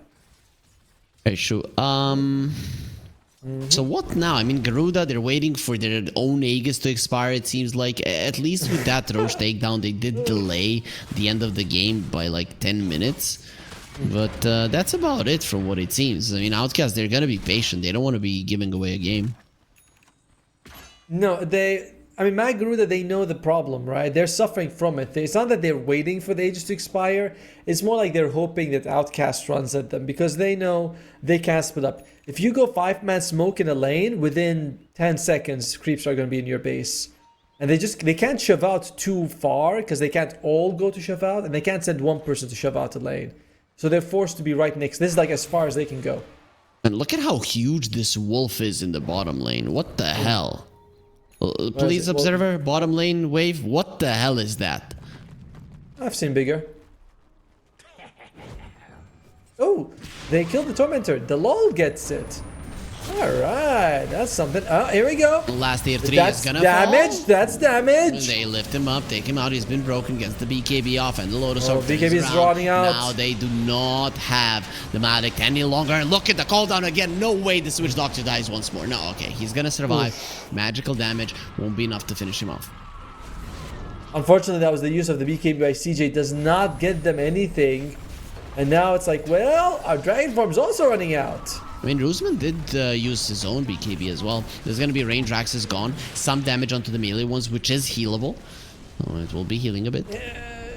When you're behind, your BKBs have to do a lot more than the enemy's BKB. If I use BKB and you use BKB and nobody dies, that's bad for the weaker party. Okay, smoke for Meth Avenue Gaming Garuda. They want to make something happen. They need to start. They need to bring down this Bristleback at the very start of the fight. There is a Shadow Blade on the Dragonite, so I'm guessing Silver Edge is going to be on the menu. Yep, there it is. Huh. An extra break source. Bristleback runs forward. Lotus Orb to protect him. He returns the Casket and the Viper Strike. As the Bloodstone Force Staff will save him for the time being. He's actually thinking about returning into the fight, which is going to be a big mistake. It's going to be a huge mistake. And now the chase is on. DB doesn't have the shapeshift. He's not going to have it for a couple of more seconds. Goes for a TP out without even using his BKB. They have to protect the base. The creeps are coming in, so the chase will not be happening. But this Bristleback, no longer as tanky as he used to be. He is very tanky for sure, but it's like, but more like damage scales so well. You know, Dota damage always scales better than durability. Garuda, they've got damage. You know, you get Maledict on someone, you bring it down to half health. That's all you need most of the time. Of course, you know, breaks, and we've talked about the Dragonite Daedalus. You know what I meant, man. If you're boxing and you go into a higher category and you get beat up, nobody's gonna call you strong anymore. Oh, he's still strong, but you know, if he would fight the guys 20 pounds lighter. Oh, he's kicking their asses. You know, that situation. You know, I always enjoyed boxing. Oh, you know, CJ, he might get boxed right now. He is being sort of cornered here. CJ, he's got BKB. Well, let's see if he's gonna be able to do it. He actually stands his ground to fight. He's winning for the time being, not for long. BKB from DB will allow him to live. Zephyr was thinking about using the Thunder, doesn't get there in time. And that's gonna be 75 seconds on the sidelines for the Dragonite, whilst 5 heroes on the other side are alive. He got hamstrung. He got rooted by the wolves. That's why he stayed. Okay. So he didn't want to stay. Pierce's debuff immunity. Yeah, pretty fair. Here comes the cooldown. 2 of the rockets will connect. It's going to be enough for Dole to lose his life, who does have a buyback. Stole another toxin by the Rubik. That's going to be a pretty nice spell to have. That was... Well, nice cast return. Second time it happens. BKB being used. Bristleback. He wants the Mega Creeps. They're still not using the Glyph. I guess they know without their Dragonite they cannot fight now. It's better to wait for him and defend the tier 4s. Unfortunate for him. I was looking at it, I was like, damn, how is it fair to have wolves who can just root people like that? That's... oh, wow, Fake is like, are you guys taunting us? No, Fake, they clearly need to pause. That's how it works. No, they have a mouse that you should never, ever, ever buy. So they need to smash it down and get another one. Oh, by the way, the hamstring is that you can root someone for half a second every 8 seconds. It's cooldown dependent. I thought it was like a percentage, but nope. It is cooldown. Pierce's BKB? Are you kidding me? How is that right? It's fair, man. I mean, it's a level 6 wolf. What did you expect, right? It's not like it's a level 6 dragon. It's a level 6 wolf. I mean, yeah, level 6 dragon would instantly break your throne, but a level 6 wolf piercing me? No, that ain't right. I like how the two teams are really talking. By the way, have you seen Bob play? Bob just straight up insults the enemy team like no problem. No. He will call them. You mean the belly boy? Belly Boy. Yeah, Belly Boy. I mean, you and me cast him yesterday, and they called him Belly Boy. And to be honest, when they did that, they opened the Pandora's box. Not gonna lie. This is their fault. Belly Boy, he was gonna lay down and take it, but then he was like, no. Now that you're getting a little cocky, I can't have that. Nope. These have got to be different odds than what we have, but if they still exist, we got 1xbet. Get yourself a Bugatti or 7. Yeah, why did the Bugatti meme ever end? Radiant are scanning. I don't know. Because Dota Lounge is no longer a thing, probably. As the LOL, no BKB, no chance to make it out. yeah, and without him, how do you kill the Bristleback? You can't. He was your only guy. They're gonna be losing Zephyr as well. Jacroy is trying to escape, but they're gonna be focusing on faking. Who has the Voodoo switch through? CJ going in for a fight. Stolen Shadow Strike on the Rubik TP out where the wolves are not there. Nullifier being used on the Queen of Pain, and this game is over. Jacroy, he opens his mouth, and then the silence comes out just in time, not to allow the Sonic Wave to come through. That is gonna be it from game one. Outcast are gonna remain undefeated apart from that one game that they lost to Team Tough. They are looking invincible. They are looking very good. I can't help though but feel like the other side, you picked very interesting heroes, right? I'm fine with the Witch Doctor, but Voodoo Festration, you have to crush the laning phase for it to be worth it. You know, this hero as a 5 gets very fragile and you get no benefit out of it. You said you're like, I was saying that you said it's useless. And I'm like, that's basically it. And Zephyr on the Terrorblade wasn't doing too much. You don't have stuns, Dragon Tail, and Cask. That is not lockdown. So it's just very unfortunate. I mean, it is some lockdown, but I told you, I didn't understand their draft, and I don't think they understood their draft either. And well, this is the result. An easy game for Outcast, but it was a long game, right? It wasn't that short. What about game 2? After what you've seen, do you think if Matt Garuda drafts something a little bit more conventional, that they're gonna have more of a shot? Maybe with the supports. I kind of liked what they had, the other categories, but maybe like a normal support, like we were saying, Hoodwink would have been good, something like that, and that's what I would have wanted to see. I think this comes down to Zephyr on a hero that just doesn't do anything later on, unless he's ahead. The TP was the only issue. Fix that, we could have a better game. Yeah, we'll see if that is going to be the case, of course, after a 10-minute break.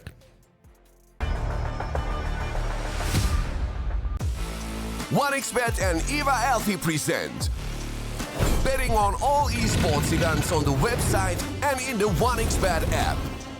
OneXBet. Play with Eva. The new OneXBet energy drink. So you don't have to limit yourself tonight with only one victory. You can bet on any game at OneXBet betting company. Dota 2, KS2, League of Legends, and many others. Big wins, fast payouts, reliable bookmaker. The new breakthrough and innovative phone with OneXBet app. With OneXBet app, you can register and start betting in just one click. Intuitive interface and thousands of sports events every day. User-friendly app. Big wins, fast payouts.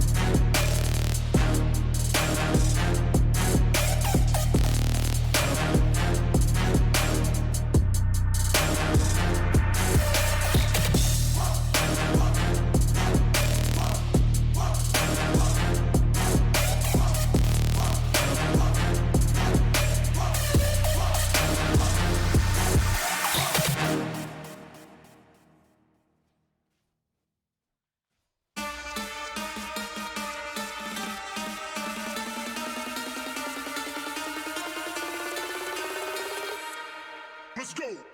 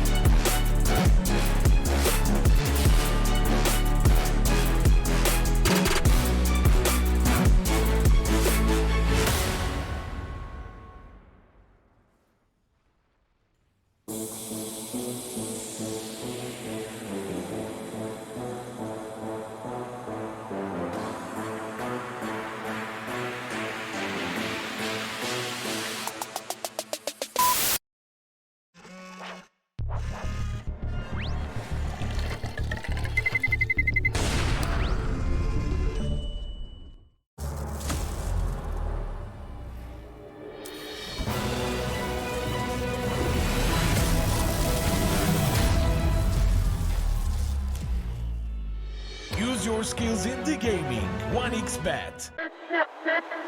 Respect from 1xBet. Respect from 1xBet. Respect from 1xBet. Respect from 1xBet. Respect from 1xBet. Respect from 1xBet. Respect. Respect from 1xBet. Respect from 1xBet. Respect from 1xBet. Respect.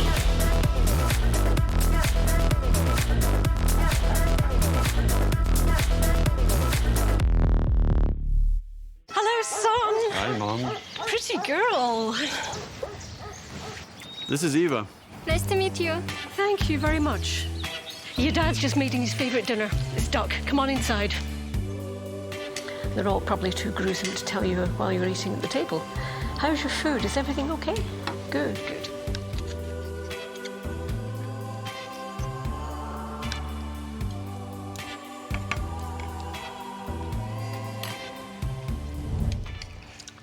You seem to know each other. Yeah.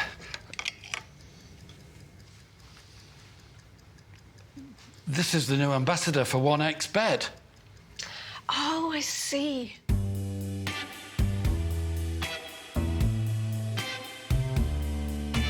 Everyone felt good when Eva Elfie became the new ambassador of 1xBet.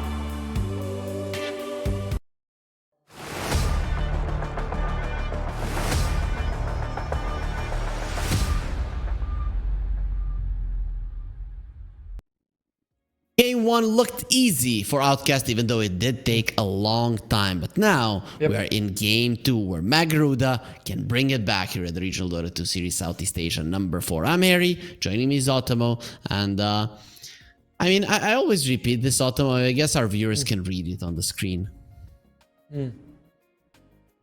Okay, yeah, you meant the names. Sure, I was wondering what you were referring to, you know. But all right, so yes, this is me, Otomo. That is him, Harry. You can tell from our faces also. And we are bringing you guys Relog Southeast Asia, the 4th. Yes, Rapunzel. All right, let down your. Where's my prince? Where? Okay, be my prince, Otomo. No thanks, I ain't climbing that, you know. I don't think that'll get me very. Although you are tall, so I would have to climb it. Are you gonna change when I kiss you?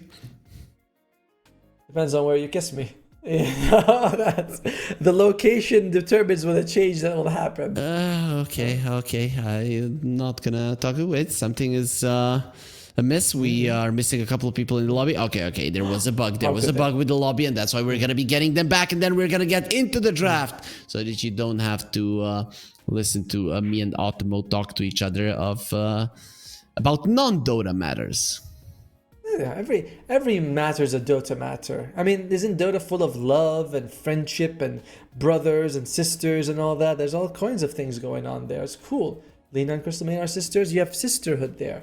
Anti-Mage and Terrorblade are brothers. Twice removed, sort of. What? They're not brothers. They are brothers in Dota 1. No, they're with not. Nature Prophet being their dad. That's how it works. It's a dysfunctional family. No. But Illidan and Malfurion were brothers. There is no anti-mage in the...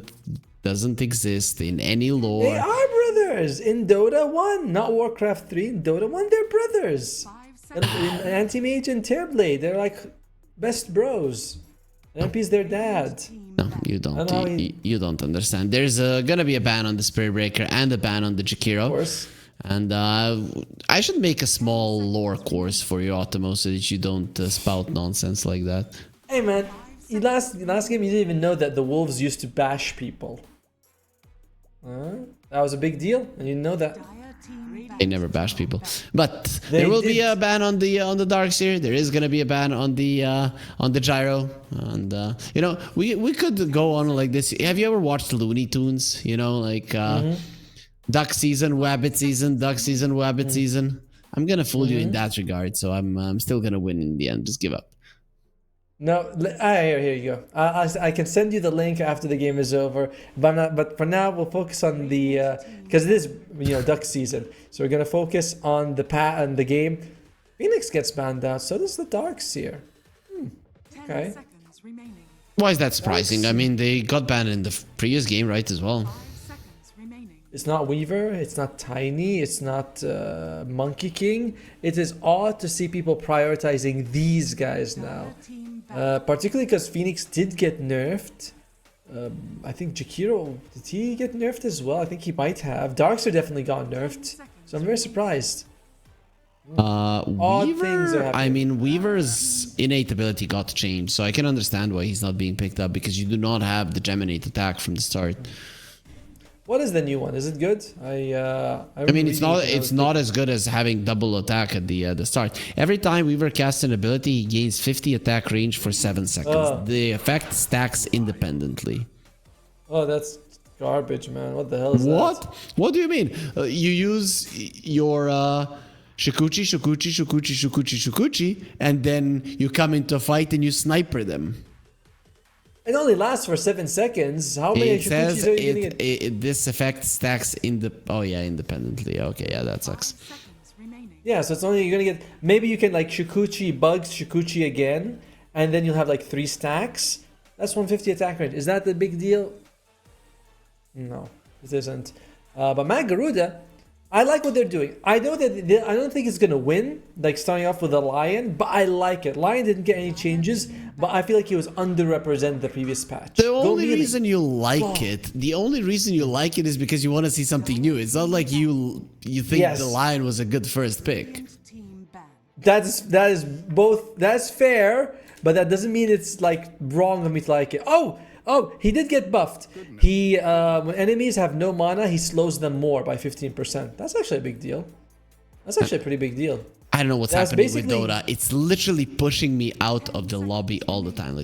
And it only happens during the draft. And it started happening more now with the patch. So Valve, fix. Wait.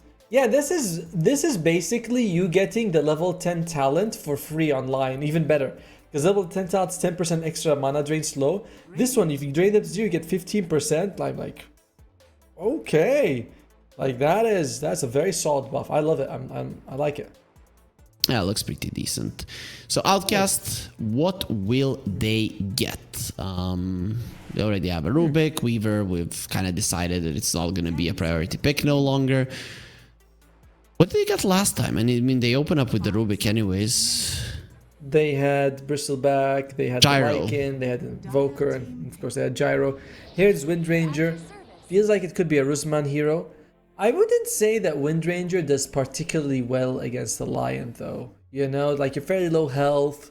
All of his spells don't care about your evasion, so it's just like. Dire team No, dude, Finger of Death. Alright, fine. There's the center. You wanted to see it with like Yes. as a support, as with the cup, Yeah. and it's not going to be a support. But it's still going to be a hero with insane amounts of HP, right? We can expect a double bracer and then him at minute 10 to have like 1700 HP.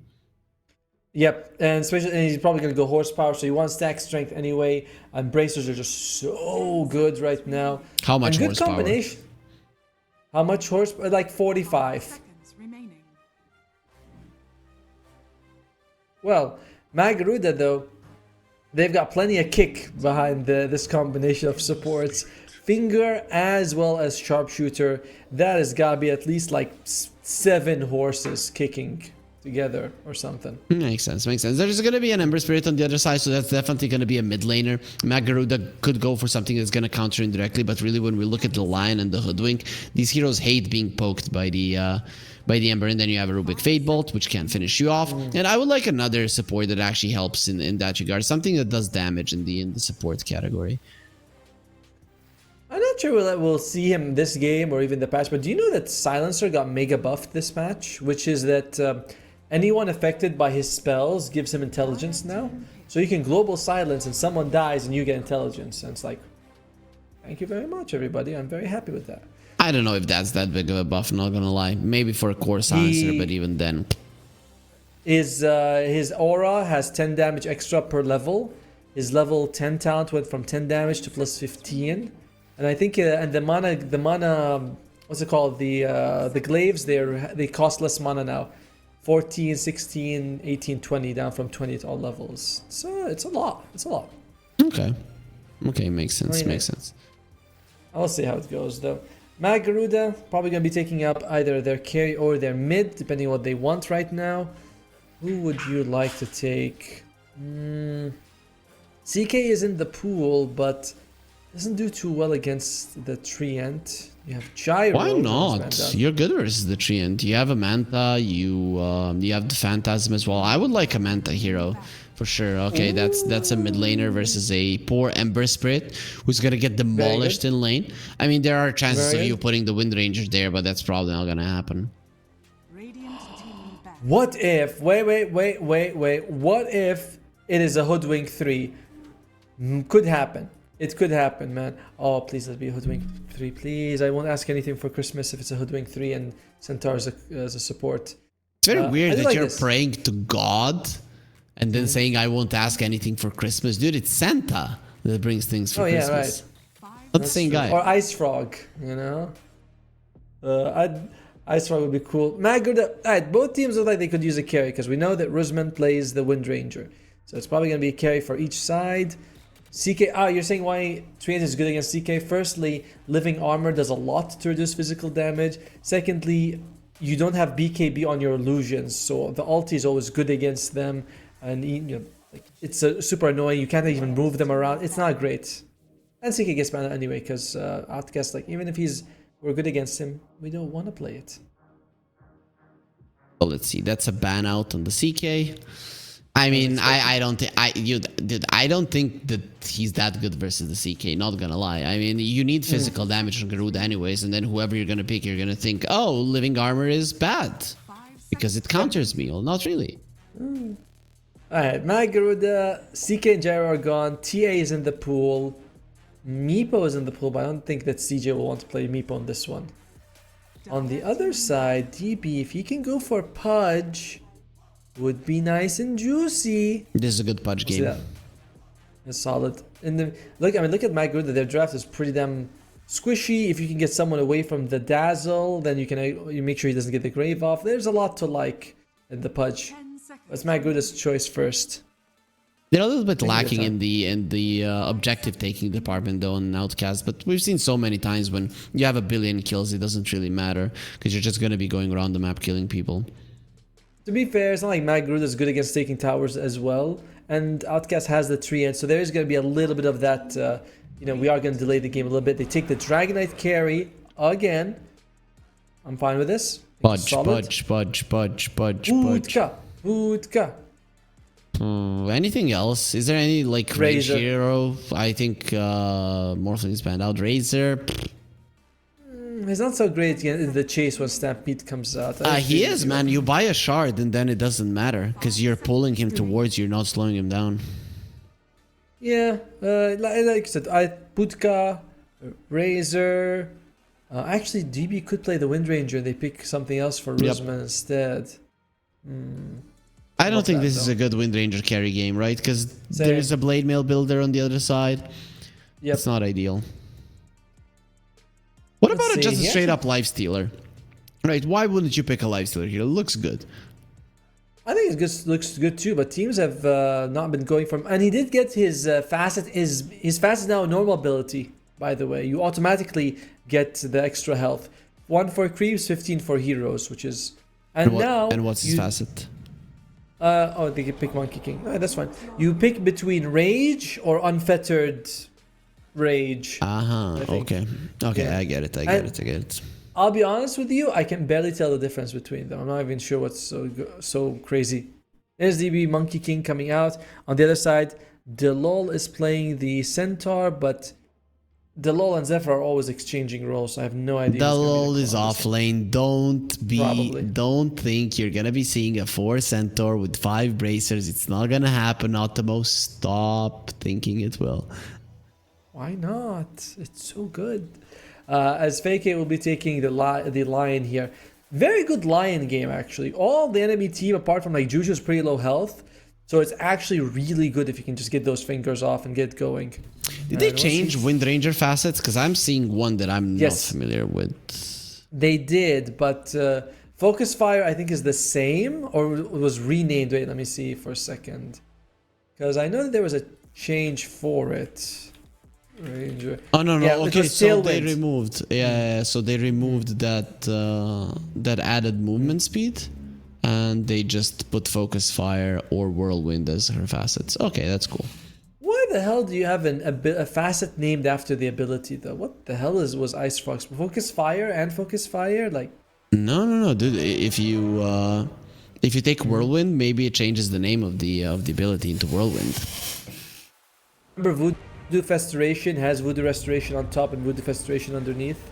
Yeah, but the let's say Lifestealer Unfettered is literally gonna be the name of the spell if you take that facet. That's fair point. Alright, looking at the two drafts, I like Matt Garuda's draft this game a lot more than the previous one. I'm thinking it can actually go in their favor. But Outsider's just a better team, so I still feel like I like them more. Because Fire rapidly attacks a single target. The center went for the Counter-Strike facet. Oh, how odd. I haven't seen that in a while. And Lion is taking Essence Eater, so he doesn't turn into, godly physical and do damage. Poison Bloom is picked up for the Dazzle. This got buffed by 5, 10, 15, 20 damage at all levels. So it's definitely a lot better than before. Yeah, people were going for the healing or shield facet quite a lot. So Ice Rock is like, I don't like that one, and I didn't like it either. Same. I've always feel like whether he's a core support, Dazzle, thanks to the poison touch, should be dealing damage, and you deal a ton of it with it. So yeah, for sure. That looks like the two teams just still pause. All right, they're ready to go. So yeah, closer game. Still working with the Radiant side, and I know that Juju saying good luck, have fun, friends. Fake is saying good luck, have fun, younger brother, and DB saying have fun, older brother. What language is that? That is it. Some of the words are Malay, but they're definitely. But it's not. I don't think it's completely Malay. Like, and plus they also, like, some words are very shortened, and I can barely, I can read the language, I can't read the slang of it. So I still get most of what's being said. Okay. Can you speak Malaysian? I can. Okay. I won't say I'm super fluent at it, but yes, conversationally, I could get through a few conversations in Malay for sure. In probably very deep philosophical conversations about the meaning of life, as we're going to be seeing some wards being placed down. There was a ward and a sentry in the mid lane. Garuda, they're going to be missing on the enemy ward for now. Exactly. Meaning of life, or where's the bathroom? It's really toss up. Sometimes I go with this one. Most of the time I go with the other one though. Okay, makes sense. So let's see. Are we going to see a fight here? Level 1? And might have it. Okay, the centaur gets smacked. Yeah, that's what I thought. Run away, Delul. As Varish is still continuing with the right clicks, but he won't be able to pick up a bounty rune. Overall, lanes. Other than the mid lane where it's obvious that the Ember is getting his heart, liver, whatever pulled out. What about the other lanes? Yep. Bottom lane, it's Centaur versus Hoodwink against Monkey King and Rubik. Could go either way for sure. I kind of favor the Centaur and the Hoodwink more. Lots of burst damage. You're up against relatively squishy heroes. You have stuns on both of your heroes that are like a little easier to land. I'm all in on the Matt Garuda. Okay, 80% in. I feel like it's much stronger. Top lane is interesting though. Dragon Knight Lion versus Treant and Windranger. Personally, I don't think I have a strong opinion on this one. Do you? I think it's gonna be. It's hard to say. Right? Yeah, very hard to say. Meanwhile, and especially because it's like tiny. Sorry, not tiny. Oh, Jake Roy gets a kill. Damn. Yeah, it's I mean, it's a Dazzle, and without the poison touch, what? I think he was bushwhacked. He was bushwhacked. That's why. Or sorry, Acorn shot. Like, yeah, there was assistance coming up from the. It doesn't show it, but he got an assist gold out of it, so he must have been there somehow. Yeah, there was Dude. assist. Like he got assist. 0-0-0 on the Hoodwink. Who the hell assisted him then? No, how does he get assist then if no one assisted? Like, what is up with that man? Huh? Who got the assist? I don't know. Nobody got the then assist. It was a solo kill. What the hell are you talking about? If you look at the message, it says that it plus 88 to one hero, which means that plus 88 to an assist. Press enter. You can see it there. To one hero, to Jikroy. No. As that's gonna be Juju going down. I have a strong opinion on the top lane. I think that the Dragonite and the Lion will be able to kill the Treant. Ah, there you go. Ah, really? No way. Okay, good to know. Kill the Treant. Probably gonna get harder and harder as the levels come in though, and he gets a little bit more tanky. But mid lane, Jikroy again just goes in, punches him a few times in the face, and Porto's like, yeah, this is not great. The Poison Bloom now is more dangerous than ever. I mean, it was very dangerous even before was for very Ember strong. Spirit. This lane is gonna be a catastrophe. But what about the other lanes? Are we expecting the Monkey King to crush the Centaur? Are we expecting the Wind Rangers to farm really well versus the Dragonite? Like, is Outcast gonna be able to salvage their mid lane by winning side lanes? I wouldn't be surprised if Matt Gruda wins all three lanes. With the way, like, Centaur Hoodwink is very strong. Very strong. I'm surprised they're not putting more pressure. And I like what he's doing, by the way. Delo is putting more points in the hoof stomp. I like this. It means you don't have to sacrifice so much health every time you use double edge. Yes, more damage, but you don't have infinite life. Like, you can't keep taking double edges to the face. Does Kale mean lag or something? Yes, Kale means lag. That's a Twitch meme, though. That's not even like Malay or anything. Okay. So, when they lagged, I got pushed out of the game. So it has to be the Dota servers, man. I don't know. It's very annoying. For people that are watching in Dota, we apologize that maybe my voice does cut out sometimes. It's just that Dota is not being nice today. Dota ain't behaving, you know? She's being a little disrespectful, that's for sure. We need to slap her. No, definitely, no, definitely not. Not that. We can just talk, you know, be like, no, don't do that, honey, please. That sort of stuff. Oh, okay. Okay. Interesting that Fake has taken the facet for mana drain, but has no points in mana drain just yet. That is an odd one, to be sure. Mana drain is for cowards. He's got the facets. He might be a coward that's... Oh, the barrage! He's trying to live. Zephyr might be in some trouble. Boundless strike. He's got him. Get the Jingle stacks. Oh, did he get There it? you go. There's the double edge. Just in time. DB. No boots. No orb of venom. Very weird that he doesn't get either of those. I mean, you want to be mobile or at least slowing people down with the Monkey King. I think he recognized getting an Orb of Venom will not win the lane for him. And I think that is the right decision. But the boots is like, oh, the courier! The Treants are coming!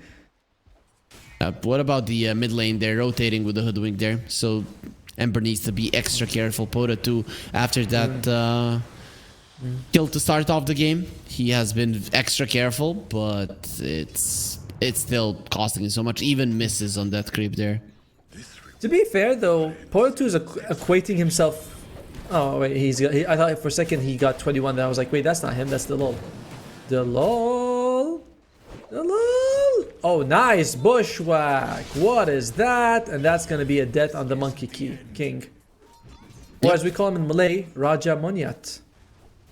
Do Malaysian players really call him that? Or no? Gonna get slowed down. There's the Nation's Grasp. Overtime damage. He's gonna kill him with the sapling. Now lift up. They take the line into the Nation's Grasp as well. Almost dies. He needs 2 more hits from Verish. Now actually make it 3. And he's gonna get it. Fake loses life. It's gonna be a 2-for-1. Zephyr, you need to be very careful. You're very low with the Monkey coming back, and the Boundless Strike. He's very mad at just kill him. Has the killing lotus. A couple more hits. And actually going forward, this is very dangerous for the carry as he just deep it into the lane. As DB trying to run away the low. He's pretty speedy with the phase boost. There's the stun. The question is, can he get the kill? And the quick answer, well, not really.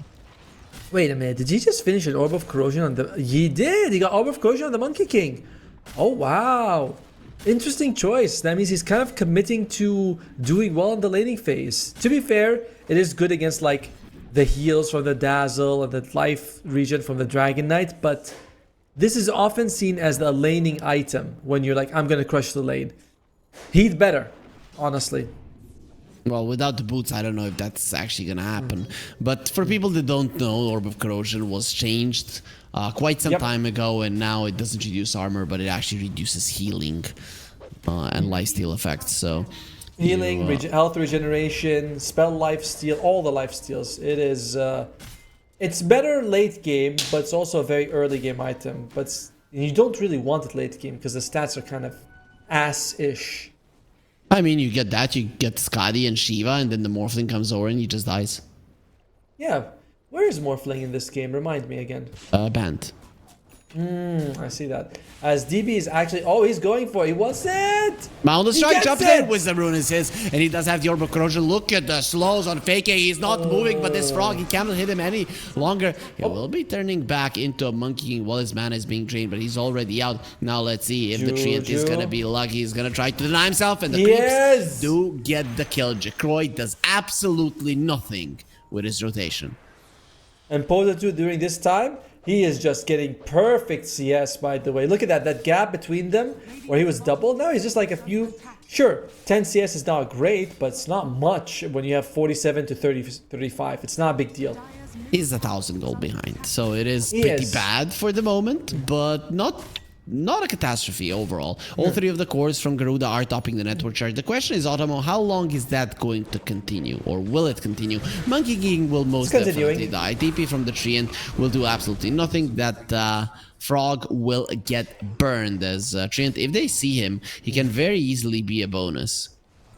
By the way, do you know how much denies Jikro has? He's got 20 denies, which is insane. But that time being wasted off the lane, Pota 2's 7.5, Jikro is just barely 8. Like, Dota 2, when you're playing against very efficient players, you make a couple of bad mistakes, and that's it. Your entire lead is gone. And that's why this is the best game in the world. Jacroy.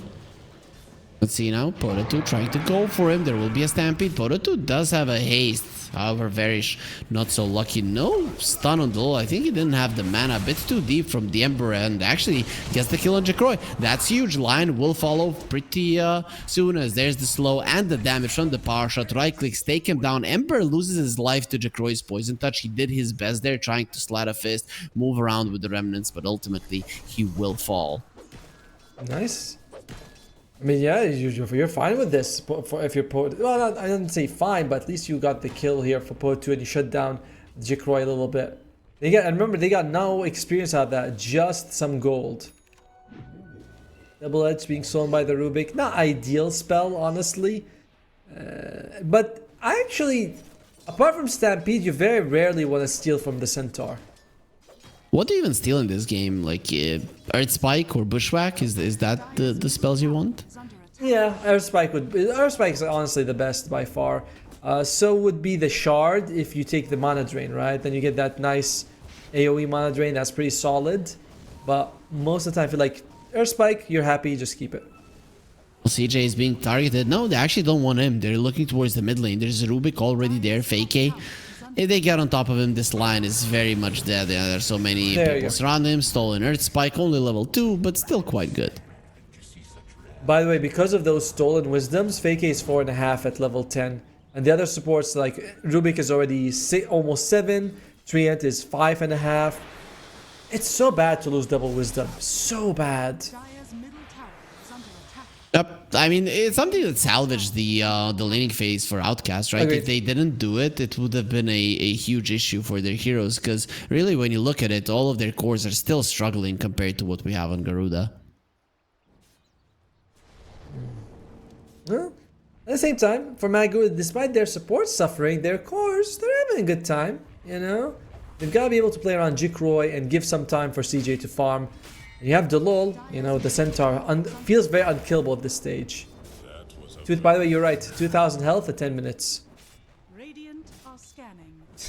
Pota 2 playing very aggressively there with the shield rune. He doesn't care, and nobody's pushing him away. I actually can't believe Dazzle doesn't want to play the lane any longer. He's just farming the jungle. It's very surprising. And he's just giving Ember some chance to recover. But you say that the Dazzle is still very far ahead of the Ember Spirit, so it's not the biggest deal in the world. That is very true. Very, very true. They're trying to take this tower down. However, once the Emperor takes the tower down, that's a problem. That's why they sent the LoL. Pretty tanky, has a ton of armor, which for a Centaur isn't something you see too often. And they're 2000 HP 11 minutes into the game. Very fair. Very fair, but seems killable still, as he is trying to stay inside his Merodius, or whatever it's called, Verdoris Dale. Oh. There you go. Could be a kill. Much. He tried to use the overgrowth and just couldn't do it. In the end, it is the sharpshooter that takes his life. Poda too, in a very dangerous situation, has a remnant back, so he gets out of that very dangerous situation that we previously mentioned. Zlo did lose a lot of health though. May not be willing to fight right now. And having a big health pool is cool, but it takes forever to heal back up. Oh, there you go. Let's get. That's why he finds the regen. Hoof stomp completely off the mark. Remnants back, and Poda 2 will survive. Is Dol gonna pick that one up? Of course he will. And you lied to me, Otto. You said that you never lied to me, but you definitely lied to me because he healed up in a second. I said that it takes a long time to regen if you have high health, but top lane, CJ. Big overgrowth. That stampede not helping. It's not helping whatsoever. Even Zephyr could be in trouble if DB continues the chase, and I think they're going for this one. They want the bonus kill. Zephyr, nice sharpshooter to the low ground and gets himself away. Beautiful push. But the problem for Matt Garuda remains that you need to be aggressive.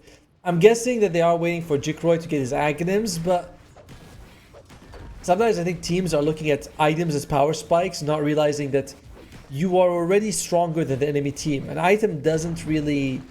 you don't need the item. You can beat them without it. Yeah, you're more giving time to the enemies than than actually doing something with your timings. Makes sense. Dazzle will have his axe, but I still don't know who's going to be engaging. There is no blink on the center. He's going for a blade mail, and I think that just nobody will care. They're going to ignore him. I agree. You can just throw him into like an overgrowth, throw a stun, searing chains, whatever, and you're just like aim for everyone else, guys. I'm not the biggest fan of this blade mail first. I'd have preferred he goes for a blink. Well, he did go for a blade mail. It is versus the Wind Ranger, though I doubt he'll be a target. Slide of his chains. What's with the damage on Fake A? That double impact really does hurt. Does he have anything crazy on him? I don't think so. I mean, reminder, this is an Ember who's shut down. This is what a shutdown Ember can do to you. Now that is nice. Good Bushwhack Varish is most definitely dead. There's nothing you can do about this one. Jikroy takes him, and Poda 2 runs away for now. If they get one stun, there's the Stampede, Slide of his chains, keeping them at bay, but there's the Hex and the full Shackle. Plus the Dragon Tail, they finish him off. Zephyr even saved by the grave. I imagine that Lion, he was like, I'd love to throw a finger, but unable to get that. They could get their own Wisdom Rune now if they want for Matt Garuda. We can already see that Rusman's taking his. He is going, that's 3 right now for the Radiant side. Let's see, maybe maybe they'll be able to steal the bottom one.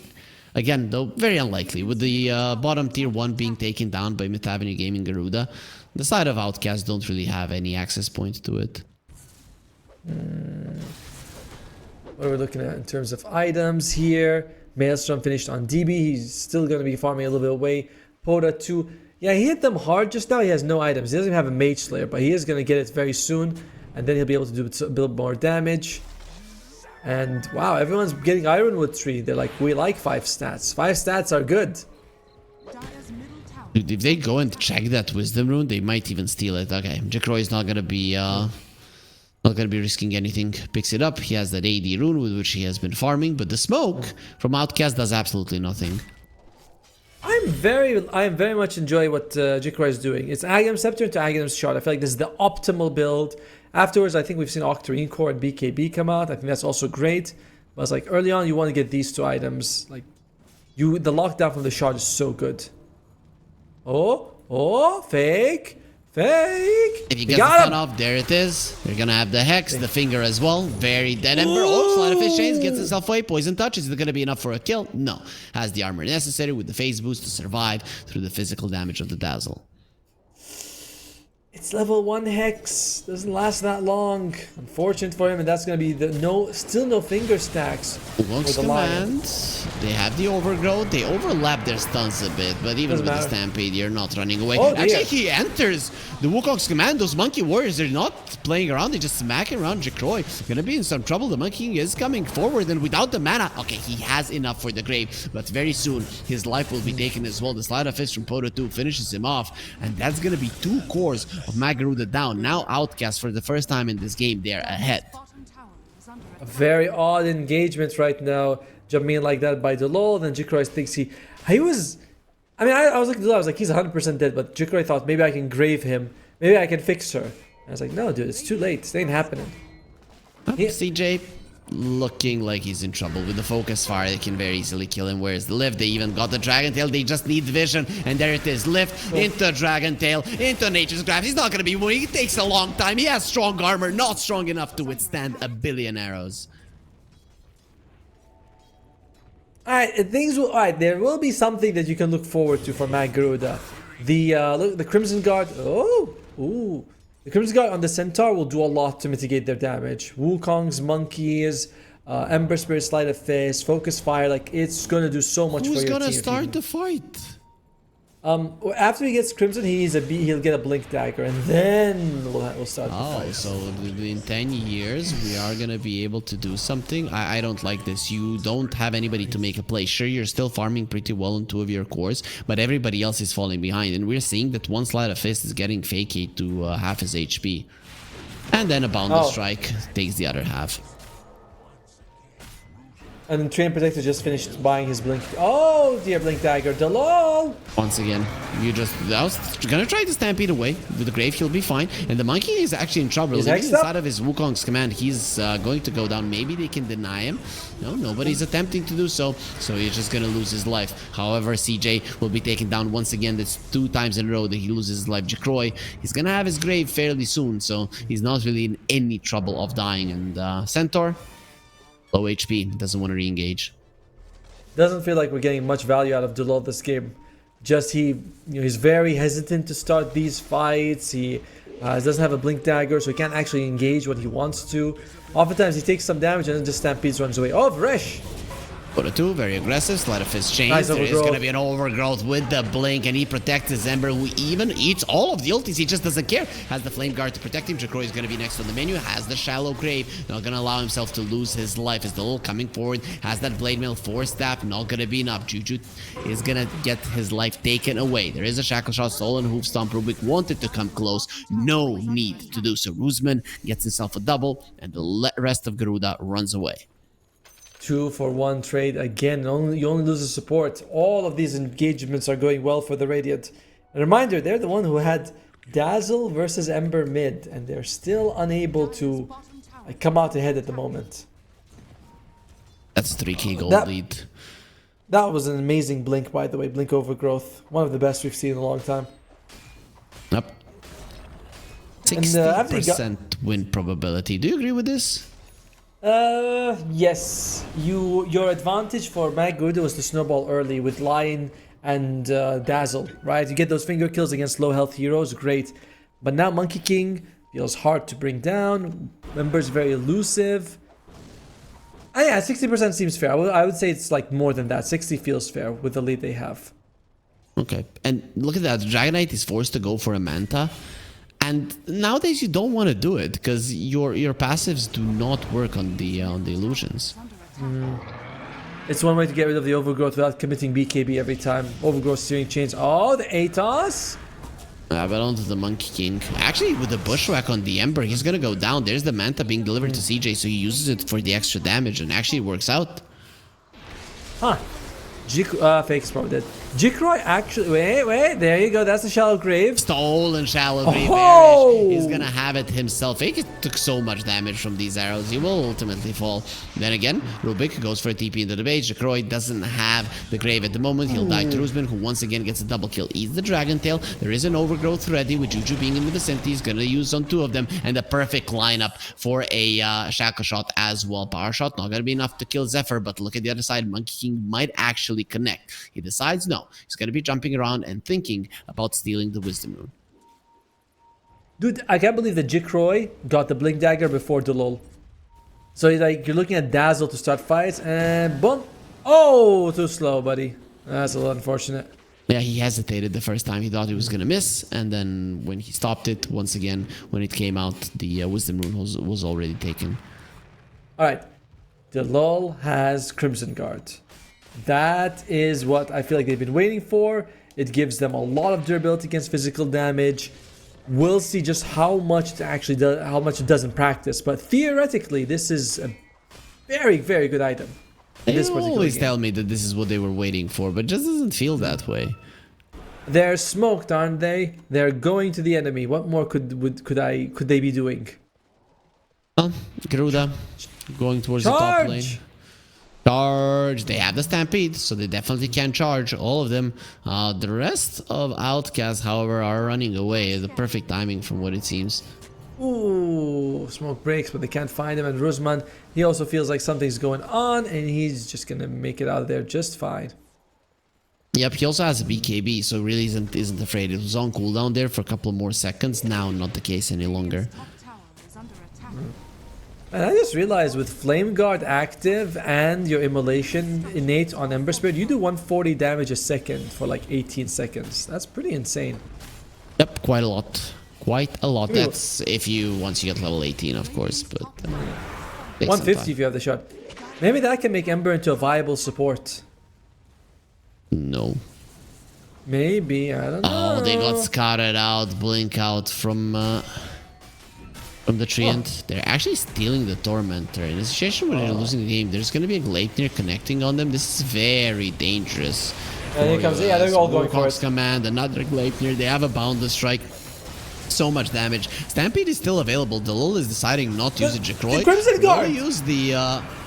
He will use his Grave, and it changes nothing. That was very late usage of spells and items from Garuda. I don't know what they were thinking. Going for the enemy Wisdom Rune in that situation, like it's like you said, like what were you? I feel like that was almost best case scenario. What just happened, that you only got team wiped, you know?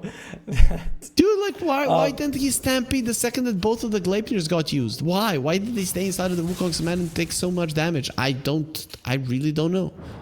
I don't get it either. And we're seeing like the Crimson Guard actually did a lot to keep them alive. They didn't melt in the Wukong, but in the end they still died. And Delol needs the Blink Dagger so badly. Well, he's gonna take some time to finish it, and now the gold lead is 10k. I mean, Outcasts are looking perfect. They might remain with just one loss on the standings. That's what they're looking for. They don't want to lose a single one, because if they do, Team Tough are probably gonna be the first one in the groups. Bushwhack pulls him in. There's an Earth Spike, Sharpshooter as well. Follow-up stuns with the Hex as well. Not going to be happening. Pota 2 is outside of his chains. Does a lot of damage. There's the Gleipnir. Nobody else to connect. He's just being a nuisance to the opponents. While the Roche was already taken and the Monkey took the Aegis. By the way, I never knew this, but apparently you can use Hex while enemies are being mana drained. Like, it doesn't interrupt. Yes. Oh. Varesh! Oh, I found him! Okay, at least something. He has a 4-staff. I don't think you want to get down from that high ground. You just die as a king. And that's, I believe that's his first finger. Is it finger stack? No. Nope. He didn't have a finger. I thought I heard it, but I was like, okay, that was my bad. Finger of Death has a sound like... That's right. Look at that, double bracer on line. Look at his health. Yep. You know what the problem is though? That's why, because it's level minute 25. You know what the problem is though? Wind Ranger uses focus fire and he kills him in 2 seconds either way. Like, nobody cares.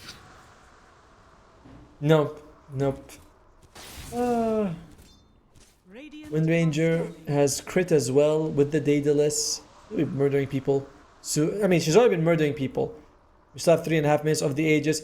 This feels very similar to the previous game, doesn't it? Where it's like Outcasts have the advantage, but they don't feel like they're in a rush to actually end the game. You know? Why they're would like they very be? cautious. Well, they certainly aren't. They certainly aren't right now. And man, Roosman is playing amazingly well. Outcast Insane. really with Roosman are looking quite good. I hope that they stay together. Even though they're not going to be going to LAN, there's probably going to be other tournaments that you can play. For sure. For sure. I mean, plus if you can come here, you win yourself 25k every relog. You go for the big one later in the year. Might have this next year as well. It's good for them. Roosman, I feel like, has been actually the standout player.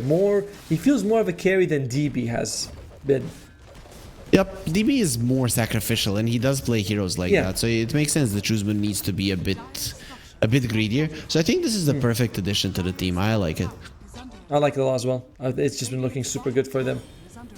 Meanwhile, on their side, they're trying to hunt for kills, but just nothing is landing. And in fact, the core's net worth on the Dire is not bad. It's actually the supports are a little far behind. The Zephyr, he might get them further behind. Oh, Overgrowth, and again lined up for the Shackle every single time it happens. Now a follow-up Gleipnir. The Spore 2 supports, they just don't move. Stoner Spike. That is a big problem as well. The low, buy the blink, please. Just do it. Just do it. The low. Please. Okay, thank you. There you go. Damn, that is just... I'm just not seeing this impact of... Okay, this is what they were waiting for, Ottomo. This is what they were waiting for. Yes. The Blink Dagger on the center, which they could have had 20 minutes ago, but doesn't matter. Okay, he's got... Firstly, 7-minute Blink Dagger is pretty obscene for Centaur. Okay, 16 minutes ago? 16 is good. 16 is good. I would have gone Crow like 18, but 16 is good. What scares me, they're gonna have also the Octarine core on Jikroy. I've seen this Octarine core on Dazzle cores be insane. Like, you just feel like unkillable. Well, you are unkillable because you can make it so that your grave doesn't have a cooldown. Yeah, exactly. That's how it works. MKB Dragonite. That is an item that changes things for sure, right? Because you can kill the Wind Ranger. You take her down, it's a completely different fight. And Shard being picked up on the Hoodwink, so Hunter's Mark is available. A little bit of extra nuke, a little bit of extra damage as well. More vulnerable to spell damage, 20%, not bad. As Mo did get broken. Where's the heroes? Yeah, there's the Gleipnir. Finds the Hoodwink. She's just gonna have more gold because of the shard. The lol could be next on the menu. Overgrowth is not available, so he will be able to escape. Alright, the low he's gotta knock it out of the park in the next one.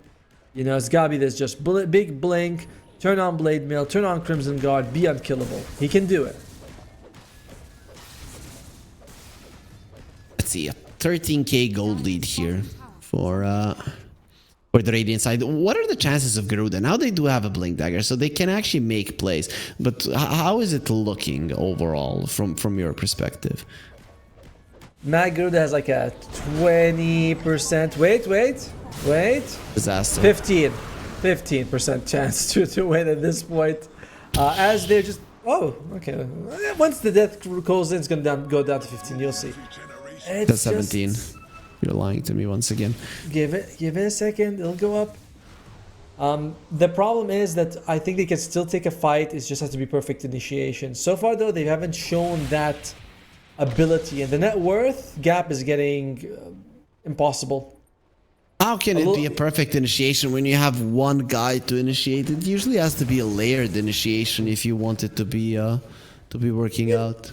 You've got two blinkers. You've got the Centaur and the Dazzle. That's not bad if you just layer it properly. This is an interesting move. There's no Dragon Knight. Are we really taking this, boys?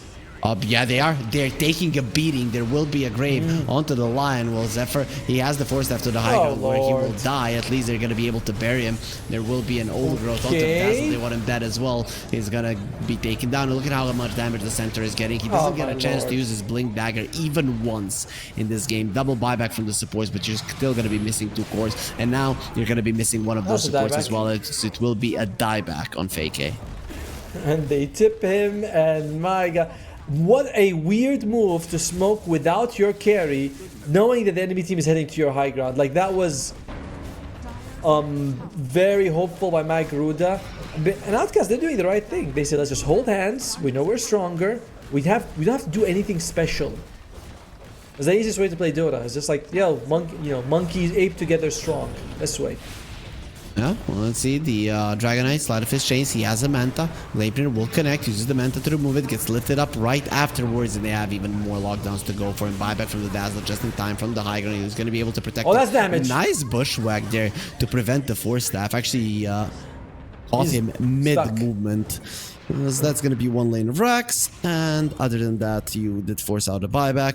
Rubik, finally, there will be a Blink Dagger from the center being used. Rubik steals the Hoof Stomp, never gets a chance to use it as he loses his life beforehand. Yeah, you got 2 kills for Matt Garuda.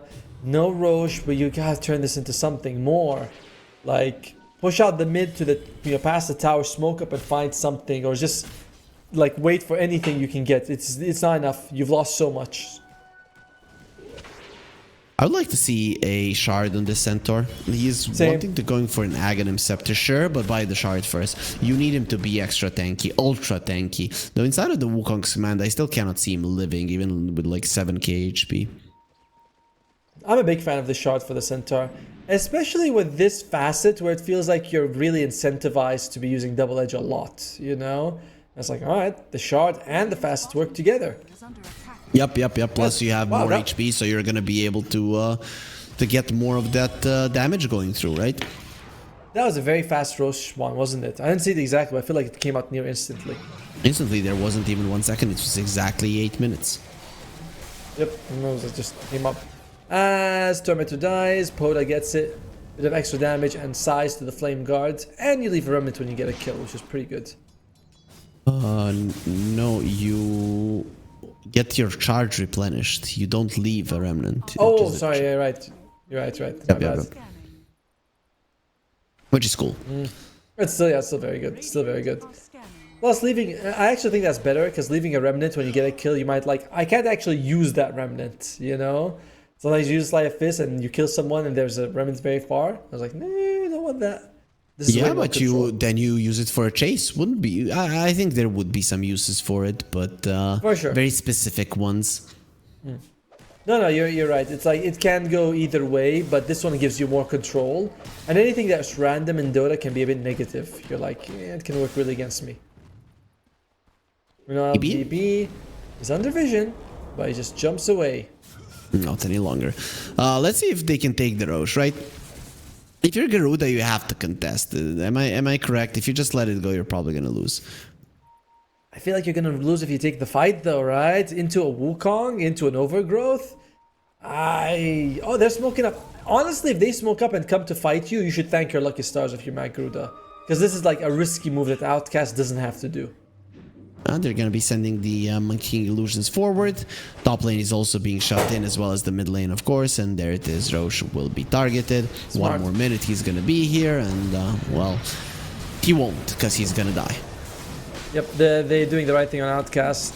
You know, it looks like for a second I thought they might go for a fight. I was like, don't do that. Don't do that. And they're like, nah.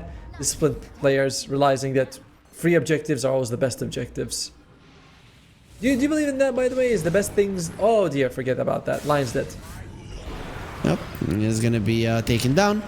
Let's see if they can get anything more. Stampede being used. Nice force up there to get out of the Gleipnir, but ultimately this Hoodwink will also fall. 2 supports without their buybacks. This Hoodwink, it's also gonna be a dieback in terms of death timer, so isn't really gonna be a part of this game, maybe even ever. Sleight of His Chains, they want the they're just hunting the CJ them. Dragon Knight. They're going for Jacroy, and what a shackle shot there. It's always the guy in the back's fault, front's fault. You don't know what's back, what's front, because the enemies have encircled you completely. Oh, and beat down by Outcast. I mean, this is... it's tough, man. I feel like at no point in either game was I looking back good and being like, yeah, this is good. In this one, we saw Jikroy do well against Pro 2 in the mid lane. You know, Dazzle, Ember, we're like, this is good. But then he goes in jungles. And it's awkward to see. Delol, he gets Blade Mail first item, and you feel like he's not really jumping in. They often just reduce his health by 80% at the start. And then he sits back. He can't really go in. He doesn't have a blink. So, itemization and some interesting decision making. And of course, Fakio is just dying the whole game. A good play by Outcast. Outcast, I think they just played perfect and made no mistakes, especially Poda. Recovering from that laning phase, not easy. I mean, in this series we had a clear favorite. It was Outcast, and they managed to do it. You said that you could see Garuda taking a game. Well, it didn't happen. Next game we also have a clear favorite. It's Team Tough versus Salvation Gaming. Do we expect the same thing? I think that one will be maybe more lopsided. I expect it's going to be 2-0, but how exactly it's going to play out, we'll find out. Maybe they can do something crazy on Salvation. Maybe Team Tough is going to try something new. I would love to see something like that happening. And when are we going to find that out, Ottomo? In about 50 minutes. We're going to have a bit of a long break, ladies and gentlemen. But we will see you guys soon. So don't... Okay, go somewhere, but come back soon. You know, don't take too long.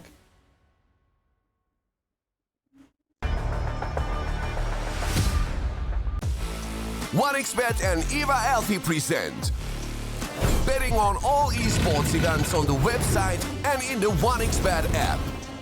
OneXBet. Play with Eva. The new OneXBet energy drink. So you don't have to limit yourself tonight with only one victory. You can bet on any game at OneXBet betting company.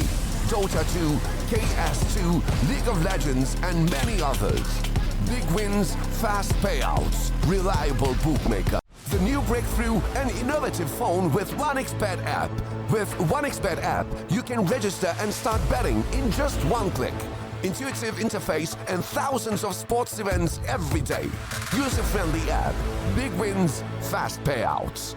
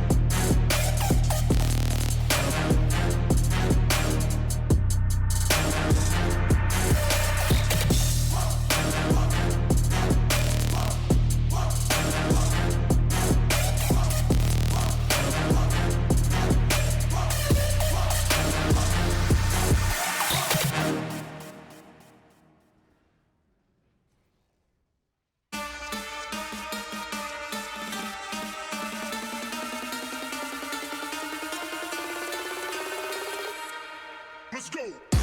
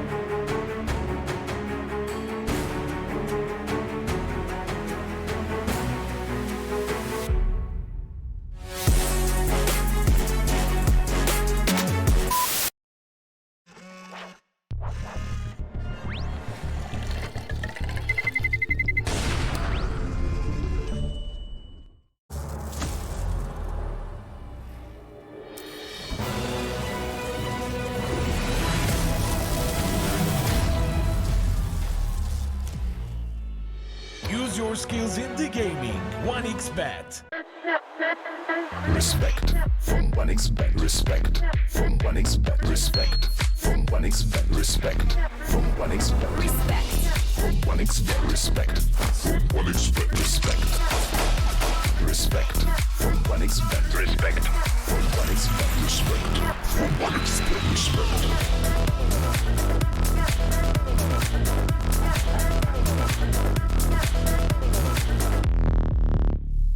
Hello, son. Hi, Mom. Pretty girl. This is Eva. Nice to meet you. Thank you very much. Your dad's just making his favourite dinner. It's duck. Come on inside.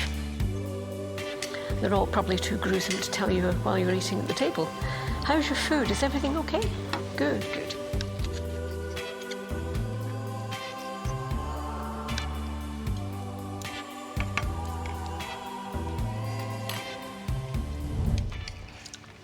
You seem to know each other. Yeah.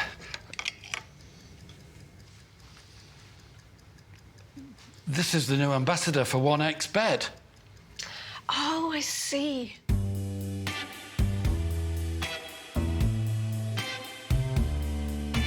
Everyone felt good when Eva Elfie became the new ambassador of 1xBet.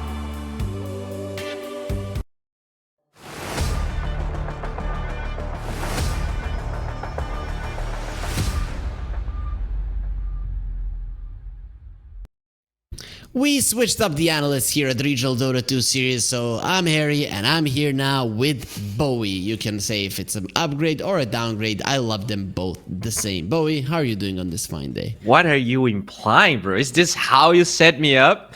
I'm doing great until we had to cast with you. Now, unfortunately, we're going to have to bear with this burden.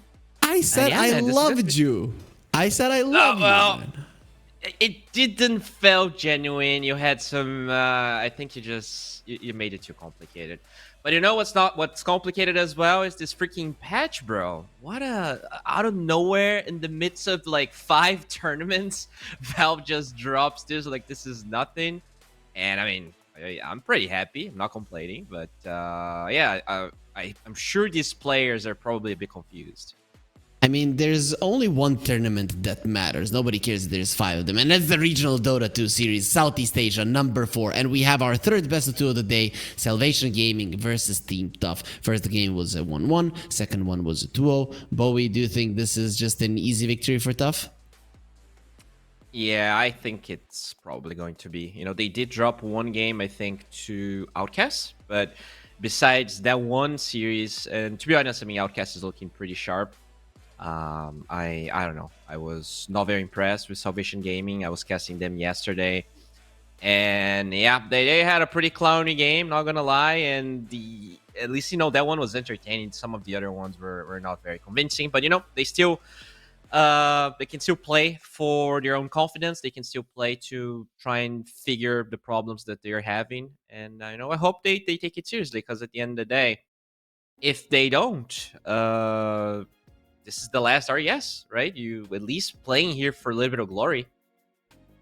Yep, this is the last RES for Southeast Asia. SCA RES. Yeah, that is true. This is the SCA number 4. We're looking at the schedule of the day. Now we're going to be focusing on Team Tough and Salvation, because those are the teams that we have going up against each other. And Team Tough, not undefeated team, but only losing 1 game, as you mentioned. Look at these boys: 4-3, Bob, Seimei, Tsukimoto, and Se looking really good. I mean, Seimei is ranked like 12 Southeast Asia right now. This guy is a beast. I was very impressed with a lot of his performances. I think 4-3 is really solid. They have Se now, one of my favorite 5s of SCA. They are looking very sharp. They are pretty much qualified anyways. They are qualified. And they are the team to beat, I think, if you're here in Southeast Asia. Yeah, coming into the Regional Dota 2 series, of course, they had a bit of a different roster, but for the first tournament, it was the first tournament overall, the start of this year. I didn't think that they were going to be this good, but boy, oh boy, did they crush the region. What about their opponents? What about Salvation Gaming? Let's see who's playing for them. Mango, Wonderboy, Candyloon, Drick, and CZY, just so that people know. Bowie, you need to bring me mango from Brazil when you're coming, but not this mango. I would like for this mango to make it to the land, but he's probably not going to be coming. Dude, we have so much mango here that I can tell you a story from today. Like, my girlfriend, she is terrible at like keeping up with the things that she buys fruit wise, and so a mango just spoiled today, and it was a delicious fruit, and like they have so many of it that they're like, oh no, it's gonna spoil, like we don't care, we can just get 20 more. They have so much mango here, I have no idea. I'll bring like 20 for you. I can even bring dry mangoes. I heard Kips is crazy for those. Listen to me, Bowie, just don't bring enough for you to get arrested at customs, please. Thank you. Just bring a couple, and that's gonna be fine. Or maybe you can give a few to the guys at the airport. And okay, then you can bring them in. Anyways, though, let's go onto the draft. We have it ready right now, and let's see what these teams have in store for us in the game. Before we talk about this draft, I just want to say one thing. I was just reading through some of the changes here, and have you read Doom? Have I read Doom? Is that like a book? No. The hatch changes to the hero called No, Doom. no, I haven't. Can you please elaborate? Why did that really surprise you all that much? So there's a new facet. Every 6.66 minutes, duration is increased by 0.666. Damage per second is, I guess, got decreased a little bit. I don't know. I just found it really funny that they just added this random thing. Overall, how is it random? 666, devil's number. No. I know it's like it's related to the hero Doom, but it's like random in the sense that you wouldn't expect this change, right? Overall, Dota is a very serious game, but then some of the patch changes just get you off guard. But I mean, looking at I guess because the patch is so new, nothing too crazy, right? Hoodwink first phase, Van being picked up. The bans are literally the same from what we were seeing. Tiny being first phase ban, I think, is wrong. Do you want me to read you the first lineup of the second series so that you tell me if that's the same? Okay, listen to this. Okay. Lycan, Okay. Bristleback. Oh, I saw a lion as well. Lycan, Bristleback. That's Lycan carry, Bristleback offlane, Invoker mid, 5 Rubik, 4 Gyro. The other team is support Terrorblade, offlane Viper, carry Dragonite, mid lane Queen of Pain, and a Witch Doctor. So, there are some changes. Oh, Lion was in game 1 then? The Lion was in game 2. Lion. In game 2. Okay. All right, support Terrorblade, that's kind of crazy because I don't think the changes had anything to do with that. Yeah. I mean, I'm not surprised. Looking at this one, I mean, this is very meta, very traditional. Like, I guess the Dragon Knight is not a hero I've been seeing banned that much, but they nerf Corrosive Dragon even more, huh? They want to make the Fire Dragon a thing. I've only seen Fire Dragons today, and I've seen 2 or 3 of them. So there's been 1, 2, 3 fire. No, 4 Fire Dragons. No, there was 1 Corrosive and 3 Fire Dragons. That's how it went. Yeah, out of the changes I've seen, I was very happy with the Brood Mother Necrotic Web only working when the Brood is nearby. I thought it was very dumb that you could just like globally reduce HP regen. I was happy with the Quap buffs as well. I think it was definitely a hero that needed some love. What else did they do? I think the TA nerfs to me sound a little bit excessive. Like, no one was even playing this hero, and they just like, yeah, she gets to know the Roche respawn timer, but Mel duration from 6 to 12 seems crazy. I think that's like a huge nerf to the hero. Yeah, dude, but imagine 8 minutes pass and you're like, oh, the Roche is spawning in 2 minutes. And then the enemies, they have to stay in the area and wait. And you're like, easy, guys, it's not going to be for like 30 more seconds. Yeah, it's kind of like the Oracle, right? Everyone's like, oh my god, professional teams are going to be running Oracle every time now. They nerfed the TA so much that I honestly think like you don't even get to secure Roshan. Like, you're just lost. This year's so bad now. Like, the laning stage got absolutely demolished, in my opinion. The Weaver got kind of screwed as well, right? Because he doesn't have the Geminate attack now to start off with. So for me, I don't know if this is a good support any longer. It has a new thing, right, with the extra attack range. I think for core is pretty good. So I'm imagining maybe that's a possibility. We'll see what Salvation is trying with this one. Did Pango get any changes? Just Rolling Thunder damage rescaled, minus 25, level 1. Okay. I mean, the biggest changes are, I think, facets on some heroes and breakability finally being a thing. I think that's actually quite nice, so that we don't have to... Oh, is this breakable? I don't know. We're gonna see it in the game. Now we finally hover over it and, you know. Yeah, I mean, but there's a couple of heroes that got huge changes. Like PL got huge changes. Omni, like, it's more than a page of changes as well.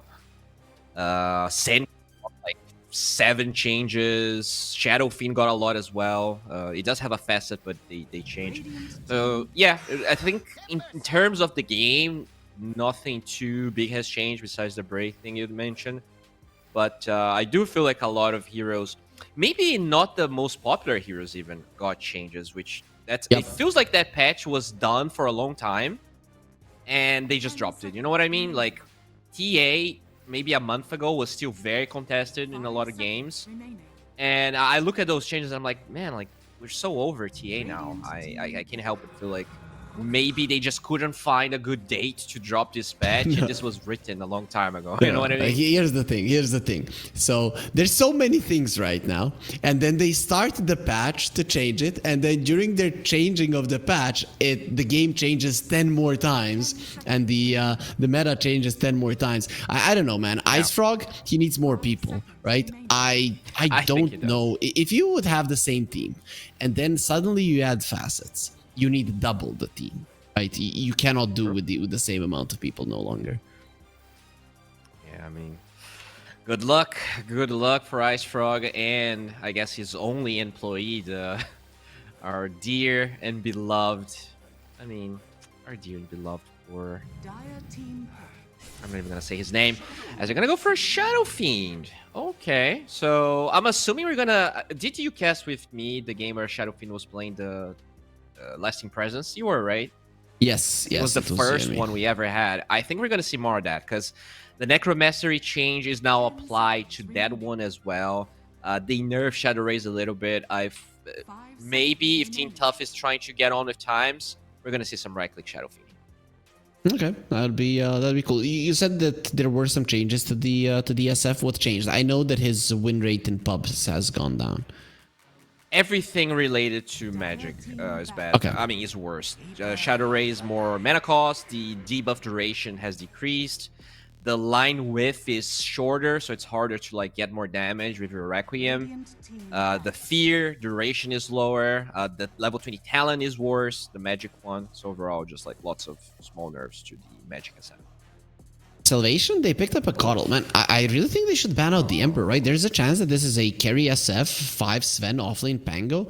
Something like a mid lane Emperor could be a problem for this Coddle. I'm actually surprised they got rid of the Centaur. 5 seconds remaining.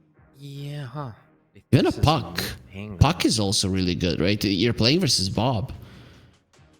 Yeah, I don't know why I would choose to play mid Pango into Coddle. Like, the hero is good against Coddle, I would say, but the lane is pretty bad for most melee heroes. I know you usually say that Coddle doesn't win any lanes, but he definitely doesn't lose to Pango. So, yep. Okay, so they're going to ban Ursa. They feel like this Weaver is going to be a support.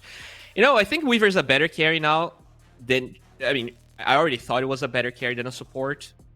But in this case, looking at Salvation, I don't think it's going to be Carry Weaver. This just doesn't sound like a great Carry Weaver game. I guess they do have 23, so you can do it. But what's like a great support we're going to pick and make this draft look good? I think there's a better chance you got a good carry. Yep. What are you thinking about? I thought about a Lifestealer, but then I am also thinking they're lacking a bit of lockdown. I wouldn't mind like a PA maybe? I know they have a Sven, so the Warcry is a problem, but I feel like this Rubik is very successful to the PA. I think BKBPA can also just get on top of the ESF, and he doesn't really get to do much. But I don't think we're gonna see that. We're probably gonna see something a bit more standard. Carry Weaver, so they go for the Clockwork. Weaver. It's okay. I mean, I'm fine with this, right? Because you stop the advance of the Pango quite a lot with the cogs. Yeah, it's all right. It's definitely all right. Now, tough. You mentioned the carry Shadowfiend here. I actually like it, right? This is going to be a core Timber, so I think the Shadowfiend can probably hold his own pretty nicely here. And then you would need a mid hero. Ember is very good against this clock, as you said. Quap is not bad, I think. Very squishy heroes on the side of Salvation. And, you know, the buffs, maybe. You're gonna... I'm thinking Puck, man. Good. It's Bob, man. It's just so good, and then it combos well with the Requiem, it combos well with the Lift, it combos well with the Rolling Thunder. It's really not a lot of reasons not to pick the Puck. I would love to see some Quap, but it is... Oh! So it is we got our boy Satan. 4-2-3 Shadowfiend, alright. So he's going Devil's Bargain. Alright. I would love to have seen the other one, but apparently it's not gonna be impending doom. Yep. Do you think we're gonna be getting more and more like third, fourth facets on heroes in the future? It's gonna be insane, like keeping up with all of that. Yeah, I'm honestly baffled that instead of trying to balance most, I mean, they did balance some, that a lot of heroes got a third one. I was not expecting that whatsoever. You know, and I mean, it's what you said, like you with more things that you add like this, you need a bigger team, and I'm not sure that's really the vibe that I get from Valve, you know, just getting a lot of people to handle that. So hopefully they know what they're doing, and I mean they are, but they know, but it's crazy. It is crazy that there's so many facets. He did get the Lasting Presence, by the way, so that's gonna be nice to watch. Yeah, I mean, he is going to be a carry SF. It will be Bob in the mid lane. I'm kind of curious how he does versus the Coddle. But I think that might be the case. Maybe IceRog asked Valve for more funding to hire more people, and Valve was like, no, we are not giving you more funding. You don't need it. You can do it all on your own. And then he adds facets. No, I cannot. It always feels like when things are getting balanced out in Dota, that IceRog is trying to challenge himself, really, because this is insane what he's doing. Balancing this is going to be next to impossible. Yeah, it is definitely a challenge for sure. And another interesting facet here, Shredder being picked up on the Timber Saw. Most of the... I mean, it's been a while since we've seen Timber, but yeah, he goes for Shredder instead of Twisted Chakram. You get a little bit of a slow when you land the Timber Chain, and now you also get mana from breaking trees, so it feels like maybe you can get like more damage items rather than mana ones when playing Timber. And you also get some money from 1xBet if you use the promo code 1XRLGSEA with the banner down below. That's exactly what's going to be happening. We have the best odds ready for you as it's happening. Why is Mangaroo sad? I don't know, but I was gonna mention Mango Rose anyway, so that's a good segue. I know I kinda punched down Salvation Gaming a little bit before we started, but the best game I watched from Salvation, it had Mango Rose playing Weaver. He was like 15-1. He was absurdly farmed, but just couldn't really finish the game at the end of the day. I am hopeful of this Weaver, but it was by far the best performance I've seen from Salvation. Wait. Clockwork has a different facet. Oh no, he did go for the... Okay, that's an innate ability. They started spamming armor power. Grandpa, let's go home. All the innates and facets. Okay, so Kimono is gonna get some extra shield and movement speed, but just like Grandpa, he's gonna need a stick to walk here, because for different reasons. His reasons are his legs get broken, and CZY, he got the kill. Alright, this is huge here. Salvation Gaming getting first blood. Clock position 5 getting a lot of extra gold here, so a lot of region that Mango Rose will be able to benefit.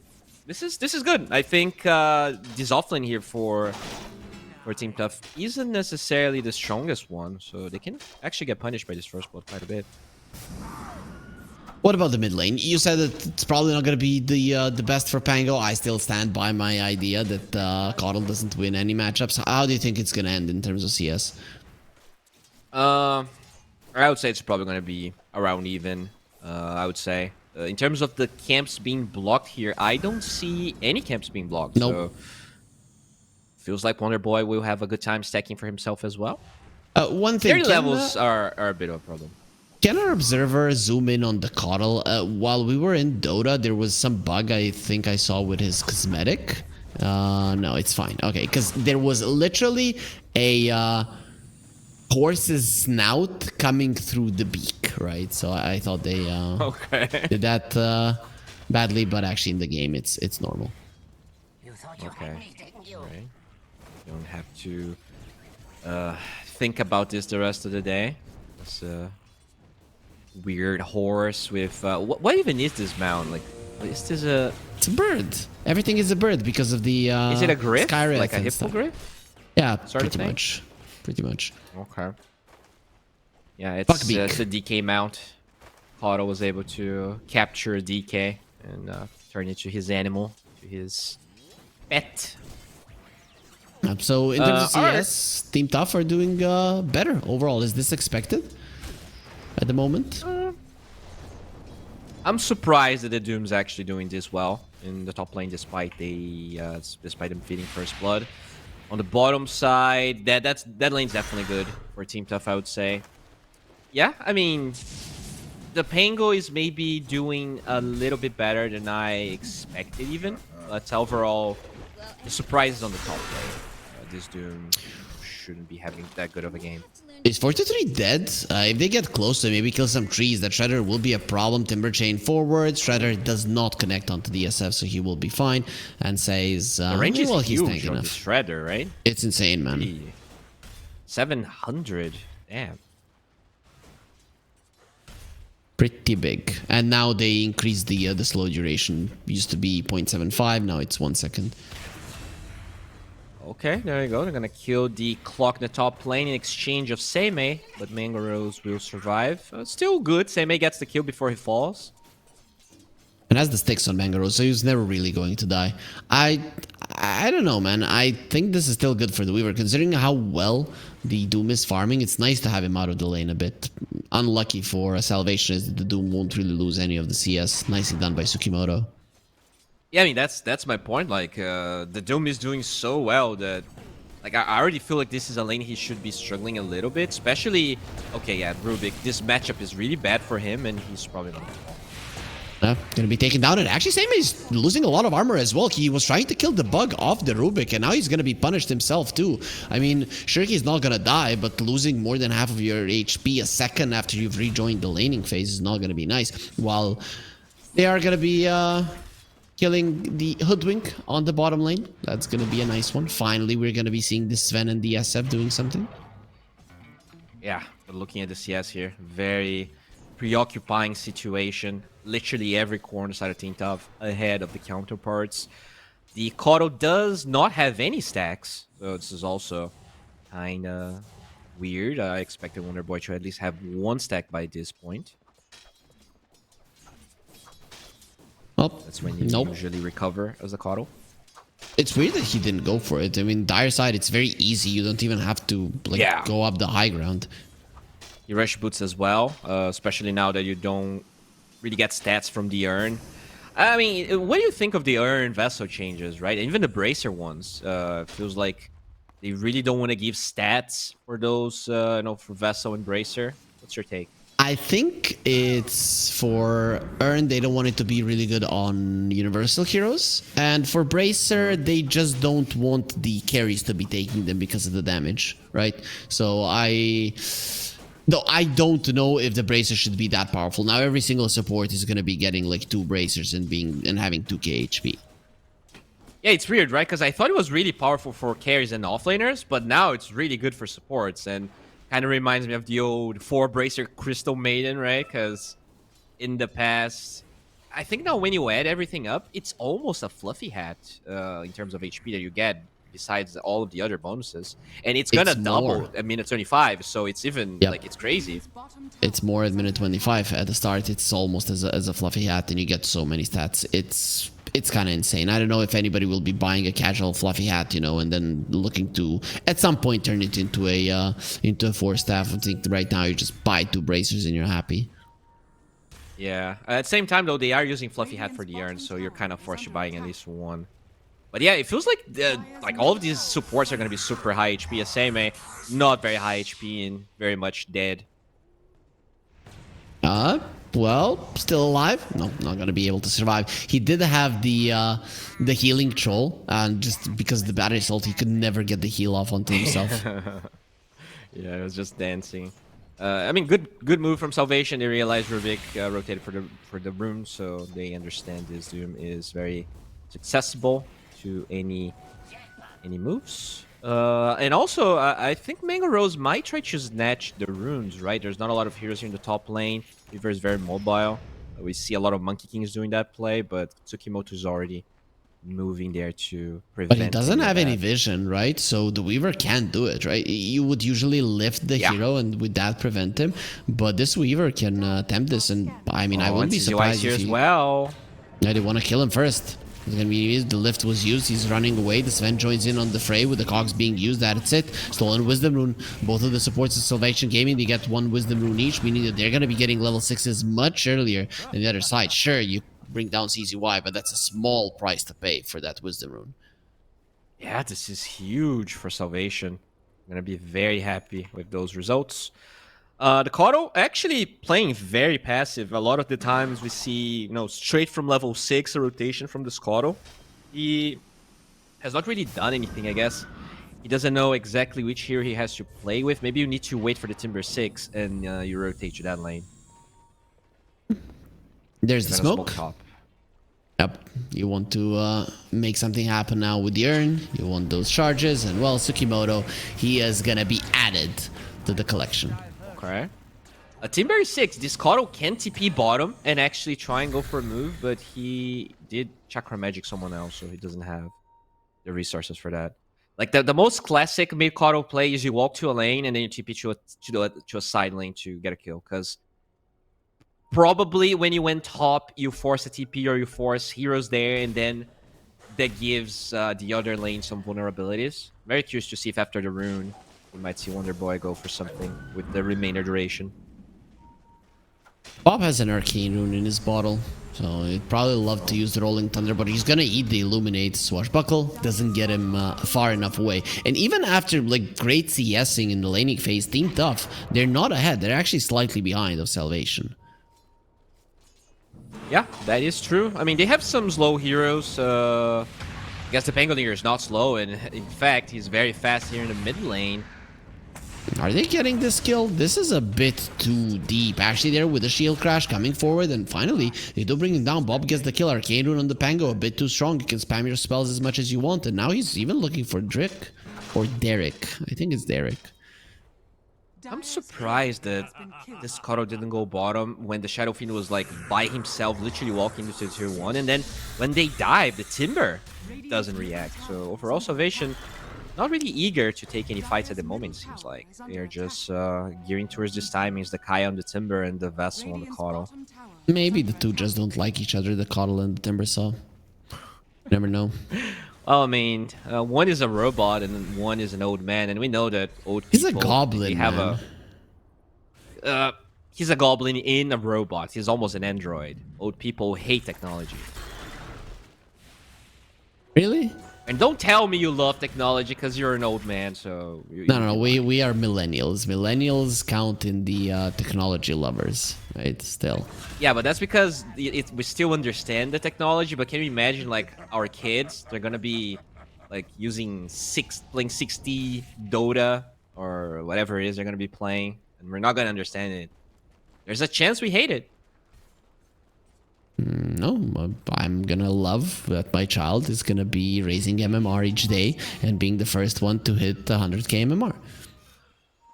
Yeah, the way the inflation of MMR is going, we're gonna be on the millions of MMR there. Every match is gonna give you 400. They really need to scale it down a bit. I know it's probably the guys with 14k MMR are gonna cry, but let's say you are the best player in the world right now and you have 10k MMR. It is gonna take you like 6 months of 65% win rate to get up there. Maybe now with double down it's a bit easier. Yeah, but yeah, it's weird, you know. Double down is fun, but I think if you're gonna have double down consistently, you need to reset MMR like yearly or something.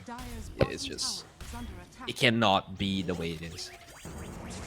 Let's see, a smoke on smoke action. They want the SF. Rolling Thunder from the other side. They break their smoke and started off with the Rolling Thunder onto the Timbersaw. He really wasn't expecting this heal. Not enough. Now, even with the Illuminate, it wasn't enough. Say will gladly give his life away for the death of the Timbersaw. But actually, Pango might be in some trouble. He does have a shield crash. Mangaro's coming forward. Has his ultis. He's really not afraid of dying to Bob. Swashbuckle does some damage. Bob is still doing his best to run away. We'll see if his best is going to be good enough. He needs to remove that swarm. They see him clearly. There's going to be a solar bind. Well, nice stand for Bob. It is the season to go to the seaside, but that's a bit too much. Yeah, he's inside of the cogs. He will be leaving for now. Stolen rocket flare. That's not really going to slow them all that much. A little bit of extra movement speed and the armor, but not enough. Good time lapse aware. Yeah, I mean, this is pretty bad for Team Tough. They smoke around, but they only had 2 heroes. When this Shadow Fiend connects, he's by himself and gets found by the Clockwork. I do like that he's going for the right-click Shadow Fiend, but his 4-step is very delayed considering the item build he's going for, so it will take some time until he can deal with CZY's shenanigans. I think after the Manta, he's going instantly to a 4-staff. He's not going to even bother with the Dragonlance, to be honest. I think it's a necessity in this game. Doom Coddle. That's the right move. Is that just a dead Coddle?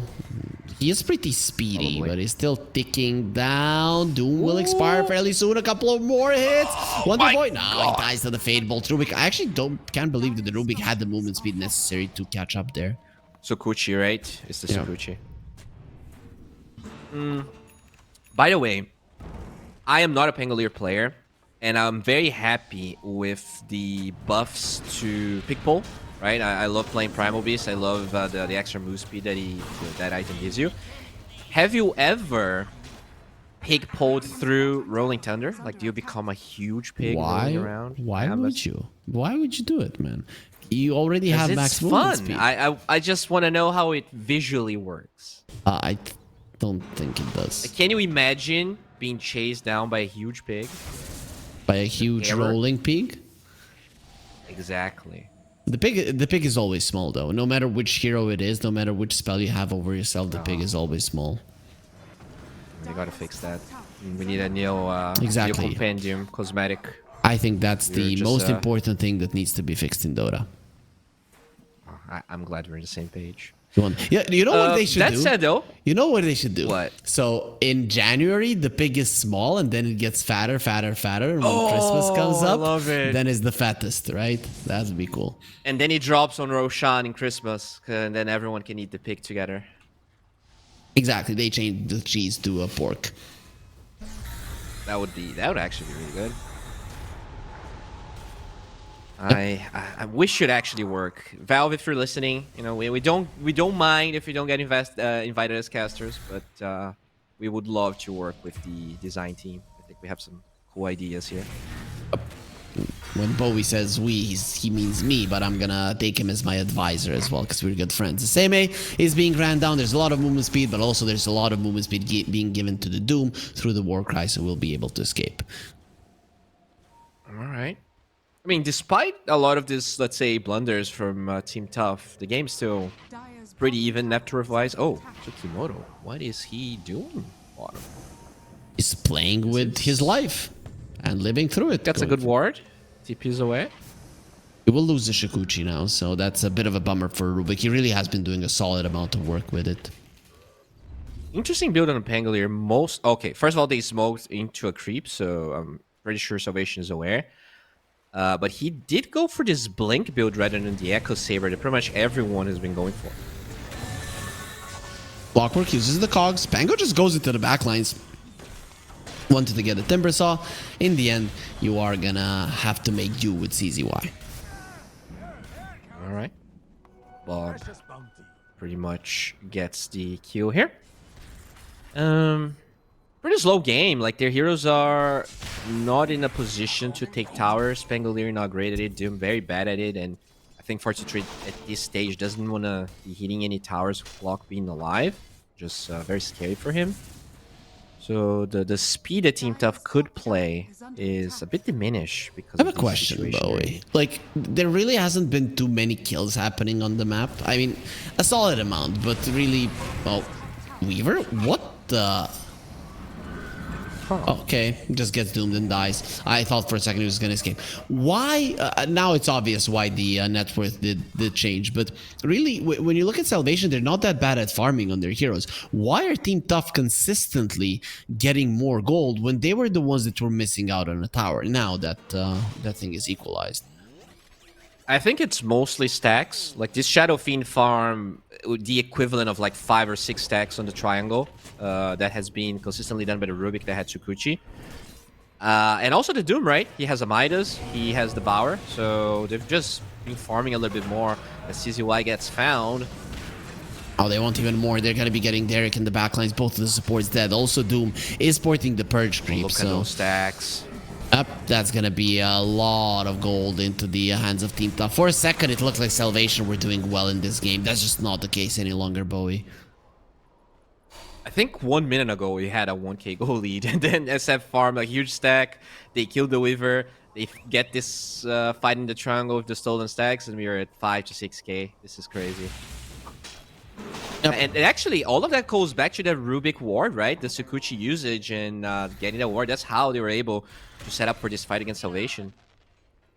Yep, that ward was amazing. And they just... This is the thing, you cannot allow your triangle to be warded like that. Even though now the triangle is not as important of an area as it used to be, it's still maybe the most important area to be able to protect at any point of the game. And a ward like that is just always going to be a problem. Yeah, and you know, the fact that they take such a convincing fight and they never even attempted to deward the triangle is kind of baffling to me. I guess they're going for a smoke, so they don't want to give up their position. But even still, it feels like Team Tough is quite aware of what's happening. Pretty much know what's up. Bob could be the one that gets caught, but he's still very deep. So he has Blink, right? So Blink and very hard to catch this guy with the heroes they have. His Aghanim Scepter is almost done. Gleipnir does connect. Let's see, they're gonna need a hook shot as well. Rolling Thunder instantly. He's gonna be fine. Actually turns around. And the tower is killing his swarm. Now he's just going to be bouncing around in the cogs. Finally finds an opening to go through, and that's going to be the Hoodwink dead. But look at the Doom. The Timber Saw is doing way too much. Get lifted up. Run away from this guy. He's doing too much. Mangaros is the one who gets the double kill, but it was the Timber Saw who delivered most of the damage. Mangaros, however, is not done. There will be a Warcry used. 4-3, threatening with the Requiem. Nobody wants to come close. Stolen Shikuchi once again. Tsukimoto will get what he has been looking for the entirety of this game. Dude, this Shadow Fiend with Warcry, move speed, and the whip is running at 550. Like, he looks like a freaking race car.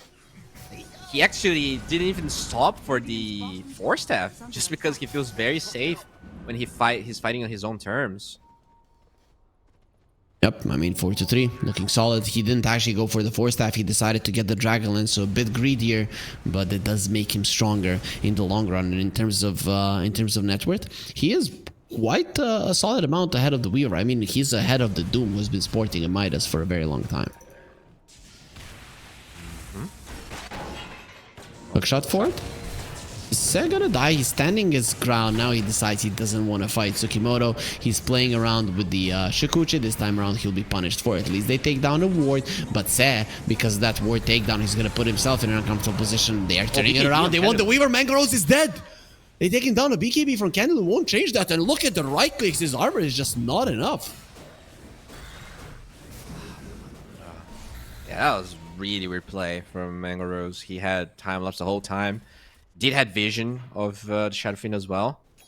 You hyped him up for me, right? You told him. Yeah. You told me he's the best Weaver. He crushed it. He had 15-1, and now he just dies.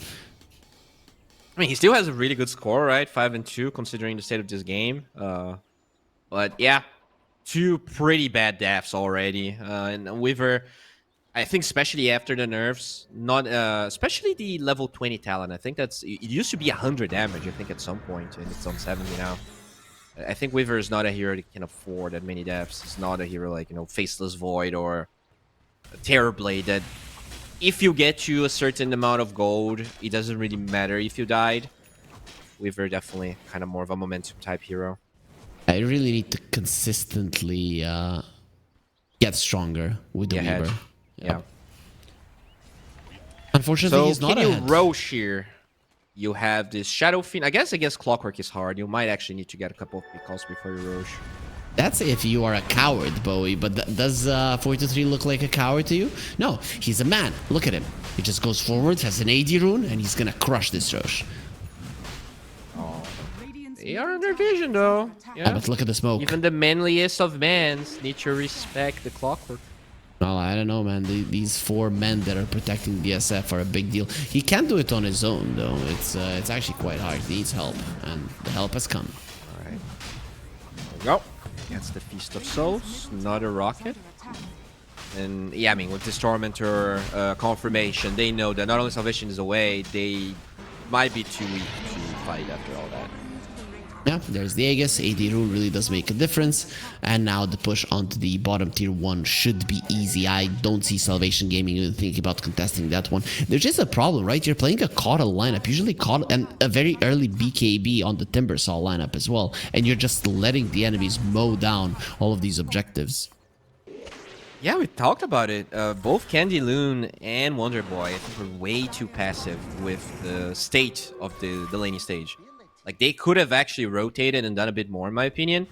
And once you get to these timings, like this Shadow Fiend is going to mow down all of your towers. They also gave away Roche, despite the fact they have very early vision of 43 trying it out. It's hard to play at this stage. Like, once you did a couple of those mistakes, it is really hard. And, I mean, he's actually going high ground. He has the Presence Aura talent. Yeah, why wouldn't he? He at least wants to force out some rotations. And, well, now he might regret his life choices. Rolling Thunder forward and the Cogs just send them back. SF uses the ult, loses his life immediately afterwards. Now inside of the base there, yeah, that's the perfect doom. And he's been dodging this Rolling Thunder quite nicely. He will still not be able to survive Bob. He wants to get through the defender's gate. Even though he makes it through, he's still gonna die immediately afterwards. It's probably not worth it. You lose 3 of your cores. One of them did have an Aegis, so 4-3 is still alive, standing his ground, going for the Weaver. They cannot keep him in place for a long period of time. They're gonna get wiped. Look at the here, attack range. what it seems. Yeah, Candy Loon is gonna destroy Tsukimoto as well. He goes for the Shikuchi, running himself away. Does survive, and they forget about the SF because of this. Very weird. They definitely could have killed him. Yeah. Fortune 3 forced that a little bit too much. I think it's okay to poke high ground so they come back to the base, but he was alone. Like, not everyone was in a position to connect to him instantly, so he kind of lost the Aegis in a pretty bad way. Not the end of the world, but this pretty much wiped the network lead that they had on Team Tough. Salvation. I wouldn't say they necessarily have the late game, but they actually have this hoodwink, and this hero is kind of nuts. Right? No pun intended here. That's definitely a hero that can scale a lot. Drake probably happy that they are gonna gain like 10 minutes out of that move from Team Tough. I'm really glad you got your little joke out. Very, very cool. Anyways, okay, I just saw the gold lead increase. And I'm like, what happened? They killed the Tormentor, so Tsukimoto is going to be getting his shard, which is quite big. I don't know if this SF can continue playing without the BKB or playing versus a Clockwork. It's actually very, very hard to do so. Yeah, I mean, the BKB is nice, but I think... Who kills the Shadow Fiend, right? Because they have a lot of damage, but they don't have that much burst. I feel like they don't have enough stuns to prevent the Satanic Lifesteal. Like, what is their only stun besides Hookshot? I don't have much. I have a question. Can you even Force Staff out of the expanded armature? No, right? Because it pushes you back. Yeah, I think you have to kill one Cogs and then you Force Staff, right? Well, then you can just walk out. Nobody cares. But yeah, you cannot do it like with the old Cogs without the expanded armature, because with it, Cogs are like 360 actually able to get activated. Yeah, that's... Yeah, that's definitely annoying. As keep on farming here for Team Tough. Move on the bottom side. Orchid finds Bob, but they don't have any follow-up damage. What a dodge. That's awful. If he had gotten hookshotted there, he might have actually died. But with him moving a little bit to the right and breaking the ankles of this clockwork, it just changes the outcome completely. Yeah, I gotta say, the position of the Salvation heroes when they're going for the smokes has been pretty bad. Like, this is not the first time the Clockwork needs a hook shot, and there's so many heroes in front of him. Like, he has to be pretty much the first hero to connect, I think. The Kato has a lot of cast range. He doesn't need to be the first one as in top lane. That Kato might just be dead here. Yeah, they're just right-clicking him. Look at how 423 annihilated him in a second. Will Hurricane Pike to the high ground. He doesn't have a Satanic just yet. The Tsukimoto is trying to use the Shikuchi to run away. And, well, he turned around there for a second. But SF, he finds another target that's going to be at that Clockwork Seimei. However, he gets a double kill. Requiem is being charged up. He will be using it. It's really not that big of a deal. Here comes the Rolling Thunder. Bob, he needs to help the SF TP out. Will be successful at doing so. And, of course, Bob can do it as well throughout his Rolling Thunder. In the end, still a win for Salvation, considering that they brought down 3 heroes. Yeah, that's true. Really good. They connected from an angle. Team Tough was not prepared. Yeah, I'm honestly surprised. There's like, this is not the first time Doom died without casting any spells. And I'm surprised that happened, right? We were talking about the lack of stuns on Salvation, and somehow this Doom is unable to ult for multiple fights in a row. A little bit unfortunate, as now Mango Rose gets himself a tower and has Lincoln, so very hard to be brought down by the Doom. Things are looking up here for Salvation. Yeah, pretty good, pretty good. It was just one overextension from Team Tough that put him in an uncomfortable position. Pango now, he really needs that Manta if he wants to remove the silence. That Orchid is very, very dangerous. I still think that Salvation could play more aggressive, and most of their wins coming in this game have been from Team Tough overextending rather than Salvation making a move. So I just don't have the confidence that they're gonna have what it takes to win the game unless Team Tough continue making mistakes, which I don't think is something that's gonna be happening. Yeah, it's unlikely, and that's the thing. In other games where I've seen Salvation trying to take this lead, trying to be assertive and proactive, they are the ones that make the mistakes, you know? I think they're a team that is very easy to overextend, and that's the problem. They cannot find this happy medium where they're taking fights on their own terms, but also not kind of giving away advantages. So we'll see if they can find a way this game. Roche is getting pretty close, and I think they have to contest. Like, you have with the heroes that you have, you're supposed to not let Roche away freely. They can't do it. Like, Salvation are 100% gonna fight. Team Tough on the other side, only the SF got to level 20. From what I see, Pango is approaching, but he does have a Manta. When it comes to level 20 on the other side, Timbersaw is level 20, and the Weaver got it as well, but there's the Doom. He gets the BKB off, TP out, and he actually will be fine, nothing to break it. Even inside of the fountain, he's not gonna die to that Doom damage as they're going for Derek. He gets close to the edge, and, well, that's where he will be fine. Pango with an Arcane Rune wants to be annoying. There is a Cogs on the high ground, and Hookshot misses. Glaive won't, he immediately removes it with the Manta, still has the Arcane Rune, the Silence that's gonna be coming off from afar. Here comes the Coddle. He needs a bit of help. Yikes. And, do they continue the chase?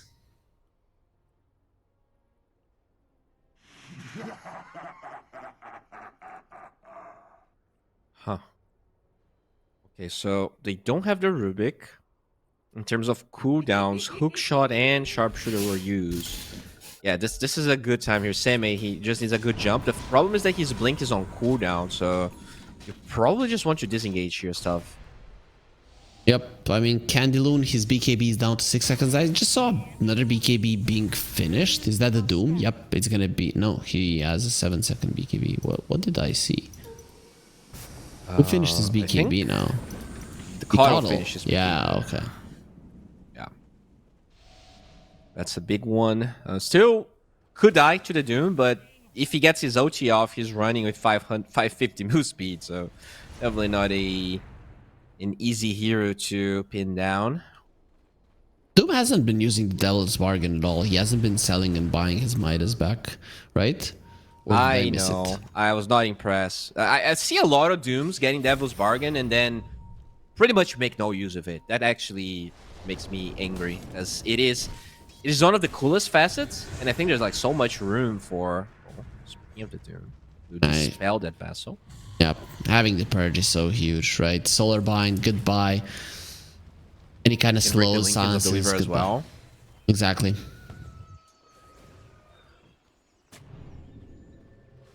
Okay.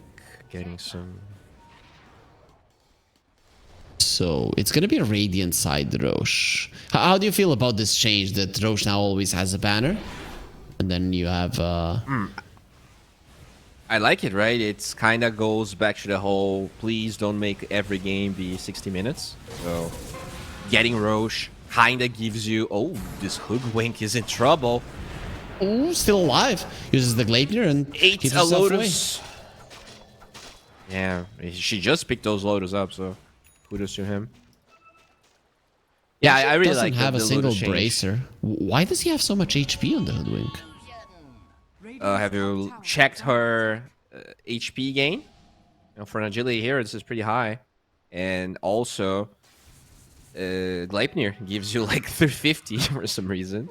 4-step gives 175. Yep, okay, makes sense. I was thinking when I saw the HP, I'm like, oh, he has 2 bracers. No, he doesn't.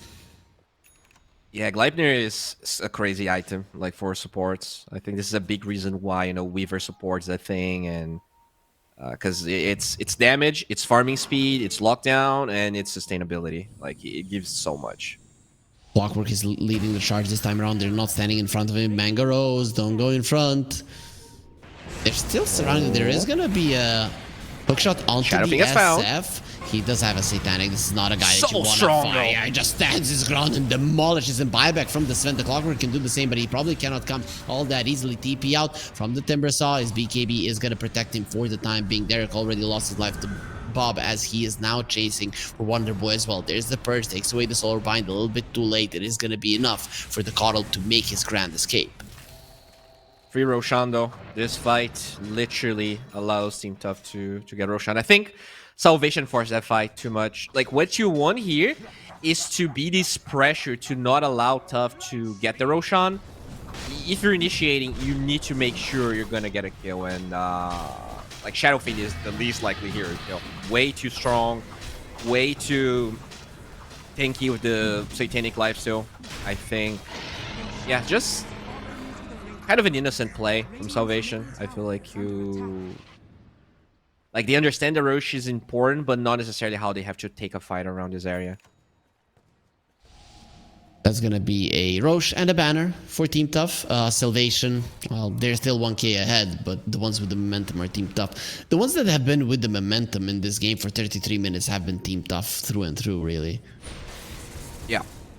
Like, most of the fights, it was Team Tough trying to force it, and whenever it is Salvation, it never feels very impactful. Like, to be honest, like, Salvation did try to make some moves, as Mango Rose will TP out.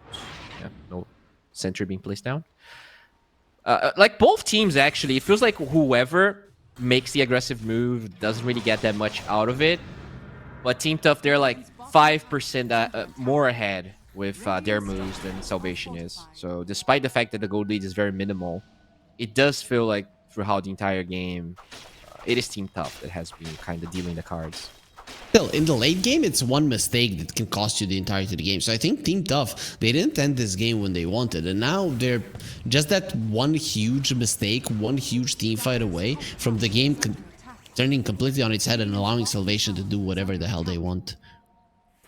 I think it goes both ways, though, because when you look at this Shadow Fiend with 400 damage and minus armor on towers, like, if Team Tough can punish a fight that they win more than Salvation can, right? In terms of actually taking buildings. Because even the Pango, like, at this stage, 235 base damage. When on the side of Salvation, you have Weaver is the only actual right clicker. You know, Timber and Timber, now that he's not universal anymore, and Coddle are very bad at taking buildings.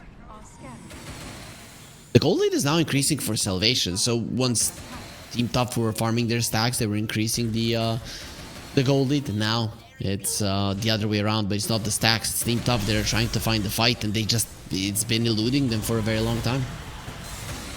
Yeah, they're gonna get this tier 2 probably once they realize that the Tormentor was picked up. Big pickups on the side of Salvation. Eggs on the Clock and Vise on the Timber. So they have Lockdown here. This Timber Saw. Probably how you kill the Shadow Fiend. But even with the Vise, you know, I'm all about trying new stuff out, but I can't help but feel like this Shredder, like this Timber doesn't feel super impactful in the sense that the other feels, you know? Like you just lack that early game damage to get kills. And so he's been getting good farm, but I haven't felt a lot of impact from the Timber, if I can be honest. Like he has got a good doomed score, every single 4-1-7. fight, though. He got doomed every fight and just Yeah. BKB TP'd out. So I don't know if I can say it was the facet rather than the Doom is a super annoying hero. Maybe you're right. And you know, now with this Vice, that's when he can probably start getting the jump on the Doom. Maybe even instead of jumping the Shadow Fiend, you actually jump the Doom, take him down. And he doesn't have any boots of travel or anything, so he can buy back, come back to the fight. And that's also Devil's Bargain, so the buybacks are very expensive. His costs 2k, minute 35, so very expensive. Yep. But you're rich, so it doesn't matter. Speaking of the Doom, Mango Rose, ooh. Almost gets the jump on him. Team Tough need to get something to be able to cancel out TPs through the BKB, Silence, and the SF. He just stands his ground. He doesn't feel like he's under any kind of threat, having an Aegis for another minute. They're really trying to force this. Going high ground versus Salvation, it just seems impossible. Yeah, so much garbage they can spend on you. This triple missiles, Illuminate, the Chakram, and just hoodwink in general. You need to get a fight going, but their jump is kind of mediocre, right, on Team Tough? Like, you don't really want to jump with Doom on the first target, especially when you're diving, you know, the enemy base. There's going to be buybacks involved. And who's who's the best target? I don't even know. Probably the Kato. Still doesn't have a Lincoln's. SF is going forward. He has just so much damage that it's insane, and they will put down the banner. There you go. They One drop thing the you're banner. bad at is Yep. killing the banner. You just don't have the range to do so. Then Doom going forward there will kill the Clockwork in a second. This is so huge. From the other side, Hoodwink is trying to kill the Rubik. Not gonna be happening. Even with the sharpshooter will be fine. Doom threatening with his ulti. Not gonna be happening. The Coddle is dead. SF, he gets to attack somebody and just rips them apart. Stolen Shikuchi by the Rubik. They've broken the base somehow, and not only somehow, it looks very easy. Top tower is under attack. I mean, the lack of buybacks here on two very important heroes. They jump another one. Doom still ready. So What? Is this over? What an underwhelming end to the game. They just Hooked up. They don't have any buybacks. The Timber also has none. I It's really just the didn't Weaver, expect and the Weaver this has to been happen. playing way too passive, right? Yeah, he hasn't gotten a single hit off in this fight. Really haven't seen anything from Like, him. if you know you're the only hero with buyback, you actually need to be the one putting yourself in a position. You're gonna lose this Timber, and this is GG, I think. Mango Rose just comes close to the SF, gets smacked a couple of times. Here comes the Clockwork. Yeah, the SF likes to be inside of those cogs with you because you're trapped with him. Oh, He's time not lapse. trapped with you. Mango Rose without his ulti. What the hell was he doing?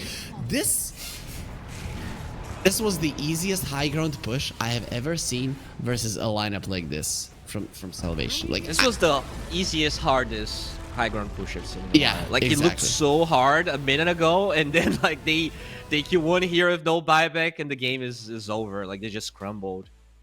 They didn't yeah, I even don't use their know. spells that well. They literally clicked right click on the enemies and went forward, and everybody died.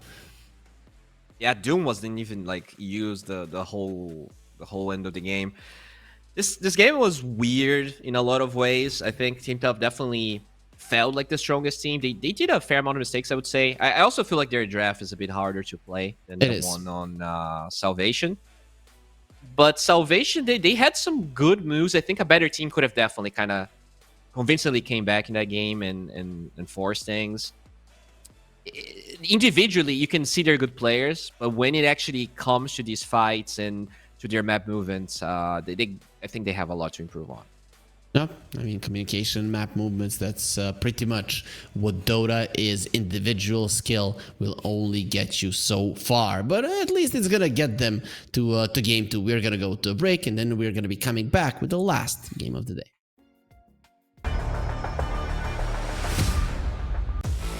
1xBet and Eva Alfie present betting on all esports events on the website and in the 1xBet app. 1xBet. Play with Eva. The new 1xBet energy drink. So you don't have to limit yourself tonight with only one victory. You can bet on any game at 1xBet betting company. Dota 2, KS2, League of Legends, and many others. Big wins, fast payouts, reliable bookmaker. The new breakthrough and innovative phone with 1xBet app. With 1xBet app, you can register and start betting in just one click. Intuitive interface and thousands of sports events every day. User-friendly app. Big wins, fast payouts.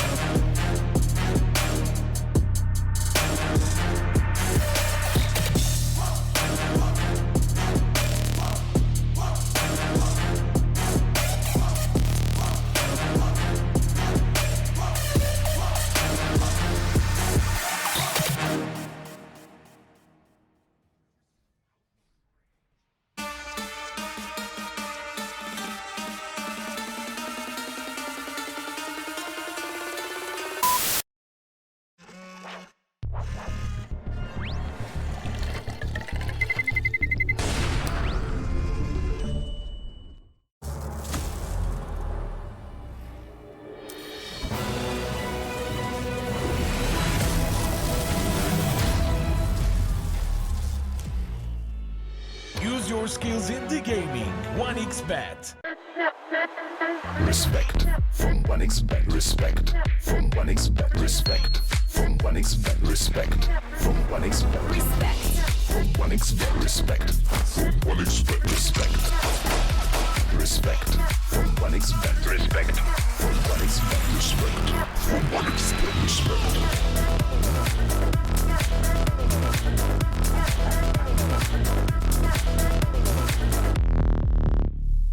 Hello, son. Hi, Mom. Pretty girl. This is Eva. Nice to meet you. Thank you very much. Your dad's just making his favorite dinner. It's duck. Come on inside. They're all probably too gruesome to tell you while you're eating at the table. How's your food? Is everything okay? Good, good.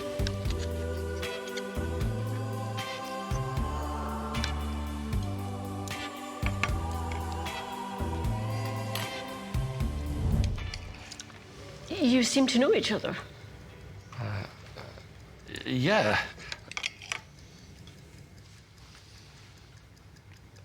This is the new ambassador for 1xBet. Oh, I see.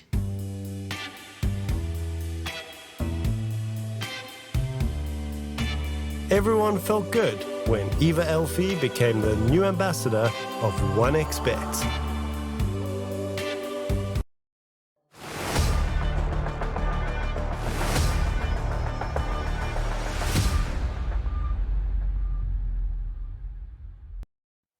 And we are back with the last game of the day at the Regional Dota 2 series here in Southeast Asia. Number 4, I'm Harry. Joining me is Bowie. And we're going to be taking you through Salvation versus Team Tough. First game, Bowie, goes to Team Tough. Second game, do you think there's going to be a difference? I mean, I hope so. Honestly, I hope so. You hope the Tough are going to lose? Salvation. Why? I hope we get a closer game because, you know, even though the last game was close in a way, it also didn't feel close at all. Like Salvation, they just benefited from a couple of dives from Team Tough. And, you know, it was close when you look at metrics, but it was definitely not close when you look at momentum and the actual feel of the game. So, you know, I just want to see them with maybe more comfort heroes. I think the Weaver was fine coming from Mango Rose, but I don't know, the Clockwork felt pretty underwhelming, and it was one of their last picks. And I don't think the team played well around the clock either. Like, he was getting some vision, he got a lot of items, but a lot of hook shot blocked. There was maybe like one impactful hook shot in a 35-minute game, you know? Just not very impressed with it at all. Yeah, didn't look too good. Overall, what do you expect in Game 2 hero-wise? Do you think we're going to be seeing something that we saw in Game 1? Something that the teams showed a lot of confidence in? Or is it just going to be a mixture of everything? I think we're definitely gonna see Sven. That hero, despite the nerfs, still feel very good, right? It was a first phase Sven pick, which some teams like running, other teams not as much. But I think Team Tough definitely showed the hero being pretty good. Like the Shadow Fiend, even though most of the damage on the side of Salvation was magical with the Cotto and the Timber, they rarely got to get on top of the Shadow Fiend. So that extra armor made it so the Weaver couldn't really commit on the Shadow Fiend pretty much the entire game. And yeah, I definitely like the way they drafted. So Sven is a hero we're gonna see highly contested, and they have first pick again. So I'm assuming Salvation either has to ban it or find an answer. And there's not that many, right? The hero, once you get the shard and Warcry is undispellable, like what is the answer? Like, I guess kill him before the fight starts. You told me that the clockwork was not a problem, and here Team Tough they ban out the clockwork. Do you think it's a meme ban, like haha you were so good on it, we have to get rid of it, or do you think it really did annoy them? I think they're gonna pick Brew. I think this is like, you're picking something that clock is like. I'll be honest. I don't think the clock played bad. I think the team played bad around the clock. But if you're playing Brew, if you're playing Shaker, if you're playing Rubik, there's definitely a couple of heroes that are pretty bad against it. Even that game with the Rubik in the lane, the clock actually did well, just because the Rubik doesn't really have a lot of ways to handle what the clock wants to do. Okay. There is a ban on the Beastmaster, no surprise there. Enchantress taken out as well. Chen 2, Team Tough, they say has been incredible on these Zoo heroes, so you don't want to play versus that. Me and I told you that me and Automo today saw a Lycan, and he went for the new facet, so we got to see level 6 wolves, and their route goes through BKB. So you BKB, wanna TP out, and the wolves come over, they bite you, and your TP gets cancelled. It's kind of dumb. Okay, can I read it? Because I have not seen this. What reduces the level of How and Fair Impulse by 1?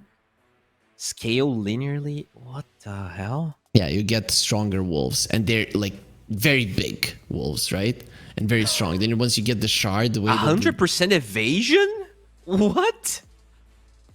Oh, they have a skill. Okay, Hightail. That's crazy.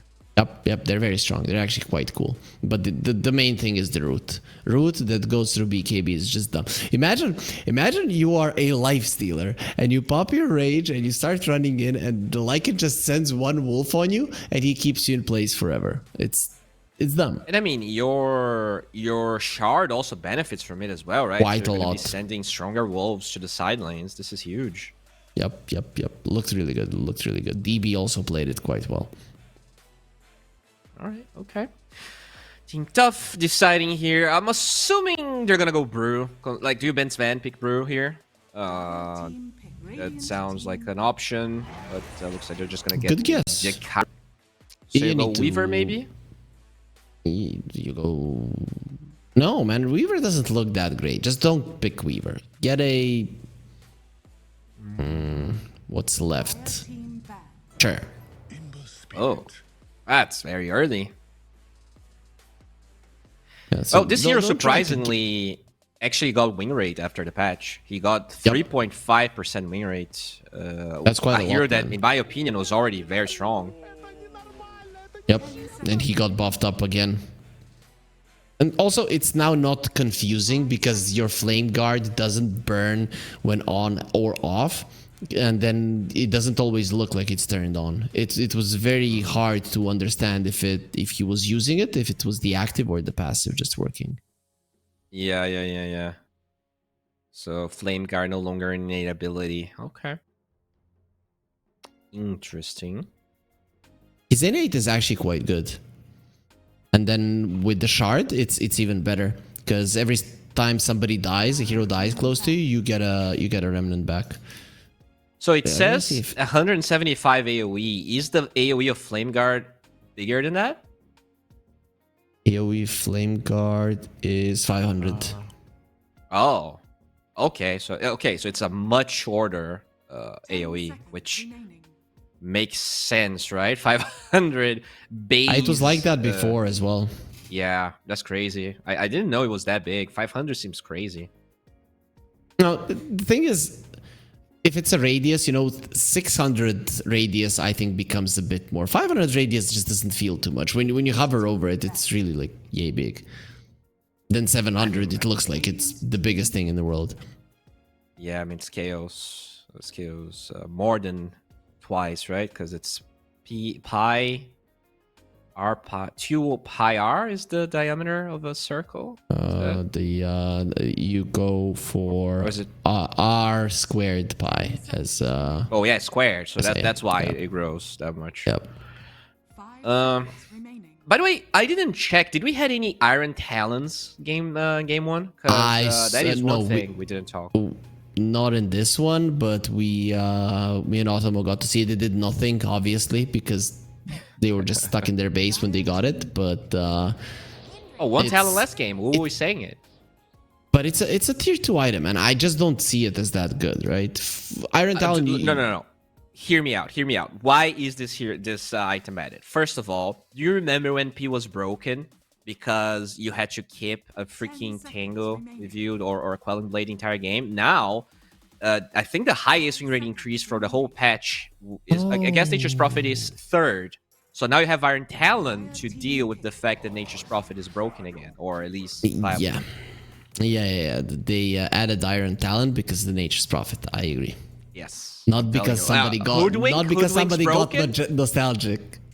Dude, no. Timber seems very strong. Hoodwink is broken. Nature's Prophet got back. Sure, it's a way for carries to farm. And it's also nice because I think it's one of the few armor tier 2s. You don't really get a lot of armor from tier 2 neutrals. But on top of that, dealing with trees. Hear me out, all right? In a month, you're gonna be like, yeah, boy, you're right. Iron Talon. I'm not gonna argue with you on this one. You are 100% right, Bowie. You're definitely right. I agree with you, 100%. Team Tough, they get a Dragonite here. I've seen so many Wind Rangers just rip apart the Dragonite. You get the Gleipnir, you get on top of him, and you kill him. And I'm curious to see if Team Tough are gonna have something to protect this guy from it. Yeah, it's the Shadow Demon, right? You have the Disruption for him. You have the Dispel on the Wind Run for the Wind Ranger. Yep. I think Wind Ranger got nerfed significantly, and I think deservingly so. Her facet was crazy. The fact that now it's called Focus Fire and not everyone has haste is great. Like, it was just way too much move speed for everyone. I definitely like the change. I feel like this hero is not second phase worth anymore.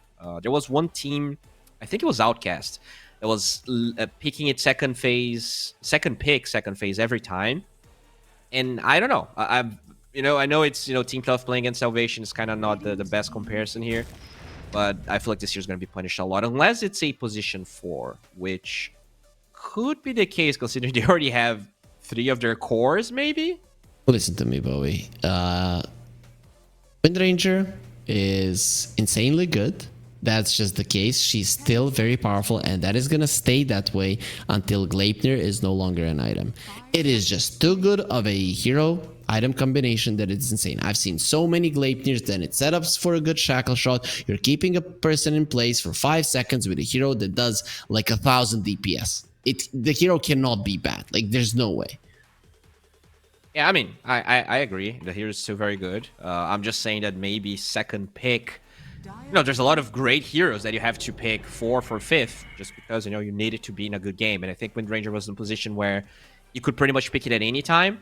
And now you need to maybe delay it a little bit. It did get like a pretty healthy... Phoenix pick, man. Look at this. Why would you pick a Phoenix into 3 ranged heroes, one of which attacks double every single time? Yeah, it is. Huh. 5 seconds remaining. And you have no protection for this egg, right? No No. call, no chrono, no arena, nothing so far. And you can probably ban it now because Team Tough's gonna have 2 bans. So this DK is probably gonna be carry, I kind of want to say, which means that you probably pick your mid hero here. That could be a mid hero. I think you pick. Yeah, it could be a carrier mid. It destroys either the Ember or the Doom.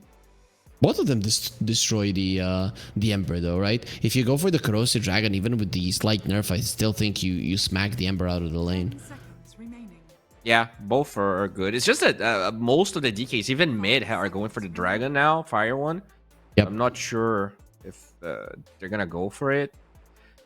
I actually prefer the Monkey King in the mid lane this game because you can probably just pair the Phoenix with the Doom. Even if it's going to be a 5, you just send it to that lane. And I think the Monkey King guys are pretty sad to be in that lane if you do this little lane adaptation.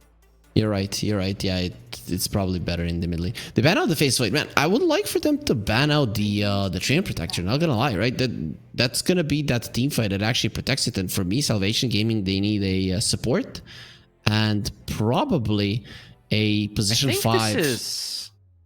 I think this is Wind Ranger support, man. I'm telling you. Really? I think this is gonna be Doom off lane, Ember, Wind Ranger 5. Yeah, I think you're too heavily countered. 5 seconds remaining. I haven't seen a support Wind Ranger in a long time. I just don't know what to expect from it. Or maybe support Doom. We actually got to see one support Doom yesterday. They had Hoodwink Core with support Doom. And maybe it was Salvation. I think it was actually Salvation that played it. And was that the Clowny game that you talked about? No, the Clowny game, dude. I'll tell you after we're done with this, and you're gonna watch. If you watch that game, you're gonna think you're hallucinating.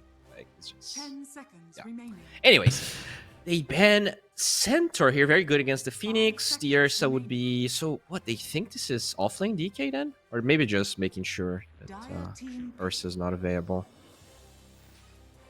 It's a good Ursa game, not gonna lie. There you go. Yeah, this is a great Darkseer game. Nobody to lane with him unless you want to play Shadow Demon or a Jakiro as a core, then lane the Monkey King with him. Is that the possibility for, let's say, a Shadow Demon to be in the mid lane, or maybe even a Jakiro? 10 seconds remaining.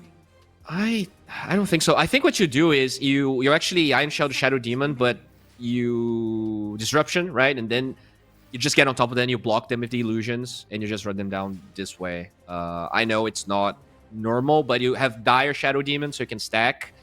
Even though it's not a melee hero of the Darkseer, it can actually kind of use the Iron Shell in a weird way. You're also amplifying damage with all your illusions, which means that it's passable, especially if you can get some good stacks. They don't have the best. I guess DK is actually pretty good at farming them. Never mind.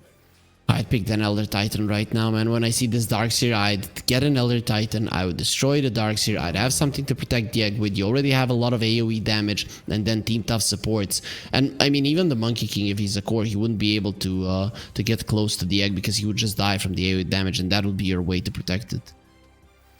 I don't hate the Elder Titan. I don't hate. Okay. Or Wind Ranger or support Doom. I mean, we're gonna be finding out once they pick them up. It is gonna be support Wind Ranger. It's fine. I honestly feel like if you're picking this Wind Ranger this early, you gotta be willing to play it as a support, because I feel like Team Tough has some really good answers to it. I think the old Wind Ranger was a much better support because you had that aura, move speed aura around everyone. It was very, very good. Oh. And this is going to be an impending Doom. So let's make some calculations here. Every 6 minutes, you get 0.6 extra duration. So in a 30-minute game, you're gonna get 3.5 seconds extra Doom. Yeah, that sounds pretty meh. Especially when they reduce the damage as well. I don't know about this one. Sure, but imagine a 70-minute game and you get extra like 7, 8, no, more than 7 seconds. Doesn't matter, right? You get both of your talents to make the Doom the strongest spell in the world, and you have a refresher. It's game over. You won. True. You know what? Yesterday I also cast a really interesting game where Morphling played Flow. So it was a carry Morphling with the Flow facet because he was against a Darkseer and against an Ember. So he was able to morph into the Ember, and they won the game. But this time he is playing the standard. Does EBB stand for something? Do you know what it stands for? I know what this QR stands for the 1xBet app, the best app out there, very user-friendly. Feel free to download it right now. So go. What does EBB stand for? Excellent Bowie, the boss. That's what it stands for. I don't like the name of that facet. Yeah, well, I'm gonna have to take you to the beautiful and all-knowing Iceprog. I'm just telling you what it is. Okay, makes sense, makes sense. Both of the teams smoked. We're gonna see a pause. There is some lag. It hasn't happened to me ever since you came, so I'm now gonna start assuming that Automo was playing with my connection somehow. But today I have been pushed out of the game quite a lot, and a lot of the teams have paused. How's the ping in the game been looking for you overall? It's 350, but overall, no Kale, no hiccups or anything. Has been pretty smooth for me. I think it's because I have my name as a facet, so it probably gives my PC a bit of an advantage. Okay, so here we got an explanation from our admin because we didn't go to school, but our admin did. So here's the explanation for the viewers that also didn't go to school like us. EBB is often used in the phrase EBB and flow, referring to the cyclical changing of the tides from low to high and back to low again. Get it? Yeah, that's like one theory, like one explanation. I prefer mine, but Yep, I agree. Yours seems more plausible. I have no idea what our admin is talking about. Yeah, it's like too long. Like who reads more than 5 words? That's just way too complicated for me. Monkey King has I barely Wukong's can Faithful. It got buffed, but I don't know if this is the way to go. I mean, they nerfed the hell out of the other one as well, right? Because now you cannot tree dance if you get damage even in the tree. So I guess it makes that other one much worse. Very true, very true. Here's the goofy Jakiro. We all love him. Oh, is he gonna find his moving tree? Oh, he does, but it's his ally, so it's all right. Yep. Being mischievous as always. As there's going to be disruption. The Phoenix, if he wants to live, he might have to go for the Icarus dive. No, Mangaros does come over, gets a couple of right clicks. He really doesn't want to skill it. It's a lane ruin if you do it, and yeah, they're gonna let him go. And even if you skill it, like if the Darkseer is fast, he can cancel it with the vacuum, which would be bad. But if it's worth first blood, then you take it. No, you don't get the Iron Shell of the Darkseer. No, just don't. Your enemy has to get first blood. I think you do. No, what? You don't even want the. Sometimes you don't even want the vacuum on level 2. 4 denies. That's how I play versus 5 denies. Okay. How can you have 5 denies? We actually have 6 denies out of 8 creeps. I don't remember ever seeing that in my life. Dude, that was the first wave. Yeah, but 6 How can they have 6? How 6 out of 4? Oh, you mean okay? 2 on the Darkseer, 4 on the Morphling. Okay, fine. I was thinking that you were saying that Morphling denied 6 of them, and like, okay, Bowie has gone mad. Finally, it has happened. I don't know how to read, but I definitely know how to math. All right, that's my degree. And I have a math teacher, and this guy who knows how to math, but he cannot calculate the circumference of a circle. And it is 2R actually, to be honest. I fucked it up. So I guess I do know how to calculate it. Yeah, it's what do you call the surface? The surface is R squared. Yeah, the area. Anyways, how is the mid lane going here? Is this a? Oh, so it is a corrosive dragon, as you said. They go for the right one. It's just way too good versus the Ember in lane. That is how it goes. The Ember naturally is an agility hero, but isn't that like high in armor? Yeah, just the damage over time is super annoying. You also get to pressure buildings, right? I wonder if he's gonna go for the Orchid on the DK. I think it's a pretty good Orchid game for the Phoenix as well. An amazing Orchid game. Bob is the type of guy that could go for it. I would most of the time say no, but I think there is like 15-20% chance because it is Bob. In terms of the lanes here, Darkseer actually struggling quite a bit, but it's mostly playing against Morphling, like there's a couple of heroes that just get out CS, especially when you have Fire Spirits in the mix as well. Really hard to CS against that before level 2 Iron Shell. Morphling farming really well, but the Monkey King and the Dragonite are farming better. Are you okay with this if you're the Darks here? I mean, you're losing the lane, but I guess it's kind of expected. No, it's fine, and the Shadow Demon is gonna stack for you too. So all you need is like level 3 Iron Shell, and then you can get all from the world. Oh, wait, what? Okay, now you are even more fine. What did he do? He just vacuumed the Morphling and he died. He literally just vacuumed and punched him once. That's insane. Did the Morphling allow that to happen? It was like half HP, but you know, half HP is 200 HP, I guess. Yeah, maybe even less. He's at 250 at the moment. What the hell is Mango Rose doing? This is just some straight up asking. You're asking for it. You're asking to die. There's no other way to put it. Yeah. Yeah, you know, it's the whole, oh yeah, I got how many denies here? I got 4 denies in the first wave. I'm playing like a boss. There's no way that this guy's even gonna try to be aggressive, and then just dead. And that's the thing with Mango Rose. I think he does a lot of that, you know. He's a very skilled player, but he's very overconfident often. You put yourself in a position where it's easy for you to make a mistake, and then no matter how good you are, it's gonna happen at some point. Though this Dragonite is crushing the lane the most. I mean, look at it. This is usually what we see when you start hitting level 4, level 5 with the Dragonite. You just get super far ahead. Yeah, a lot of denies. Very hard for the Ember to do anything about it. Taking harass, you don't have your base right-click damage. In the bottom lane, are they going for this Morphling as well? The Monkey King did die, but Mango Rose... Is gonna follow as well. Mango Rose might be dead. He did the worst waveform I've ever seen in my life. Yeah, he's very much dead. Has 4 stacks on him already. Would have killed him anyways, but they go for the 5th one just for good measure to make sure that kill does go their way. So 2 for 1 on the map. I still think Team Tough are quite happy with how the laning phase is going.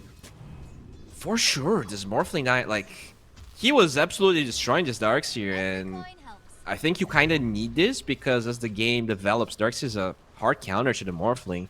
You have Darkseer plus Shadow Demon, so this Morphling, he needs to have a good game, and yeah, he kind of threw a lot of what he accomplished the first 2-3 minutes away already. There's the stun on Wonder Boy. Bob being super annoying. He's going to be applying pressure to both him and the tower as well. There is a siege creep available still, especially with the Shadow Demon coming. Wonder Boy needs to be careful. Very, very careful.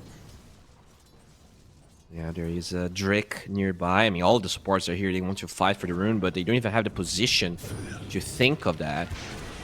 Well, Sam might be too deep. There is going to be a Dragonite coming over to kill the Warden. Here comes the Doom, Candy Loon. They might be able to kill Bob with the Infernal Blade going for him. Tsukimoto in the vicinity. He's just going to be showing himself, possibly even giving his life just to make sure that the Dragonite does survive. With the Amplified Damage, Bob, there's 4 heroes, man. He doesn't care how many. I'm going to kill them all. He actually just ran into 4 heroes with the AD rune, got a kill, and everybody else ran away from him. He might even bring down the Phoenix. Yeah, one more. There it is. He's gone. What the hell? Just your standard 180 base damage Dragonite going at you. And damn. Crazy moves. They send 4 heroes and they still lose the fight. Bob? Okay, now this is too much, right? That has to be too much. He's overdoing it. No way, he is actually living. Fire Spirits? He's so bored, man. Oh, there you go. Okay, yeah, that clarity. Very good clarity from Drake. It was out of mana, but they get enough for the power shot. Let's see, now they're going to be diving Candleloon because they know that the supports were focusing on the mid lane. Bob was getting a lot of hate onto himself, and well, that's going to make sure that Candleloon goes down. Right clicks. Finally said, does get him. Okay. Wisdom Rune, how are we doing here? Candyloon got one, Tsukimoto got the other, so it is an even split. Yeah, but Candyloon got it, so the supports of Salvation are now going to be the happiest. The one who didn't get the experience is definitely going to be not feeling good, and that's the Phoenix. He probably needs it more than the Wind Ranger. Yeah, definitely. Mid lane, Bob using the dragon form again, already more than half HP. And he's doing this all by himself. Like, he's been against 3-4 heroes. Now 4 again with the TP of the Wind Ranger. Let's see if they can kill him. The Dragon Tail was used onto the Phoenix mid-dive. He didn't get the kill. Shackle Shot not going to be connecting. Drake still fine. Se, well, you're a dragon, but you're not as tanky as the other guy. Oh, the disruption. No way. No way. They actually baited Wonder Boy. He's not going to kill Dragon Tail. Wonder Boy's gone. Why are they outplaying him so died much? to a neutral. I guess he got doomed and then just ran to it. So it's, again, an outplay for them. Phoenix has 12-1 charges. There's going to be a wall that's completely off the mark. Either way, even with 12-1 charges, it just dies to the Breed Fire. It gets turned to ash as Bob gets a double and the tower as well. This is crazy. Team Tough just playing really well. They are... that bottom lane looked pretty good for Salvation. And now you get these outplays with the deny on the Monkey King. This tower is already down, and Bob has been playing like 2 versus 4 or 1 versus 4 most of the game. He is very close to a Blink Dagger minute 9, with like a lot of intermediary items as well. This is amazing. Look at the stacks as well on the triangle. Yep. Is that for the Darkseer? It's for Tsukimoto, man. He's the one that wants it. I mean, he did all the heavy lifting. It's only fine he gets all the muscle. He's gonna get a pretty much level 6 out of this. Very close. They're playing too well. It's not even fair. They really are. I mean, bottom's gonna fall as well. Like, when you look at the towers on the side of Team Tough, they're all full HP when they're losing the second one, minute 9. And, like, this is a Darkseer taking the tower. It just doesn't happen very often, especially in this Morphling matchup. You would expect a Darkseer to be, like, jungling. Instead, he's taking the tower. And he's gonna have a pipe fairly soon, right? Like 1800 gold. With him opening up the map, he's probably gonna be untouched. Wukong's command, Candy Loon. Well, when you use your ulti, the Monkey King died, but only to the creeps. You're not gonna be able to deny yourself inside of the Wukong's command, where 4-3 does way too much damage. Oh my! Look at how faithful they are. So it says it adds 3 monkeys, right? There's a change on Monkey King. I think he gets more monkeys inside the... Doesn't say so. Now also... Oh, increases duration. Okay. I thought that he actually had more monkeys inside. But I thought he had 3 monkeys, but it's 3 extra seconds. It'll be hard to actually put them in the right spot. Like, where would you put them? Yeah. You need to... I think you need to add like an even number, right? To make it make sense. You need like 4, maybe on the edges. I think no, there's like 3 rows of monkeys, right? So I guess 3 would be fine. 1 in each row, and then just get them closer to each other. Am I? True. Maybe it is possible. Yep. I don't know. I don't play that much Monkey King here, as they will find a Bob nice shackle shot. Say really put himself in a bad spot there, but either way, Dragon Knight doesn't care. He's just way too tanky for them to kill him. You know, I'll say this. I did praise Mango Rose game 1. I want to praise Drake. Well, I'm gonna praise Mango Rose later because he's dead. I was gonna go. Oh, he didn't even wait for him. He tried to TP out without even going for a waveform. I guess he clicked. TP for what? Can we get the music? But I think Drake, to me, has been another standout player. Like, he's very consistent. His hero pool is really wide. He played Pudge yesterday. He's playing Wind Ranger. Can definitely play a lot of heroes. A bit unfortunate that, like, I've seen a lot of good individual plays from a lot of Salvation Gaming players, but when it actually comes to closing out games or being consistent, it is something they are definitely struggling. A 4K goal lead already. Team Tough this time around. They're looking even more dominant in the previous game. Power shot doesn't connect. That would have been very dangerous for him. They won 4-3 this time around. He gets doomed. I don't think you're getting denied. He's going to stand his ground and fight until the very end. His own, of course, light of his chains. Bob gets slowed down. He's going to be losing the dragon form. Se, he's still a dragon, but very soon he's going to be a dead dragon as Candulum just TPs himself away. Finally, we're going to be seeing Salvation Gaming making a good move, getting 2 kills, and pretty much not losing anything for it. Bob still playing with his life. He has been so cocky in this game, and he still doesn't care. I mean, I love what he's doing, you know, just making sure that these towers take a long time to fall. just dragging the creeps there. When you look at the rest of Team Tough, this Darkseer finished the pipe minute 12, bro. Like, when he starts joining fights, Salvation's gonna have a tough time. We've got a Wukong's command on top. Does nothing, I guess. Dead. One more? No, he needs 2 more hits. Doesn't matter. Has the range. Wonderboy comes forward. I think he's gonna be regretting his choice. Adaptive strike, counter bob with Mangaros. They can actually kill the Dragonite. Look at the Darkseer coming. Join the fight.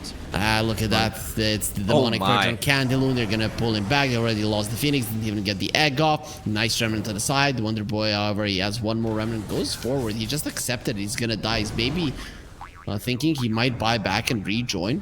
Why does he have so many remnants? Either way, even with them, it's still gonna be a triple kill for 4-2-3. He gets his revenge for his previous death, and that's just 15 seconds before the Wisdom Rune spawn, so they're gonna be stealing that as well. Yeah, they can stack and steal just the Ancients on the left side too. This is amazing. A great move from Team Tough. What greed. Oh, he didn't stack. Bob? He's dying. No, he's running forward. He doesn't care. Yeah, he's gonna spam the I'm so bored again because they really... I don't think they're even making him sweat. Yeah, I mean, he had a perfect laning stage, and it kind of goes back to this early Ember, right, from Salvation. Just not. Did you see that shackle again? Yeah. Mid jump of the monkey gets shackled. Now Wonderboy is gonna be in trouble. He's taking so much damage. He does have a remnant to the left where he will be able to survive. They chase from Team Tough. They don't want to go for it now. But Mangaro's coming over. Wukong's command is available. Doesn't want to use it. Bob. He's baiting him into the Wukong's command, into the vacuum, into the ice path as well. Mangaros, he needs to leave. He needs to leave the Wukong's command right now because these monkey warriors, they're not playing around. At least they did kill Bob, losing the Doom in the process. There's the disruption, meaning that this Morphling is not getting out of this one alive. In 2 seconds, he would have had a waveform, but those 2 seconds will not pass. That is a very, very fast surged up career who wants Derek as well. Boundless Strike will connect into the tier 3s. They will go with the wall being used. Focus Fire is there. 4-3 needs to be careful. There's the glyph, and with a nice power shot, they get him down. Team Tough getting ahead of themselves, and now they will pay with their lives. Doom purges off the surge. You're not going to be escaping. Nice ice path to cover for them, and Ember Spirit, he just went away. He went away behind them. That's gonna allow the Darkseer to TP and actually survive the Doom. They will lose Set. That is a small price to pay. It could have been so much worse. Why did Wonderboy go to that remnant? Just a big mistake? I guess he was expecting them to connect, and he thought the Darkseer was dead, but he just TP'd out for some reason. I mean, that's obviously the right play, and I don't know. I think Wonderboy tried to 200 IQ too hard there. Yeah, now he just chased the Darkseer. And now he's like, okay, I'm done. I don't want to play no more. This stands in place. At least the camp will spawn, so he's gonna be able to farm something. Oh, look at this huge stacks the same is getting now. He will have a Blink Dagger in no time. We already saw the impacts of that pipe. Everyone's so tanky on the side of Team Tough. I'm looking at the net worth chart, and somehow I cannot see why this game is so close in terms of net worth. Why it's only a 2k gold lead, but I guess Wind Ranger and the Phoenix are they've had some farmed. streaks. Yeah, they've had some streaks on that play as well, right? The DK died, and then the Monkey King died as they dove the tier 3 into Drake. So those heroes were having a pretty good game. And even still, they're losing a tier 2 tower. I mean, this game is very similar to game 1, right? Every time it feels like Salvation's getting something, it's just out of the clowniness of Team Tough slightly. But then, like, all the objectives, it feels like Team Tough knows exactly what they want to do. Whereas Salvation, they get something for free, but they don't really know what to do with it. And I can't wait for Bob and his old chat. He's been very nice today, though. Yesterday, in the first game, a guy called him Belly Boy. And then, Belly Boy. Well, he got mad, I guess, because of it. It seemed like friendly banter, but I don't know. At some points, it went maybe too far. And then he was constantly all chatting them. Mangaros is dead. Jenkins is there, but doesn't matter. There's the Orchid that you wanted to see. Bob got it. Nice. Very good this game. Despite the Lincolns, he still falls. They still have a little bit of the smoke duration, so they are going to get a good position around the triangle in case salvation. Oh, look at those deep wards. Very nicely done from Sa. Very similar to what we saw game 1 as well. Yep, and he did so with the smoke, so it's really not going to be found. Meaning the Team Tough are maybe in like 3-4 minutes, once they take down a tier 2 on top or in the mid lane, might dive the enemy base, and Salvation are going to be completely unaware that they're under vision. Oh, they find another one of that ward. They saw the Phoenix going through. He's going to think that there's a ward behind the tower, and then he's just not going to find anything. Yeah, really good position of that ward. It's quite tricky to find. Gleipnir on the Monkey King. For me, that's the best item for this hero. He's not really all that farmed, but if you keep people inside of the Wukong's command with that Gleipnir, you're gonna be annihilating them in terms of damage. Yeah, it's a good mix of like farming and fighting. Unfortunately, I guess fortunately, like what a lot of these neutral items did to the game is that mana problems for carries aren't as tough as they used to be, and so Gleipnir, like you can get these fighting items without suffering in farm because you don't have the mana regen from Battle Free. So, heroes like Void and Juggernaut. What other heroes could go like either? I guess Troll, right? You don't go Battle Free anymore because you still get enough mana and you just fight so much better with the Gleipnir. Let's see. It is going to be a smoke from Salvation Gaming, and Team Tough seem to be pretty aware as they have 5 of their heroes together. So it's going to be very, very hard to make something happen. Does the Doom have the Blink Dagger? Yep, he does. Has the Purge Creep as well. It's big. Sado in a good position to break the smoke. The duration of the Doom is 1332 at the moment. That's actually not that bad, not gonna lie. Jump in onto Wonder Boy Sans. They're vacuum into a nice path, and the Boundless Strike as well. Gleipnir, they just cannot move. Mango Rose, his link is already broken. No egg. It gets taken down as well. Candyloo next on the menu. He did use his Doom onto the Darkseer. That's the best target, but only after he already used his spells. Bob, he does look like he wants to dive, and yep, he's gonna be doing exactly that. There's the Signs, Breathe Fire, one more hit, and more than enough damage with the Soul Burn to get the kill. The Soul Burn not even needed. There it is. Bob, he doesn't write anything. He doesn't need to. He knows. Sometimes actions speak louder than words, and this game looks pretty bad. Such a clutch vacuum from Team Tough there. The Ember doesn't even get to press a single spell. Morphling survives, but at the cost of everyone else losing. They will steal the Tormentor, it looks like. They got another stack. Like, Team Tough, they do all of the small things really well, and they're also... Oh, wait a second here. He's still dead. This might be a dead Ember. He's very dead. Sunray won't help you. Demonic Purge is going to be used onto the Phoenixes. CZY will do his best to escape through the Defender's Gate. Let's see if that's going to be happening. Ice Path, and there's going to be a dual breath plus the Blood Grade. 4-3 has the range to the Defender's Gate to smack him a bit and then steal the Tormentor as well. They're so efficient with their time, Team Tough. Like, they're getting stacks everywhere. Whenever they go for an aggressive move, it's on a Wisdom Rune, it's on the Tormentor. They even, like, stack the enemy Ancients as they move through the enemy part of the map. It's very nice to watch Team Tough play. And I'll be honest, I'm very curious to see how they're going to fare in the LAN, right? Because they are qualified. And this is not a team that got to play a single international LAN. And I love it. I really want to see how, Europe, SA, and SC are going to be pairing against each other. Oh, no. He blinked there to TP out, thinking it was going to be safe. And at that point, 4-3 was passing. Just not nice. I just hope that they don't get the nerves, right? I'd love Bob, even, let's say, they start losing in the LAN environment, that he is still this talkative. Or quiet while he's watching his opponents. We'll see. We'll see how talkative he will be.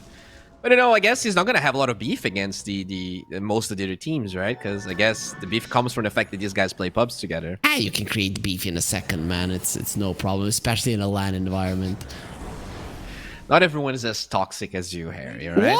What? Some people, just have normal lives and they're happy and smiling. I am never toxic. That has never happened in Okay. my life.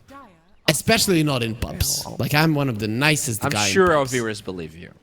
I'm sure our viewers believe you. That's why I used to stream, and people who have watched it, they know I'm a nice guy. As Ember, smoke gets broken, unfortunately. Derek loses his I'm smoke sure as well. a lot of Mason fans think he's quite nice.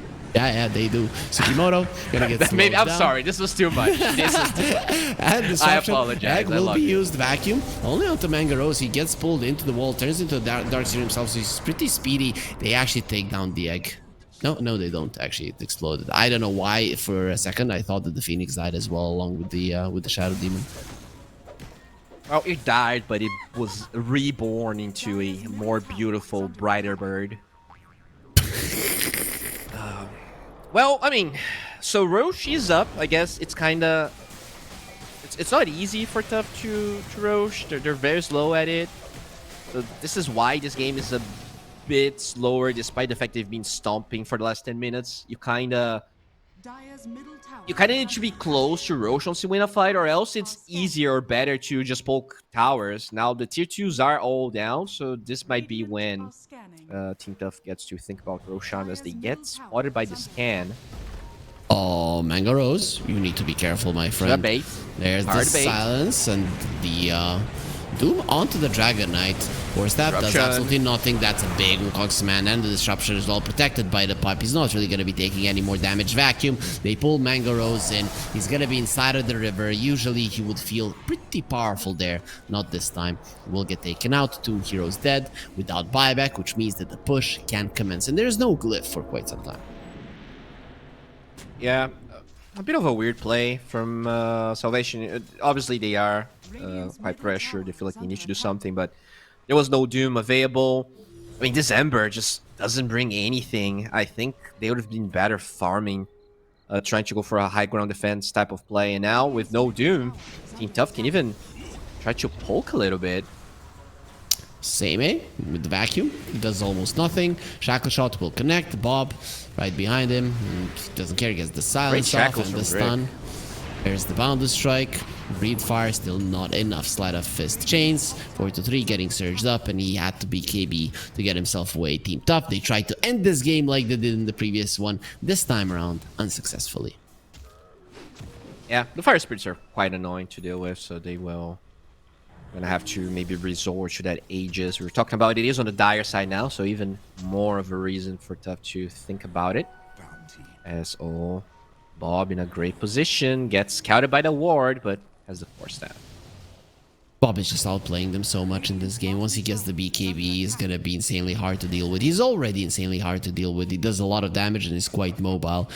You're just way too far behind if you're Salvation Gaming. Their moves this game are actually, for me, better than what they did in game 1. It's just that Team Tough are playing cleaner Dota. Yeah, they really are. This has been, like, to me, the Same A and the Bob show. Like, considering how hard of a start Same A had, he gets first blood in that lane, hasn't died yet. Really good timings, really good execution of the vacuums in the fights. And as well, Bob. Just, I mean, he had a much easier matchup, so I think it's expected of him to look good compared to Same A. But regardless, very few mistakes, very clean execution as well. It's a 13k goal lead at the moment for Team Tough, and they're always on the aggressive. As you mentioned, they don't want to go Roche. They just suck at killing Roche. Does that change with some of them going to buy maybe a Deso or something, or do you just continue with the push? I think you continue to try and find something here as they find a ginger girl. Yep, let's see if she's gonna be having a nice haircut or burning of the hair, whatever you want to call whatever that was, as that's gonna be a tier 3 dead. Wukong's man actually being used 4-2-3 can leave and then come back in. Leave and come back in. Not if he gets chained though. Now coming forward with the normal punch. CZY gets the egg off. Nicely done. Doom onto the Dragonite. Force Staff to the low ground. Do they have anything to save him? There's the disruption. Boundless Strike. He went a bit too deep with the Ember. Has the BKB. Vacuum onto the low ground. The Morphling gets punched and his illusion is on the high ground with Bob still standing his ground and ultimately going down. As 4-3. Now he knows there's no Doom. He can do whatever he wants. Nice way for Mangaros. Dodges the Ice Path. Trick is back. He's gonna be fine. Uses the Gale Force and it doesn't change anything. He cannot save the Morphling. Now the push will continue with the next wave from the mid lane. Will be there soon. Not a bad fight from Salvation. I guess the biggest problem was the Phoenix fell forced to egg when the DK initiated. Still, they get the DK, but at the end of the day, tough. Just, you know, getting 2 cores for the price of 1. Constantly forcing Salvation to react instead of doing what they want. And yeah, just kind of a slow death so far. You know, the button pressing and the execution has been alright for Salvation. It's mostly the fact that they don't seem to be able to get out of this loop that Tough is throwing at them. Like, they're just always reacting, right? And you're rarely going to see a team winning if they're the ones that have to react every time. 4-3. He is... His BKB is getting low though. You know, there are some bad things for Team Tough. And Dragonite, Bob doesn't even want to go for BKB no longer. He wants a Nullifier. Doesn't deem the enemy team worthy of him buying a BKB. But this Shadow Demon with the Aghanim Scepter and the Shard, to be honest, this is the real problem. He's the one that's keeping them alive way too long, even through the Doom. Yeah. Very clutch disruptions. He also has an Nags on the Shadow Demon already. I'm not sure if he was up for that fight. Now he has the cleanse. Obviously, it's not gonna work against the Doom, but still nice to have against everything else. Dude, the Doom duration is currently 16.64. That's quite a lot. What's the normal duration though? Like, what would it be? Let me check. Normally it would be 14. But it still feels pretty big for it to be. So it's like 100 and something extra pure damage, right? No. The damage stays the same. It just is lower. I'll stun on the Morphling. Boundless Strike. With the Manta, he doesn't even get the Morph off. He tried to dodge things with the Manta and then use the Attribute Shift, and it just doesn't happen. Yikes. Tough one. Have Aegis on the Monkey King now with this Morphling Data no buyback. This is smelling like lane of barracks. You will see if Tough will keep playing clean or if they're gonna dive a bit too much. They've been slightly clowny. I don't want to say too much clown. They've been overall very sharp. Yep. Yeah, they've been clowning around, but they've been doing so while doing good movements. Let's put it that way. Yeah, right? They're on the edge of clowning, right? Because with this draft, you kind of need kills to pressure. So the line between clowning and diving too much is close. No, CZY survives without having to use the egg. That's quite good. 4-3, he still has an Aegis for 3.5 minutes or even more than that. And the smoke was used. Morphling coming back in 6 seconds. Team Tough don't want to stay. This shard pickup on the Monkey King, I think, like, sometimes we don't see carries ever picking it up so good against what they have on Salvation, right? You can get out of the Gale Force, get out of the chains, close the gap on the Phoenix, get out of the Phoenix once you force the egg. There's so much that it gives him this game. Yep. It is a pretty good shard in this game, for sure. As they are going for a smoke Salvation. What are you even gunning for? I mean, if you take one kill, it's not enough. If you take a big team fight, you're probably gonna lose. Let's see. I mean, I guess you can start off with the pickoff, but I don't know if even if you get a pickoff, you waste the Aegis. They need the disruption, but it was the Monkey King that went first. Stolen Vacuum. They take him down. Shadow Demon coming in last. Nice jump away from the Monkey King. Wukong's man gonna be used. Gale Force trying to push him away. Morphling is inside of the Wukong's man, surrounded by enemies. Heroes has the waveform. Without the Dragonite, they actually cannot keep him in place. Monkey King, however, is very good at chasing. He's inside of the Macropyre, and that is where he will evaporate. 100 degrees coming for him, and he's dead. Now Drick trying to TP away, not gonna be allowed. The Boundless Strike came off cooldown just in time to take him out. Ice Path TP in place, they will disrupt him to make sure that the Wind Run expires, and then right clicks from the Monkey King will easily get themselves another kill. 4-3 gets a double, and the push is on. Nice attempt, not good enough. Yeah, I mean, good attempt. It's just that because like they only took one tower this whole game, right? So all of those moves are so much riskier because you can just TP to that tier 1 tower. I don't think they were wrong in the sense that you want to take a fight outside of your base, but you know, just really hard to make that play work. Defensive disruption. He might need a demonic cleanse, which they do not have at the moment. Have some force staffs. It's not gonna be enough. Monkey King Boundless Strike to run away, even though he had Jingu stacks. Good ice path. What? Going into that demonic cleanse. 43 does die before the demonic cleanse heals him up. As a disruption onto the Doom. Has he put himself up too deep? Monkey King still standing his ground. He has the Boundless Strike to try to escape. Nope, he's gonna use it to try and murder everybody in front of him. But first is gonna be Doom. He's godlike. Now there's gonna be a nice ice path separating him. Nice wall. All of the walls actually missed there. Very nicely done with the Morphling coming forward. He once said that. What a nice force staff to the side, and he will be protected by the pipe. Let's see if the Ember can stop it. Nice disruption to keep him safe for a little bit longer. Wonder Boy uses the chains, uses the slide, and still lives. There will be a power shot from the back. Beautiful Boundless Strike forward. He has his Wukong's command again. Mangaros. Okay, he's got the BKB now, focusing on the egg. He's gonna be easily taken down, especially with the Jakiro chipping in with his double right click. Pushed away by the Gale Force. Somehow, both of these heads are still breathing, and we can't even see his HP. Yep, we can see the HP, and we're not going to be able to see the game because they just GG out. I think, you know, this was a better showing from Salvation. You know, slightly better. They had an interesting draft. I feel like Mango Rose played alright, but the atomization on Team Tough was really good. The early pipe, the Orchid on the DK, the Shard on the Monkey King. I feel like everyone played great on Team Tough, and Ascent played fine, you know, at this level. We just needed a bit more from them. Okay, so Bowie, I mean, Tough and Outcast, these teams have been undefeated in the groups thus far. They only played 1-1 versus each other. Tomorrow, Outcast is going to play versus Ascent, and Tough are going to be playing versus Garuda. Do you think any of those teams can actually take a game off of them? I think Ascent is, in my opinion, a team that could take a game out of Outcast. Garuda taking a game out of Tough, a bit more unlikely, in my opinion. And then Yangon's the Galacticos versus Salvation. I don't know. It feels like Salvation never plays. It's not like they are completely outclassed by these teams, but they're always like on the back foot. So I'm assuming Yangon probably takes a 2-0 there. It's going to be a fight, basically a fight between can Garuda get one game out of Tough and can Outcast 2-0 Ascent, right? Because that's when we get a tie here for tiebreakers. Yeah, I mean, if it's 2-0 for Outcast and 2-0 for Team Tough, there's still going to be a tiebreaker between Outcast and Team Tough for the number one spot, because it's very important who goes to the semifinals and who goes to the play-ins. True. Yeah, that is very true.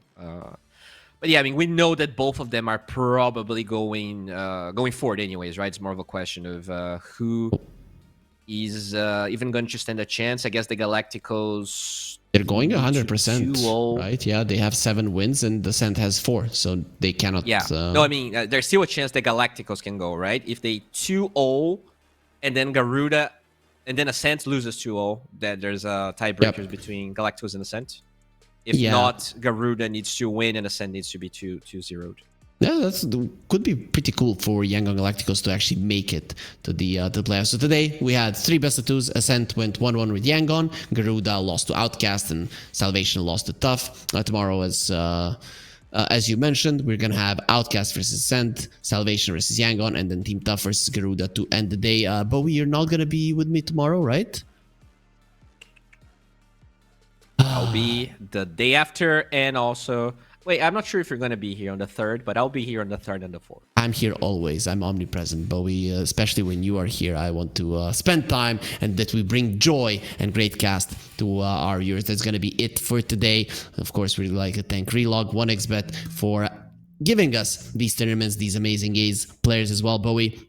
Thank you for being with me, and we'll see all of you guys tomorrow. Same place, same time, 10 CEST is when the Dota continues. One chance. One dream. One match. One energy. One fight. One aim. One action. One hope. One expert.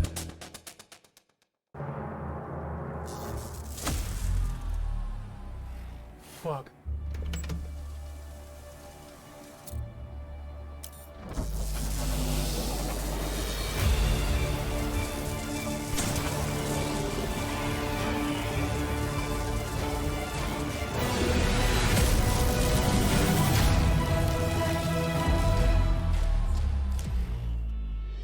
Use your skills in the gaming. 1xBet.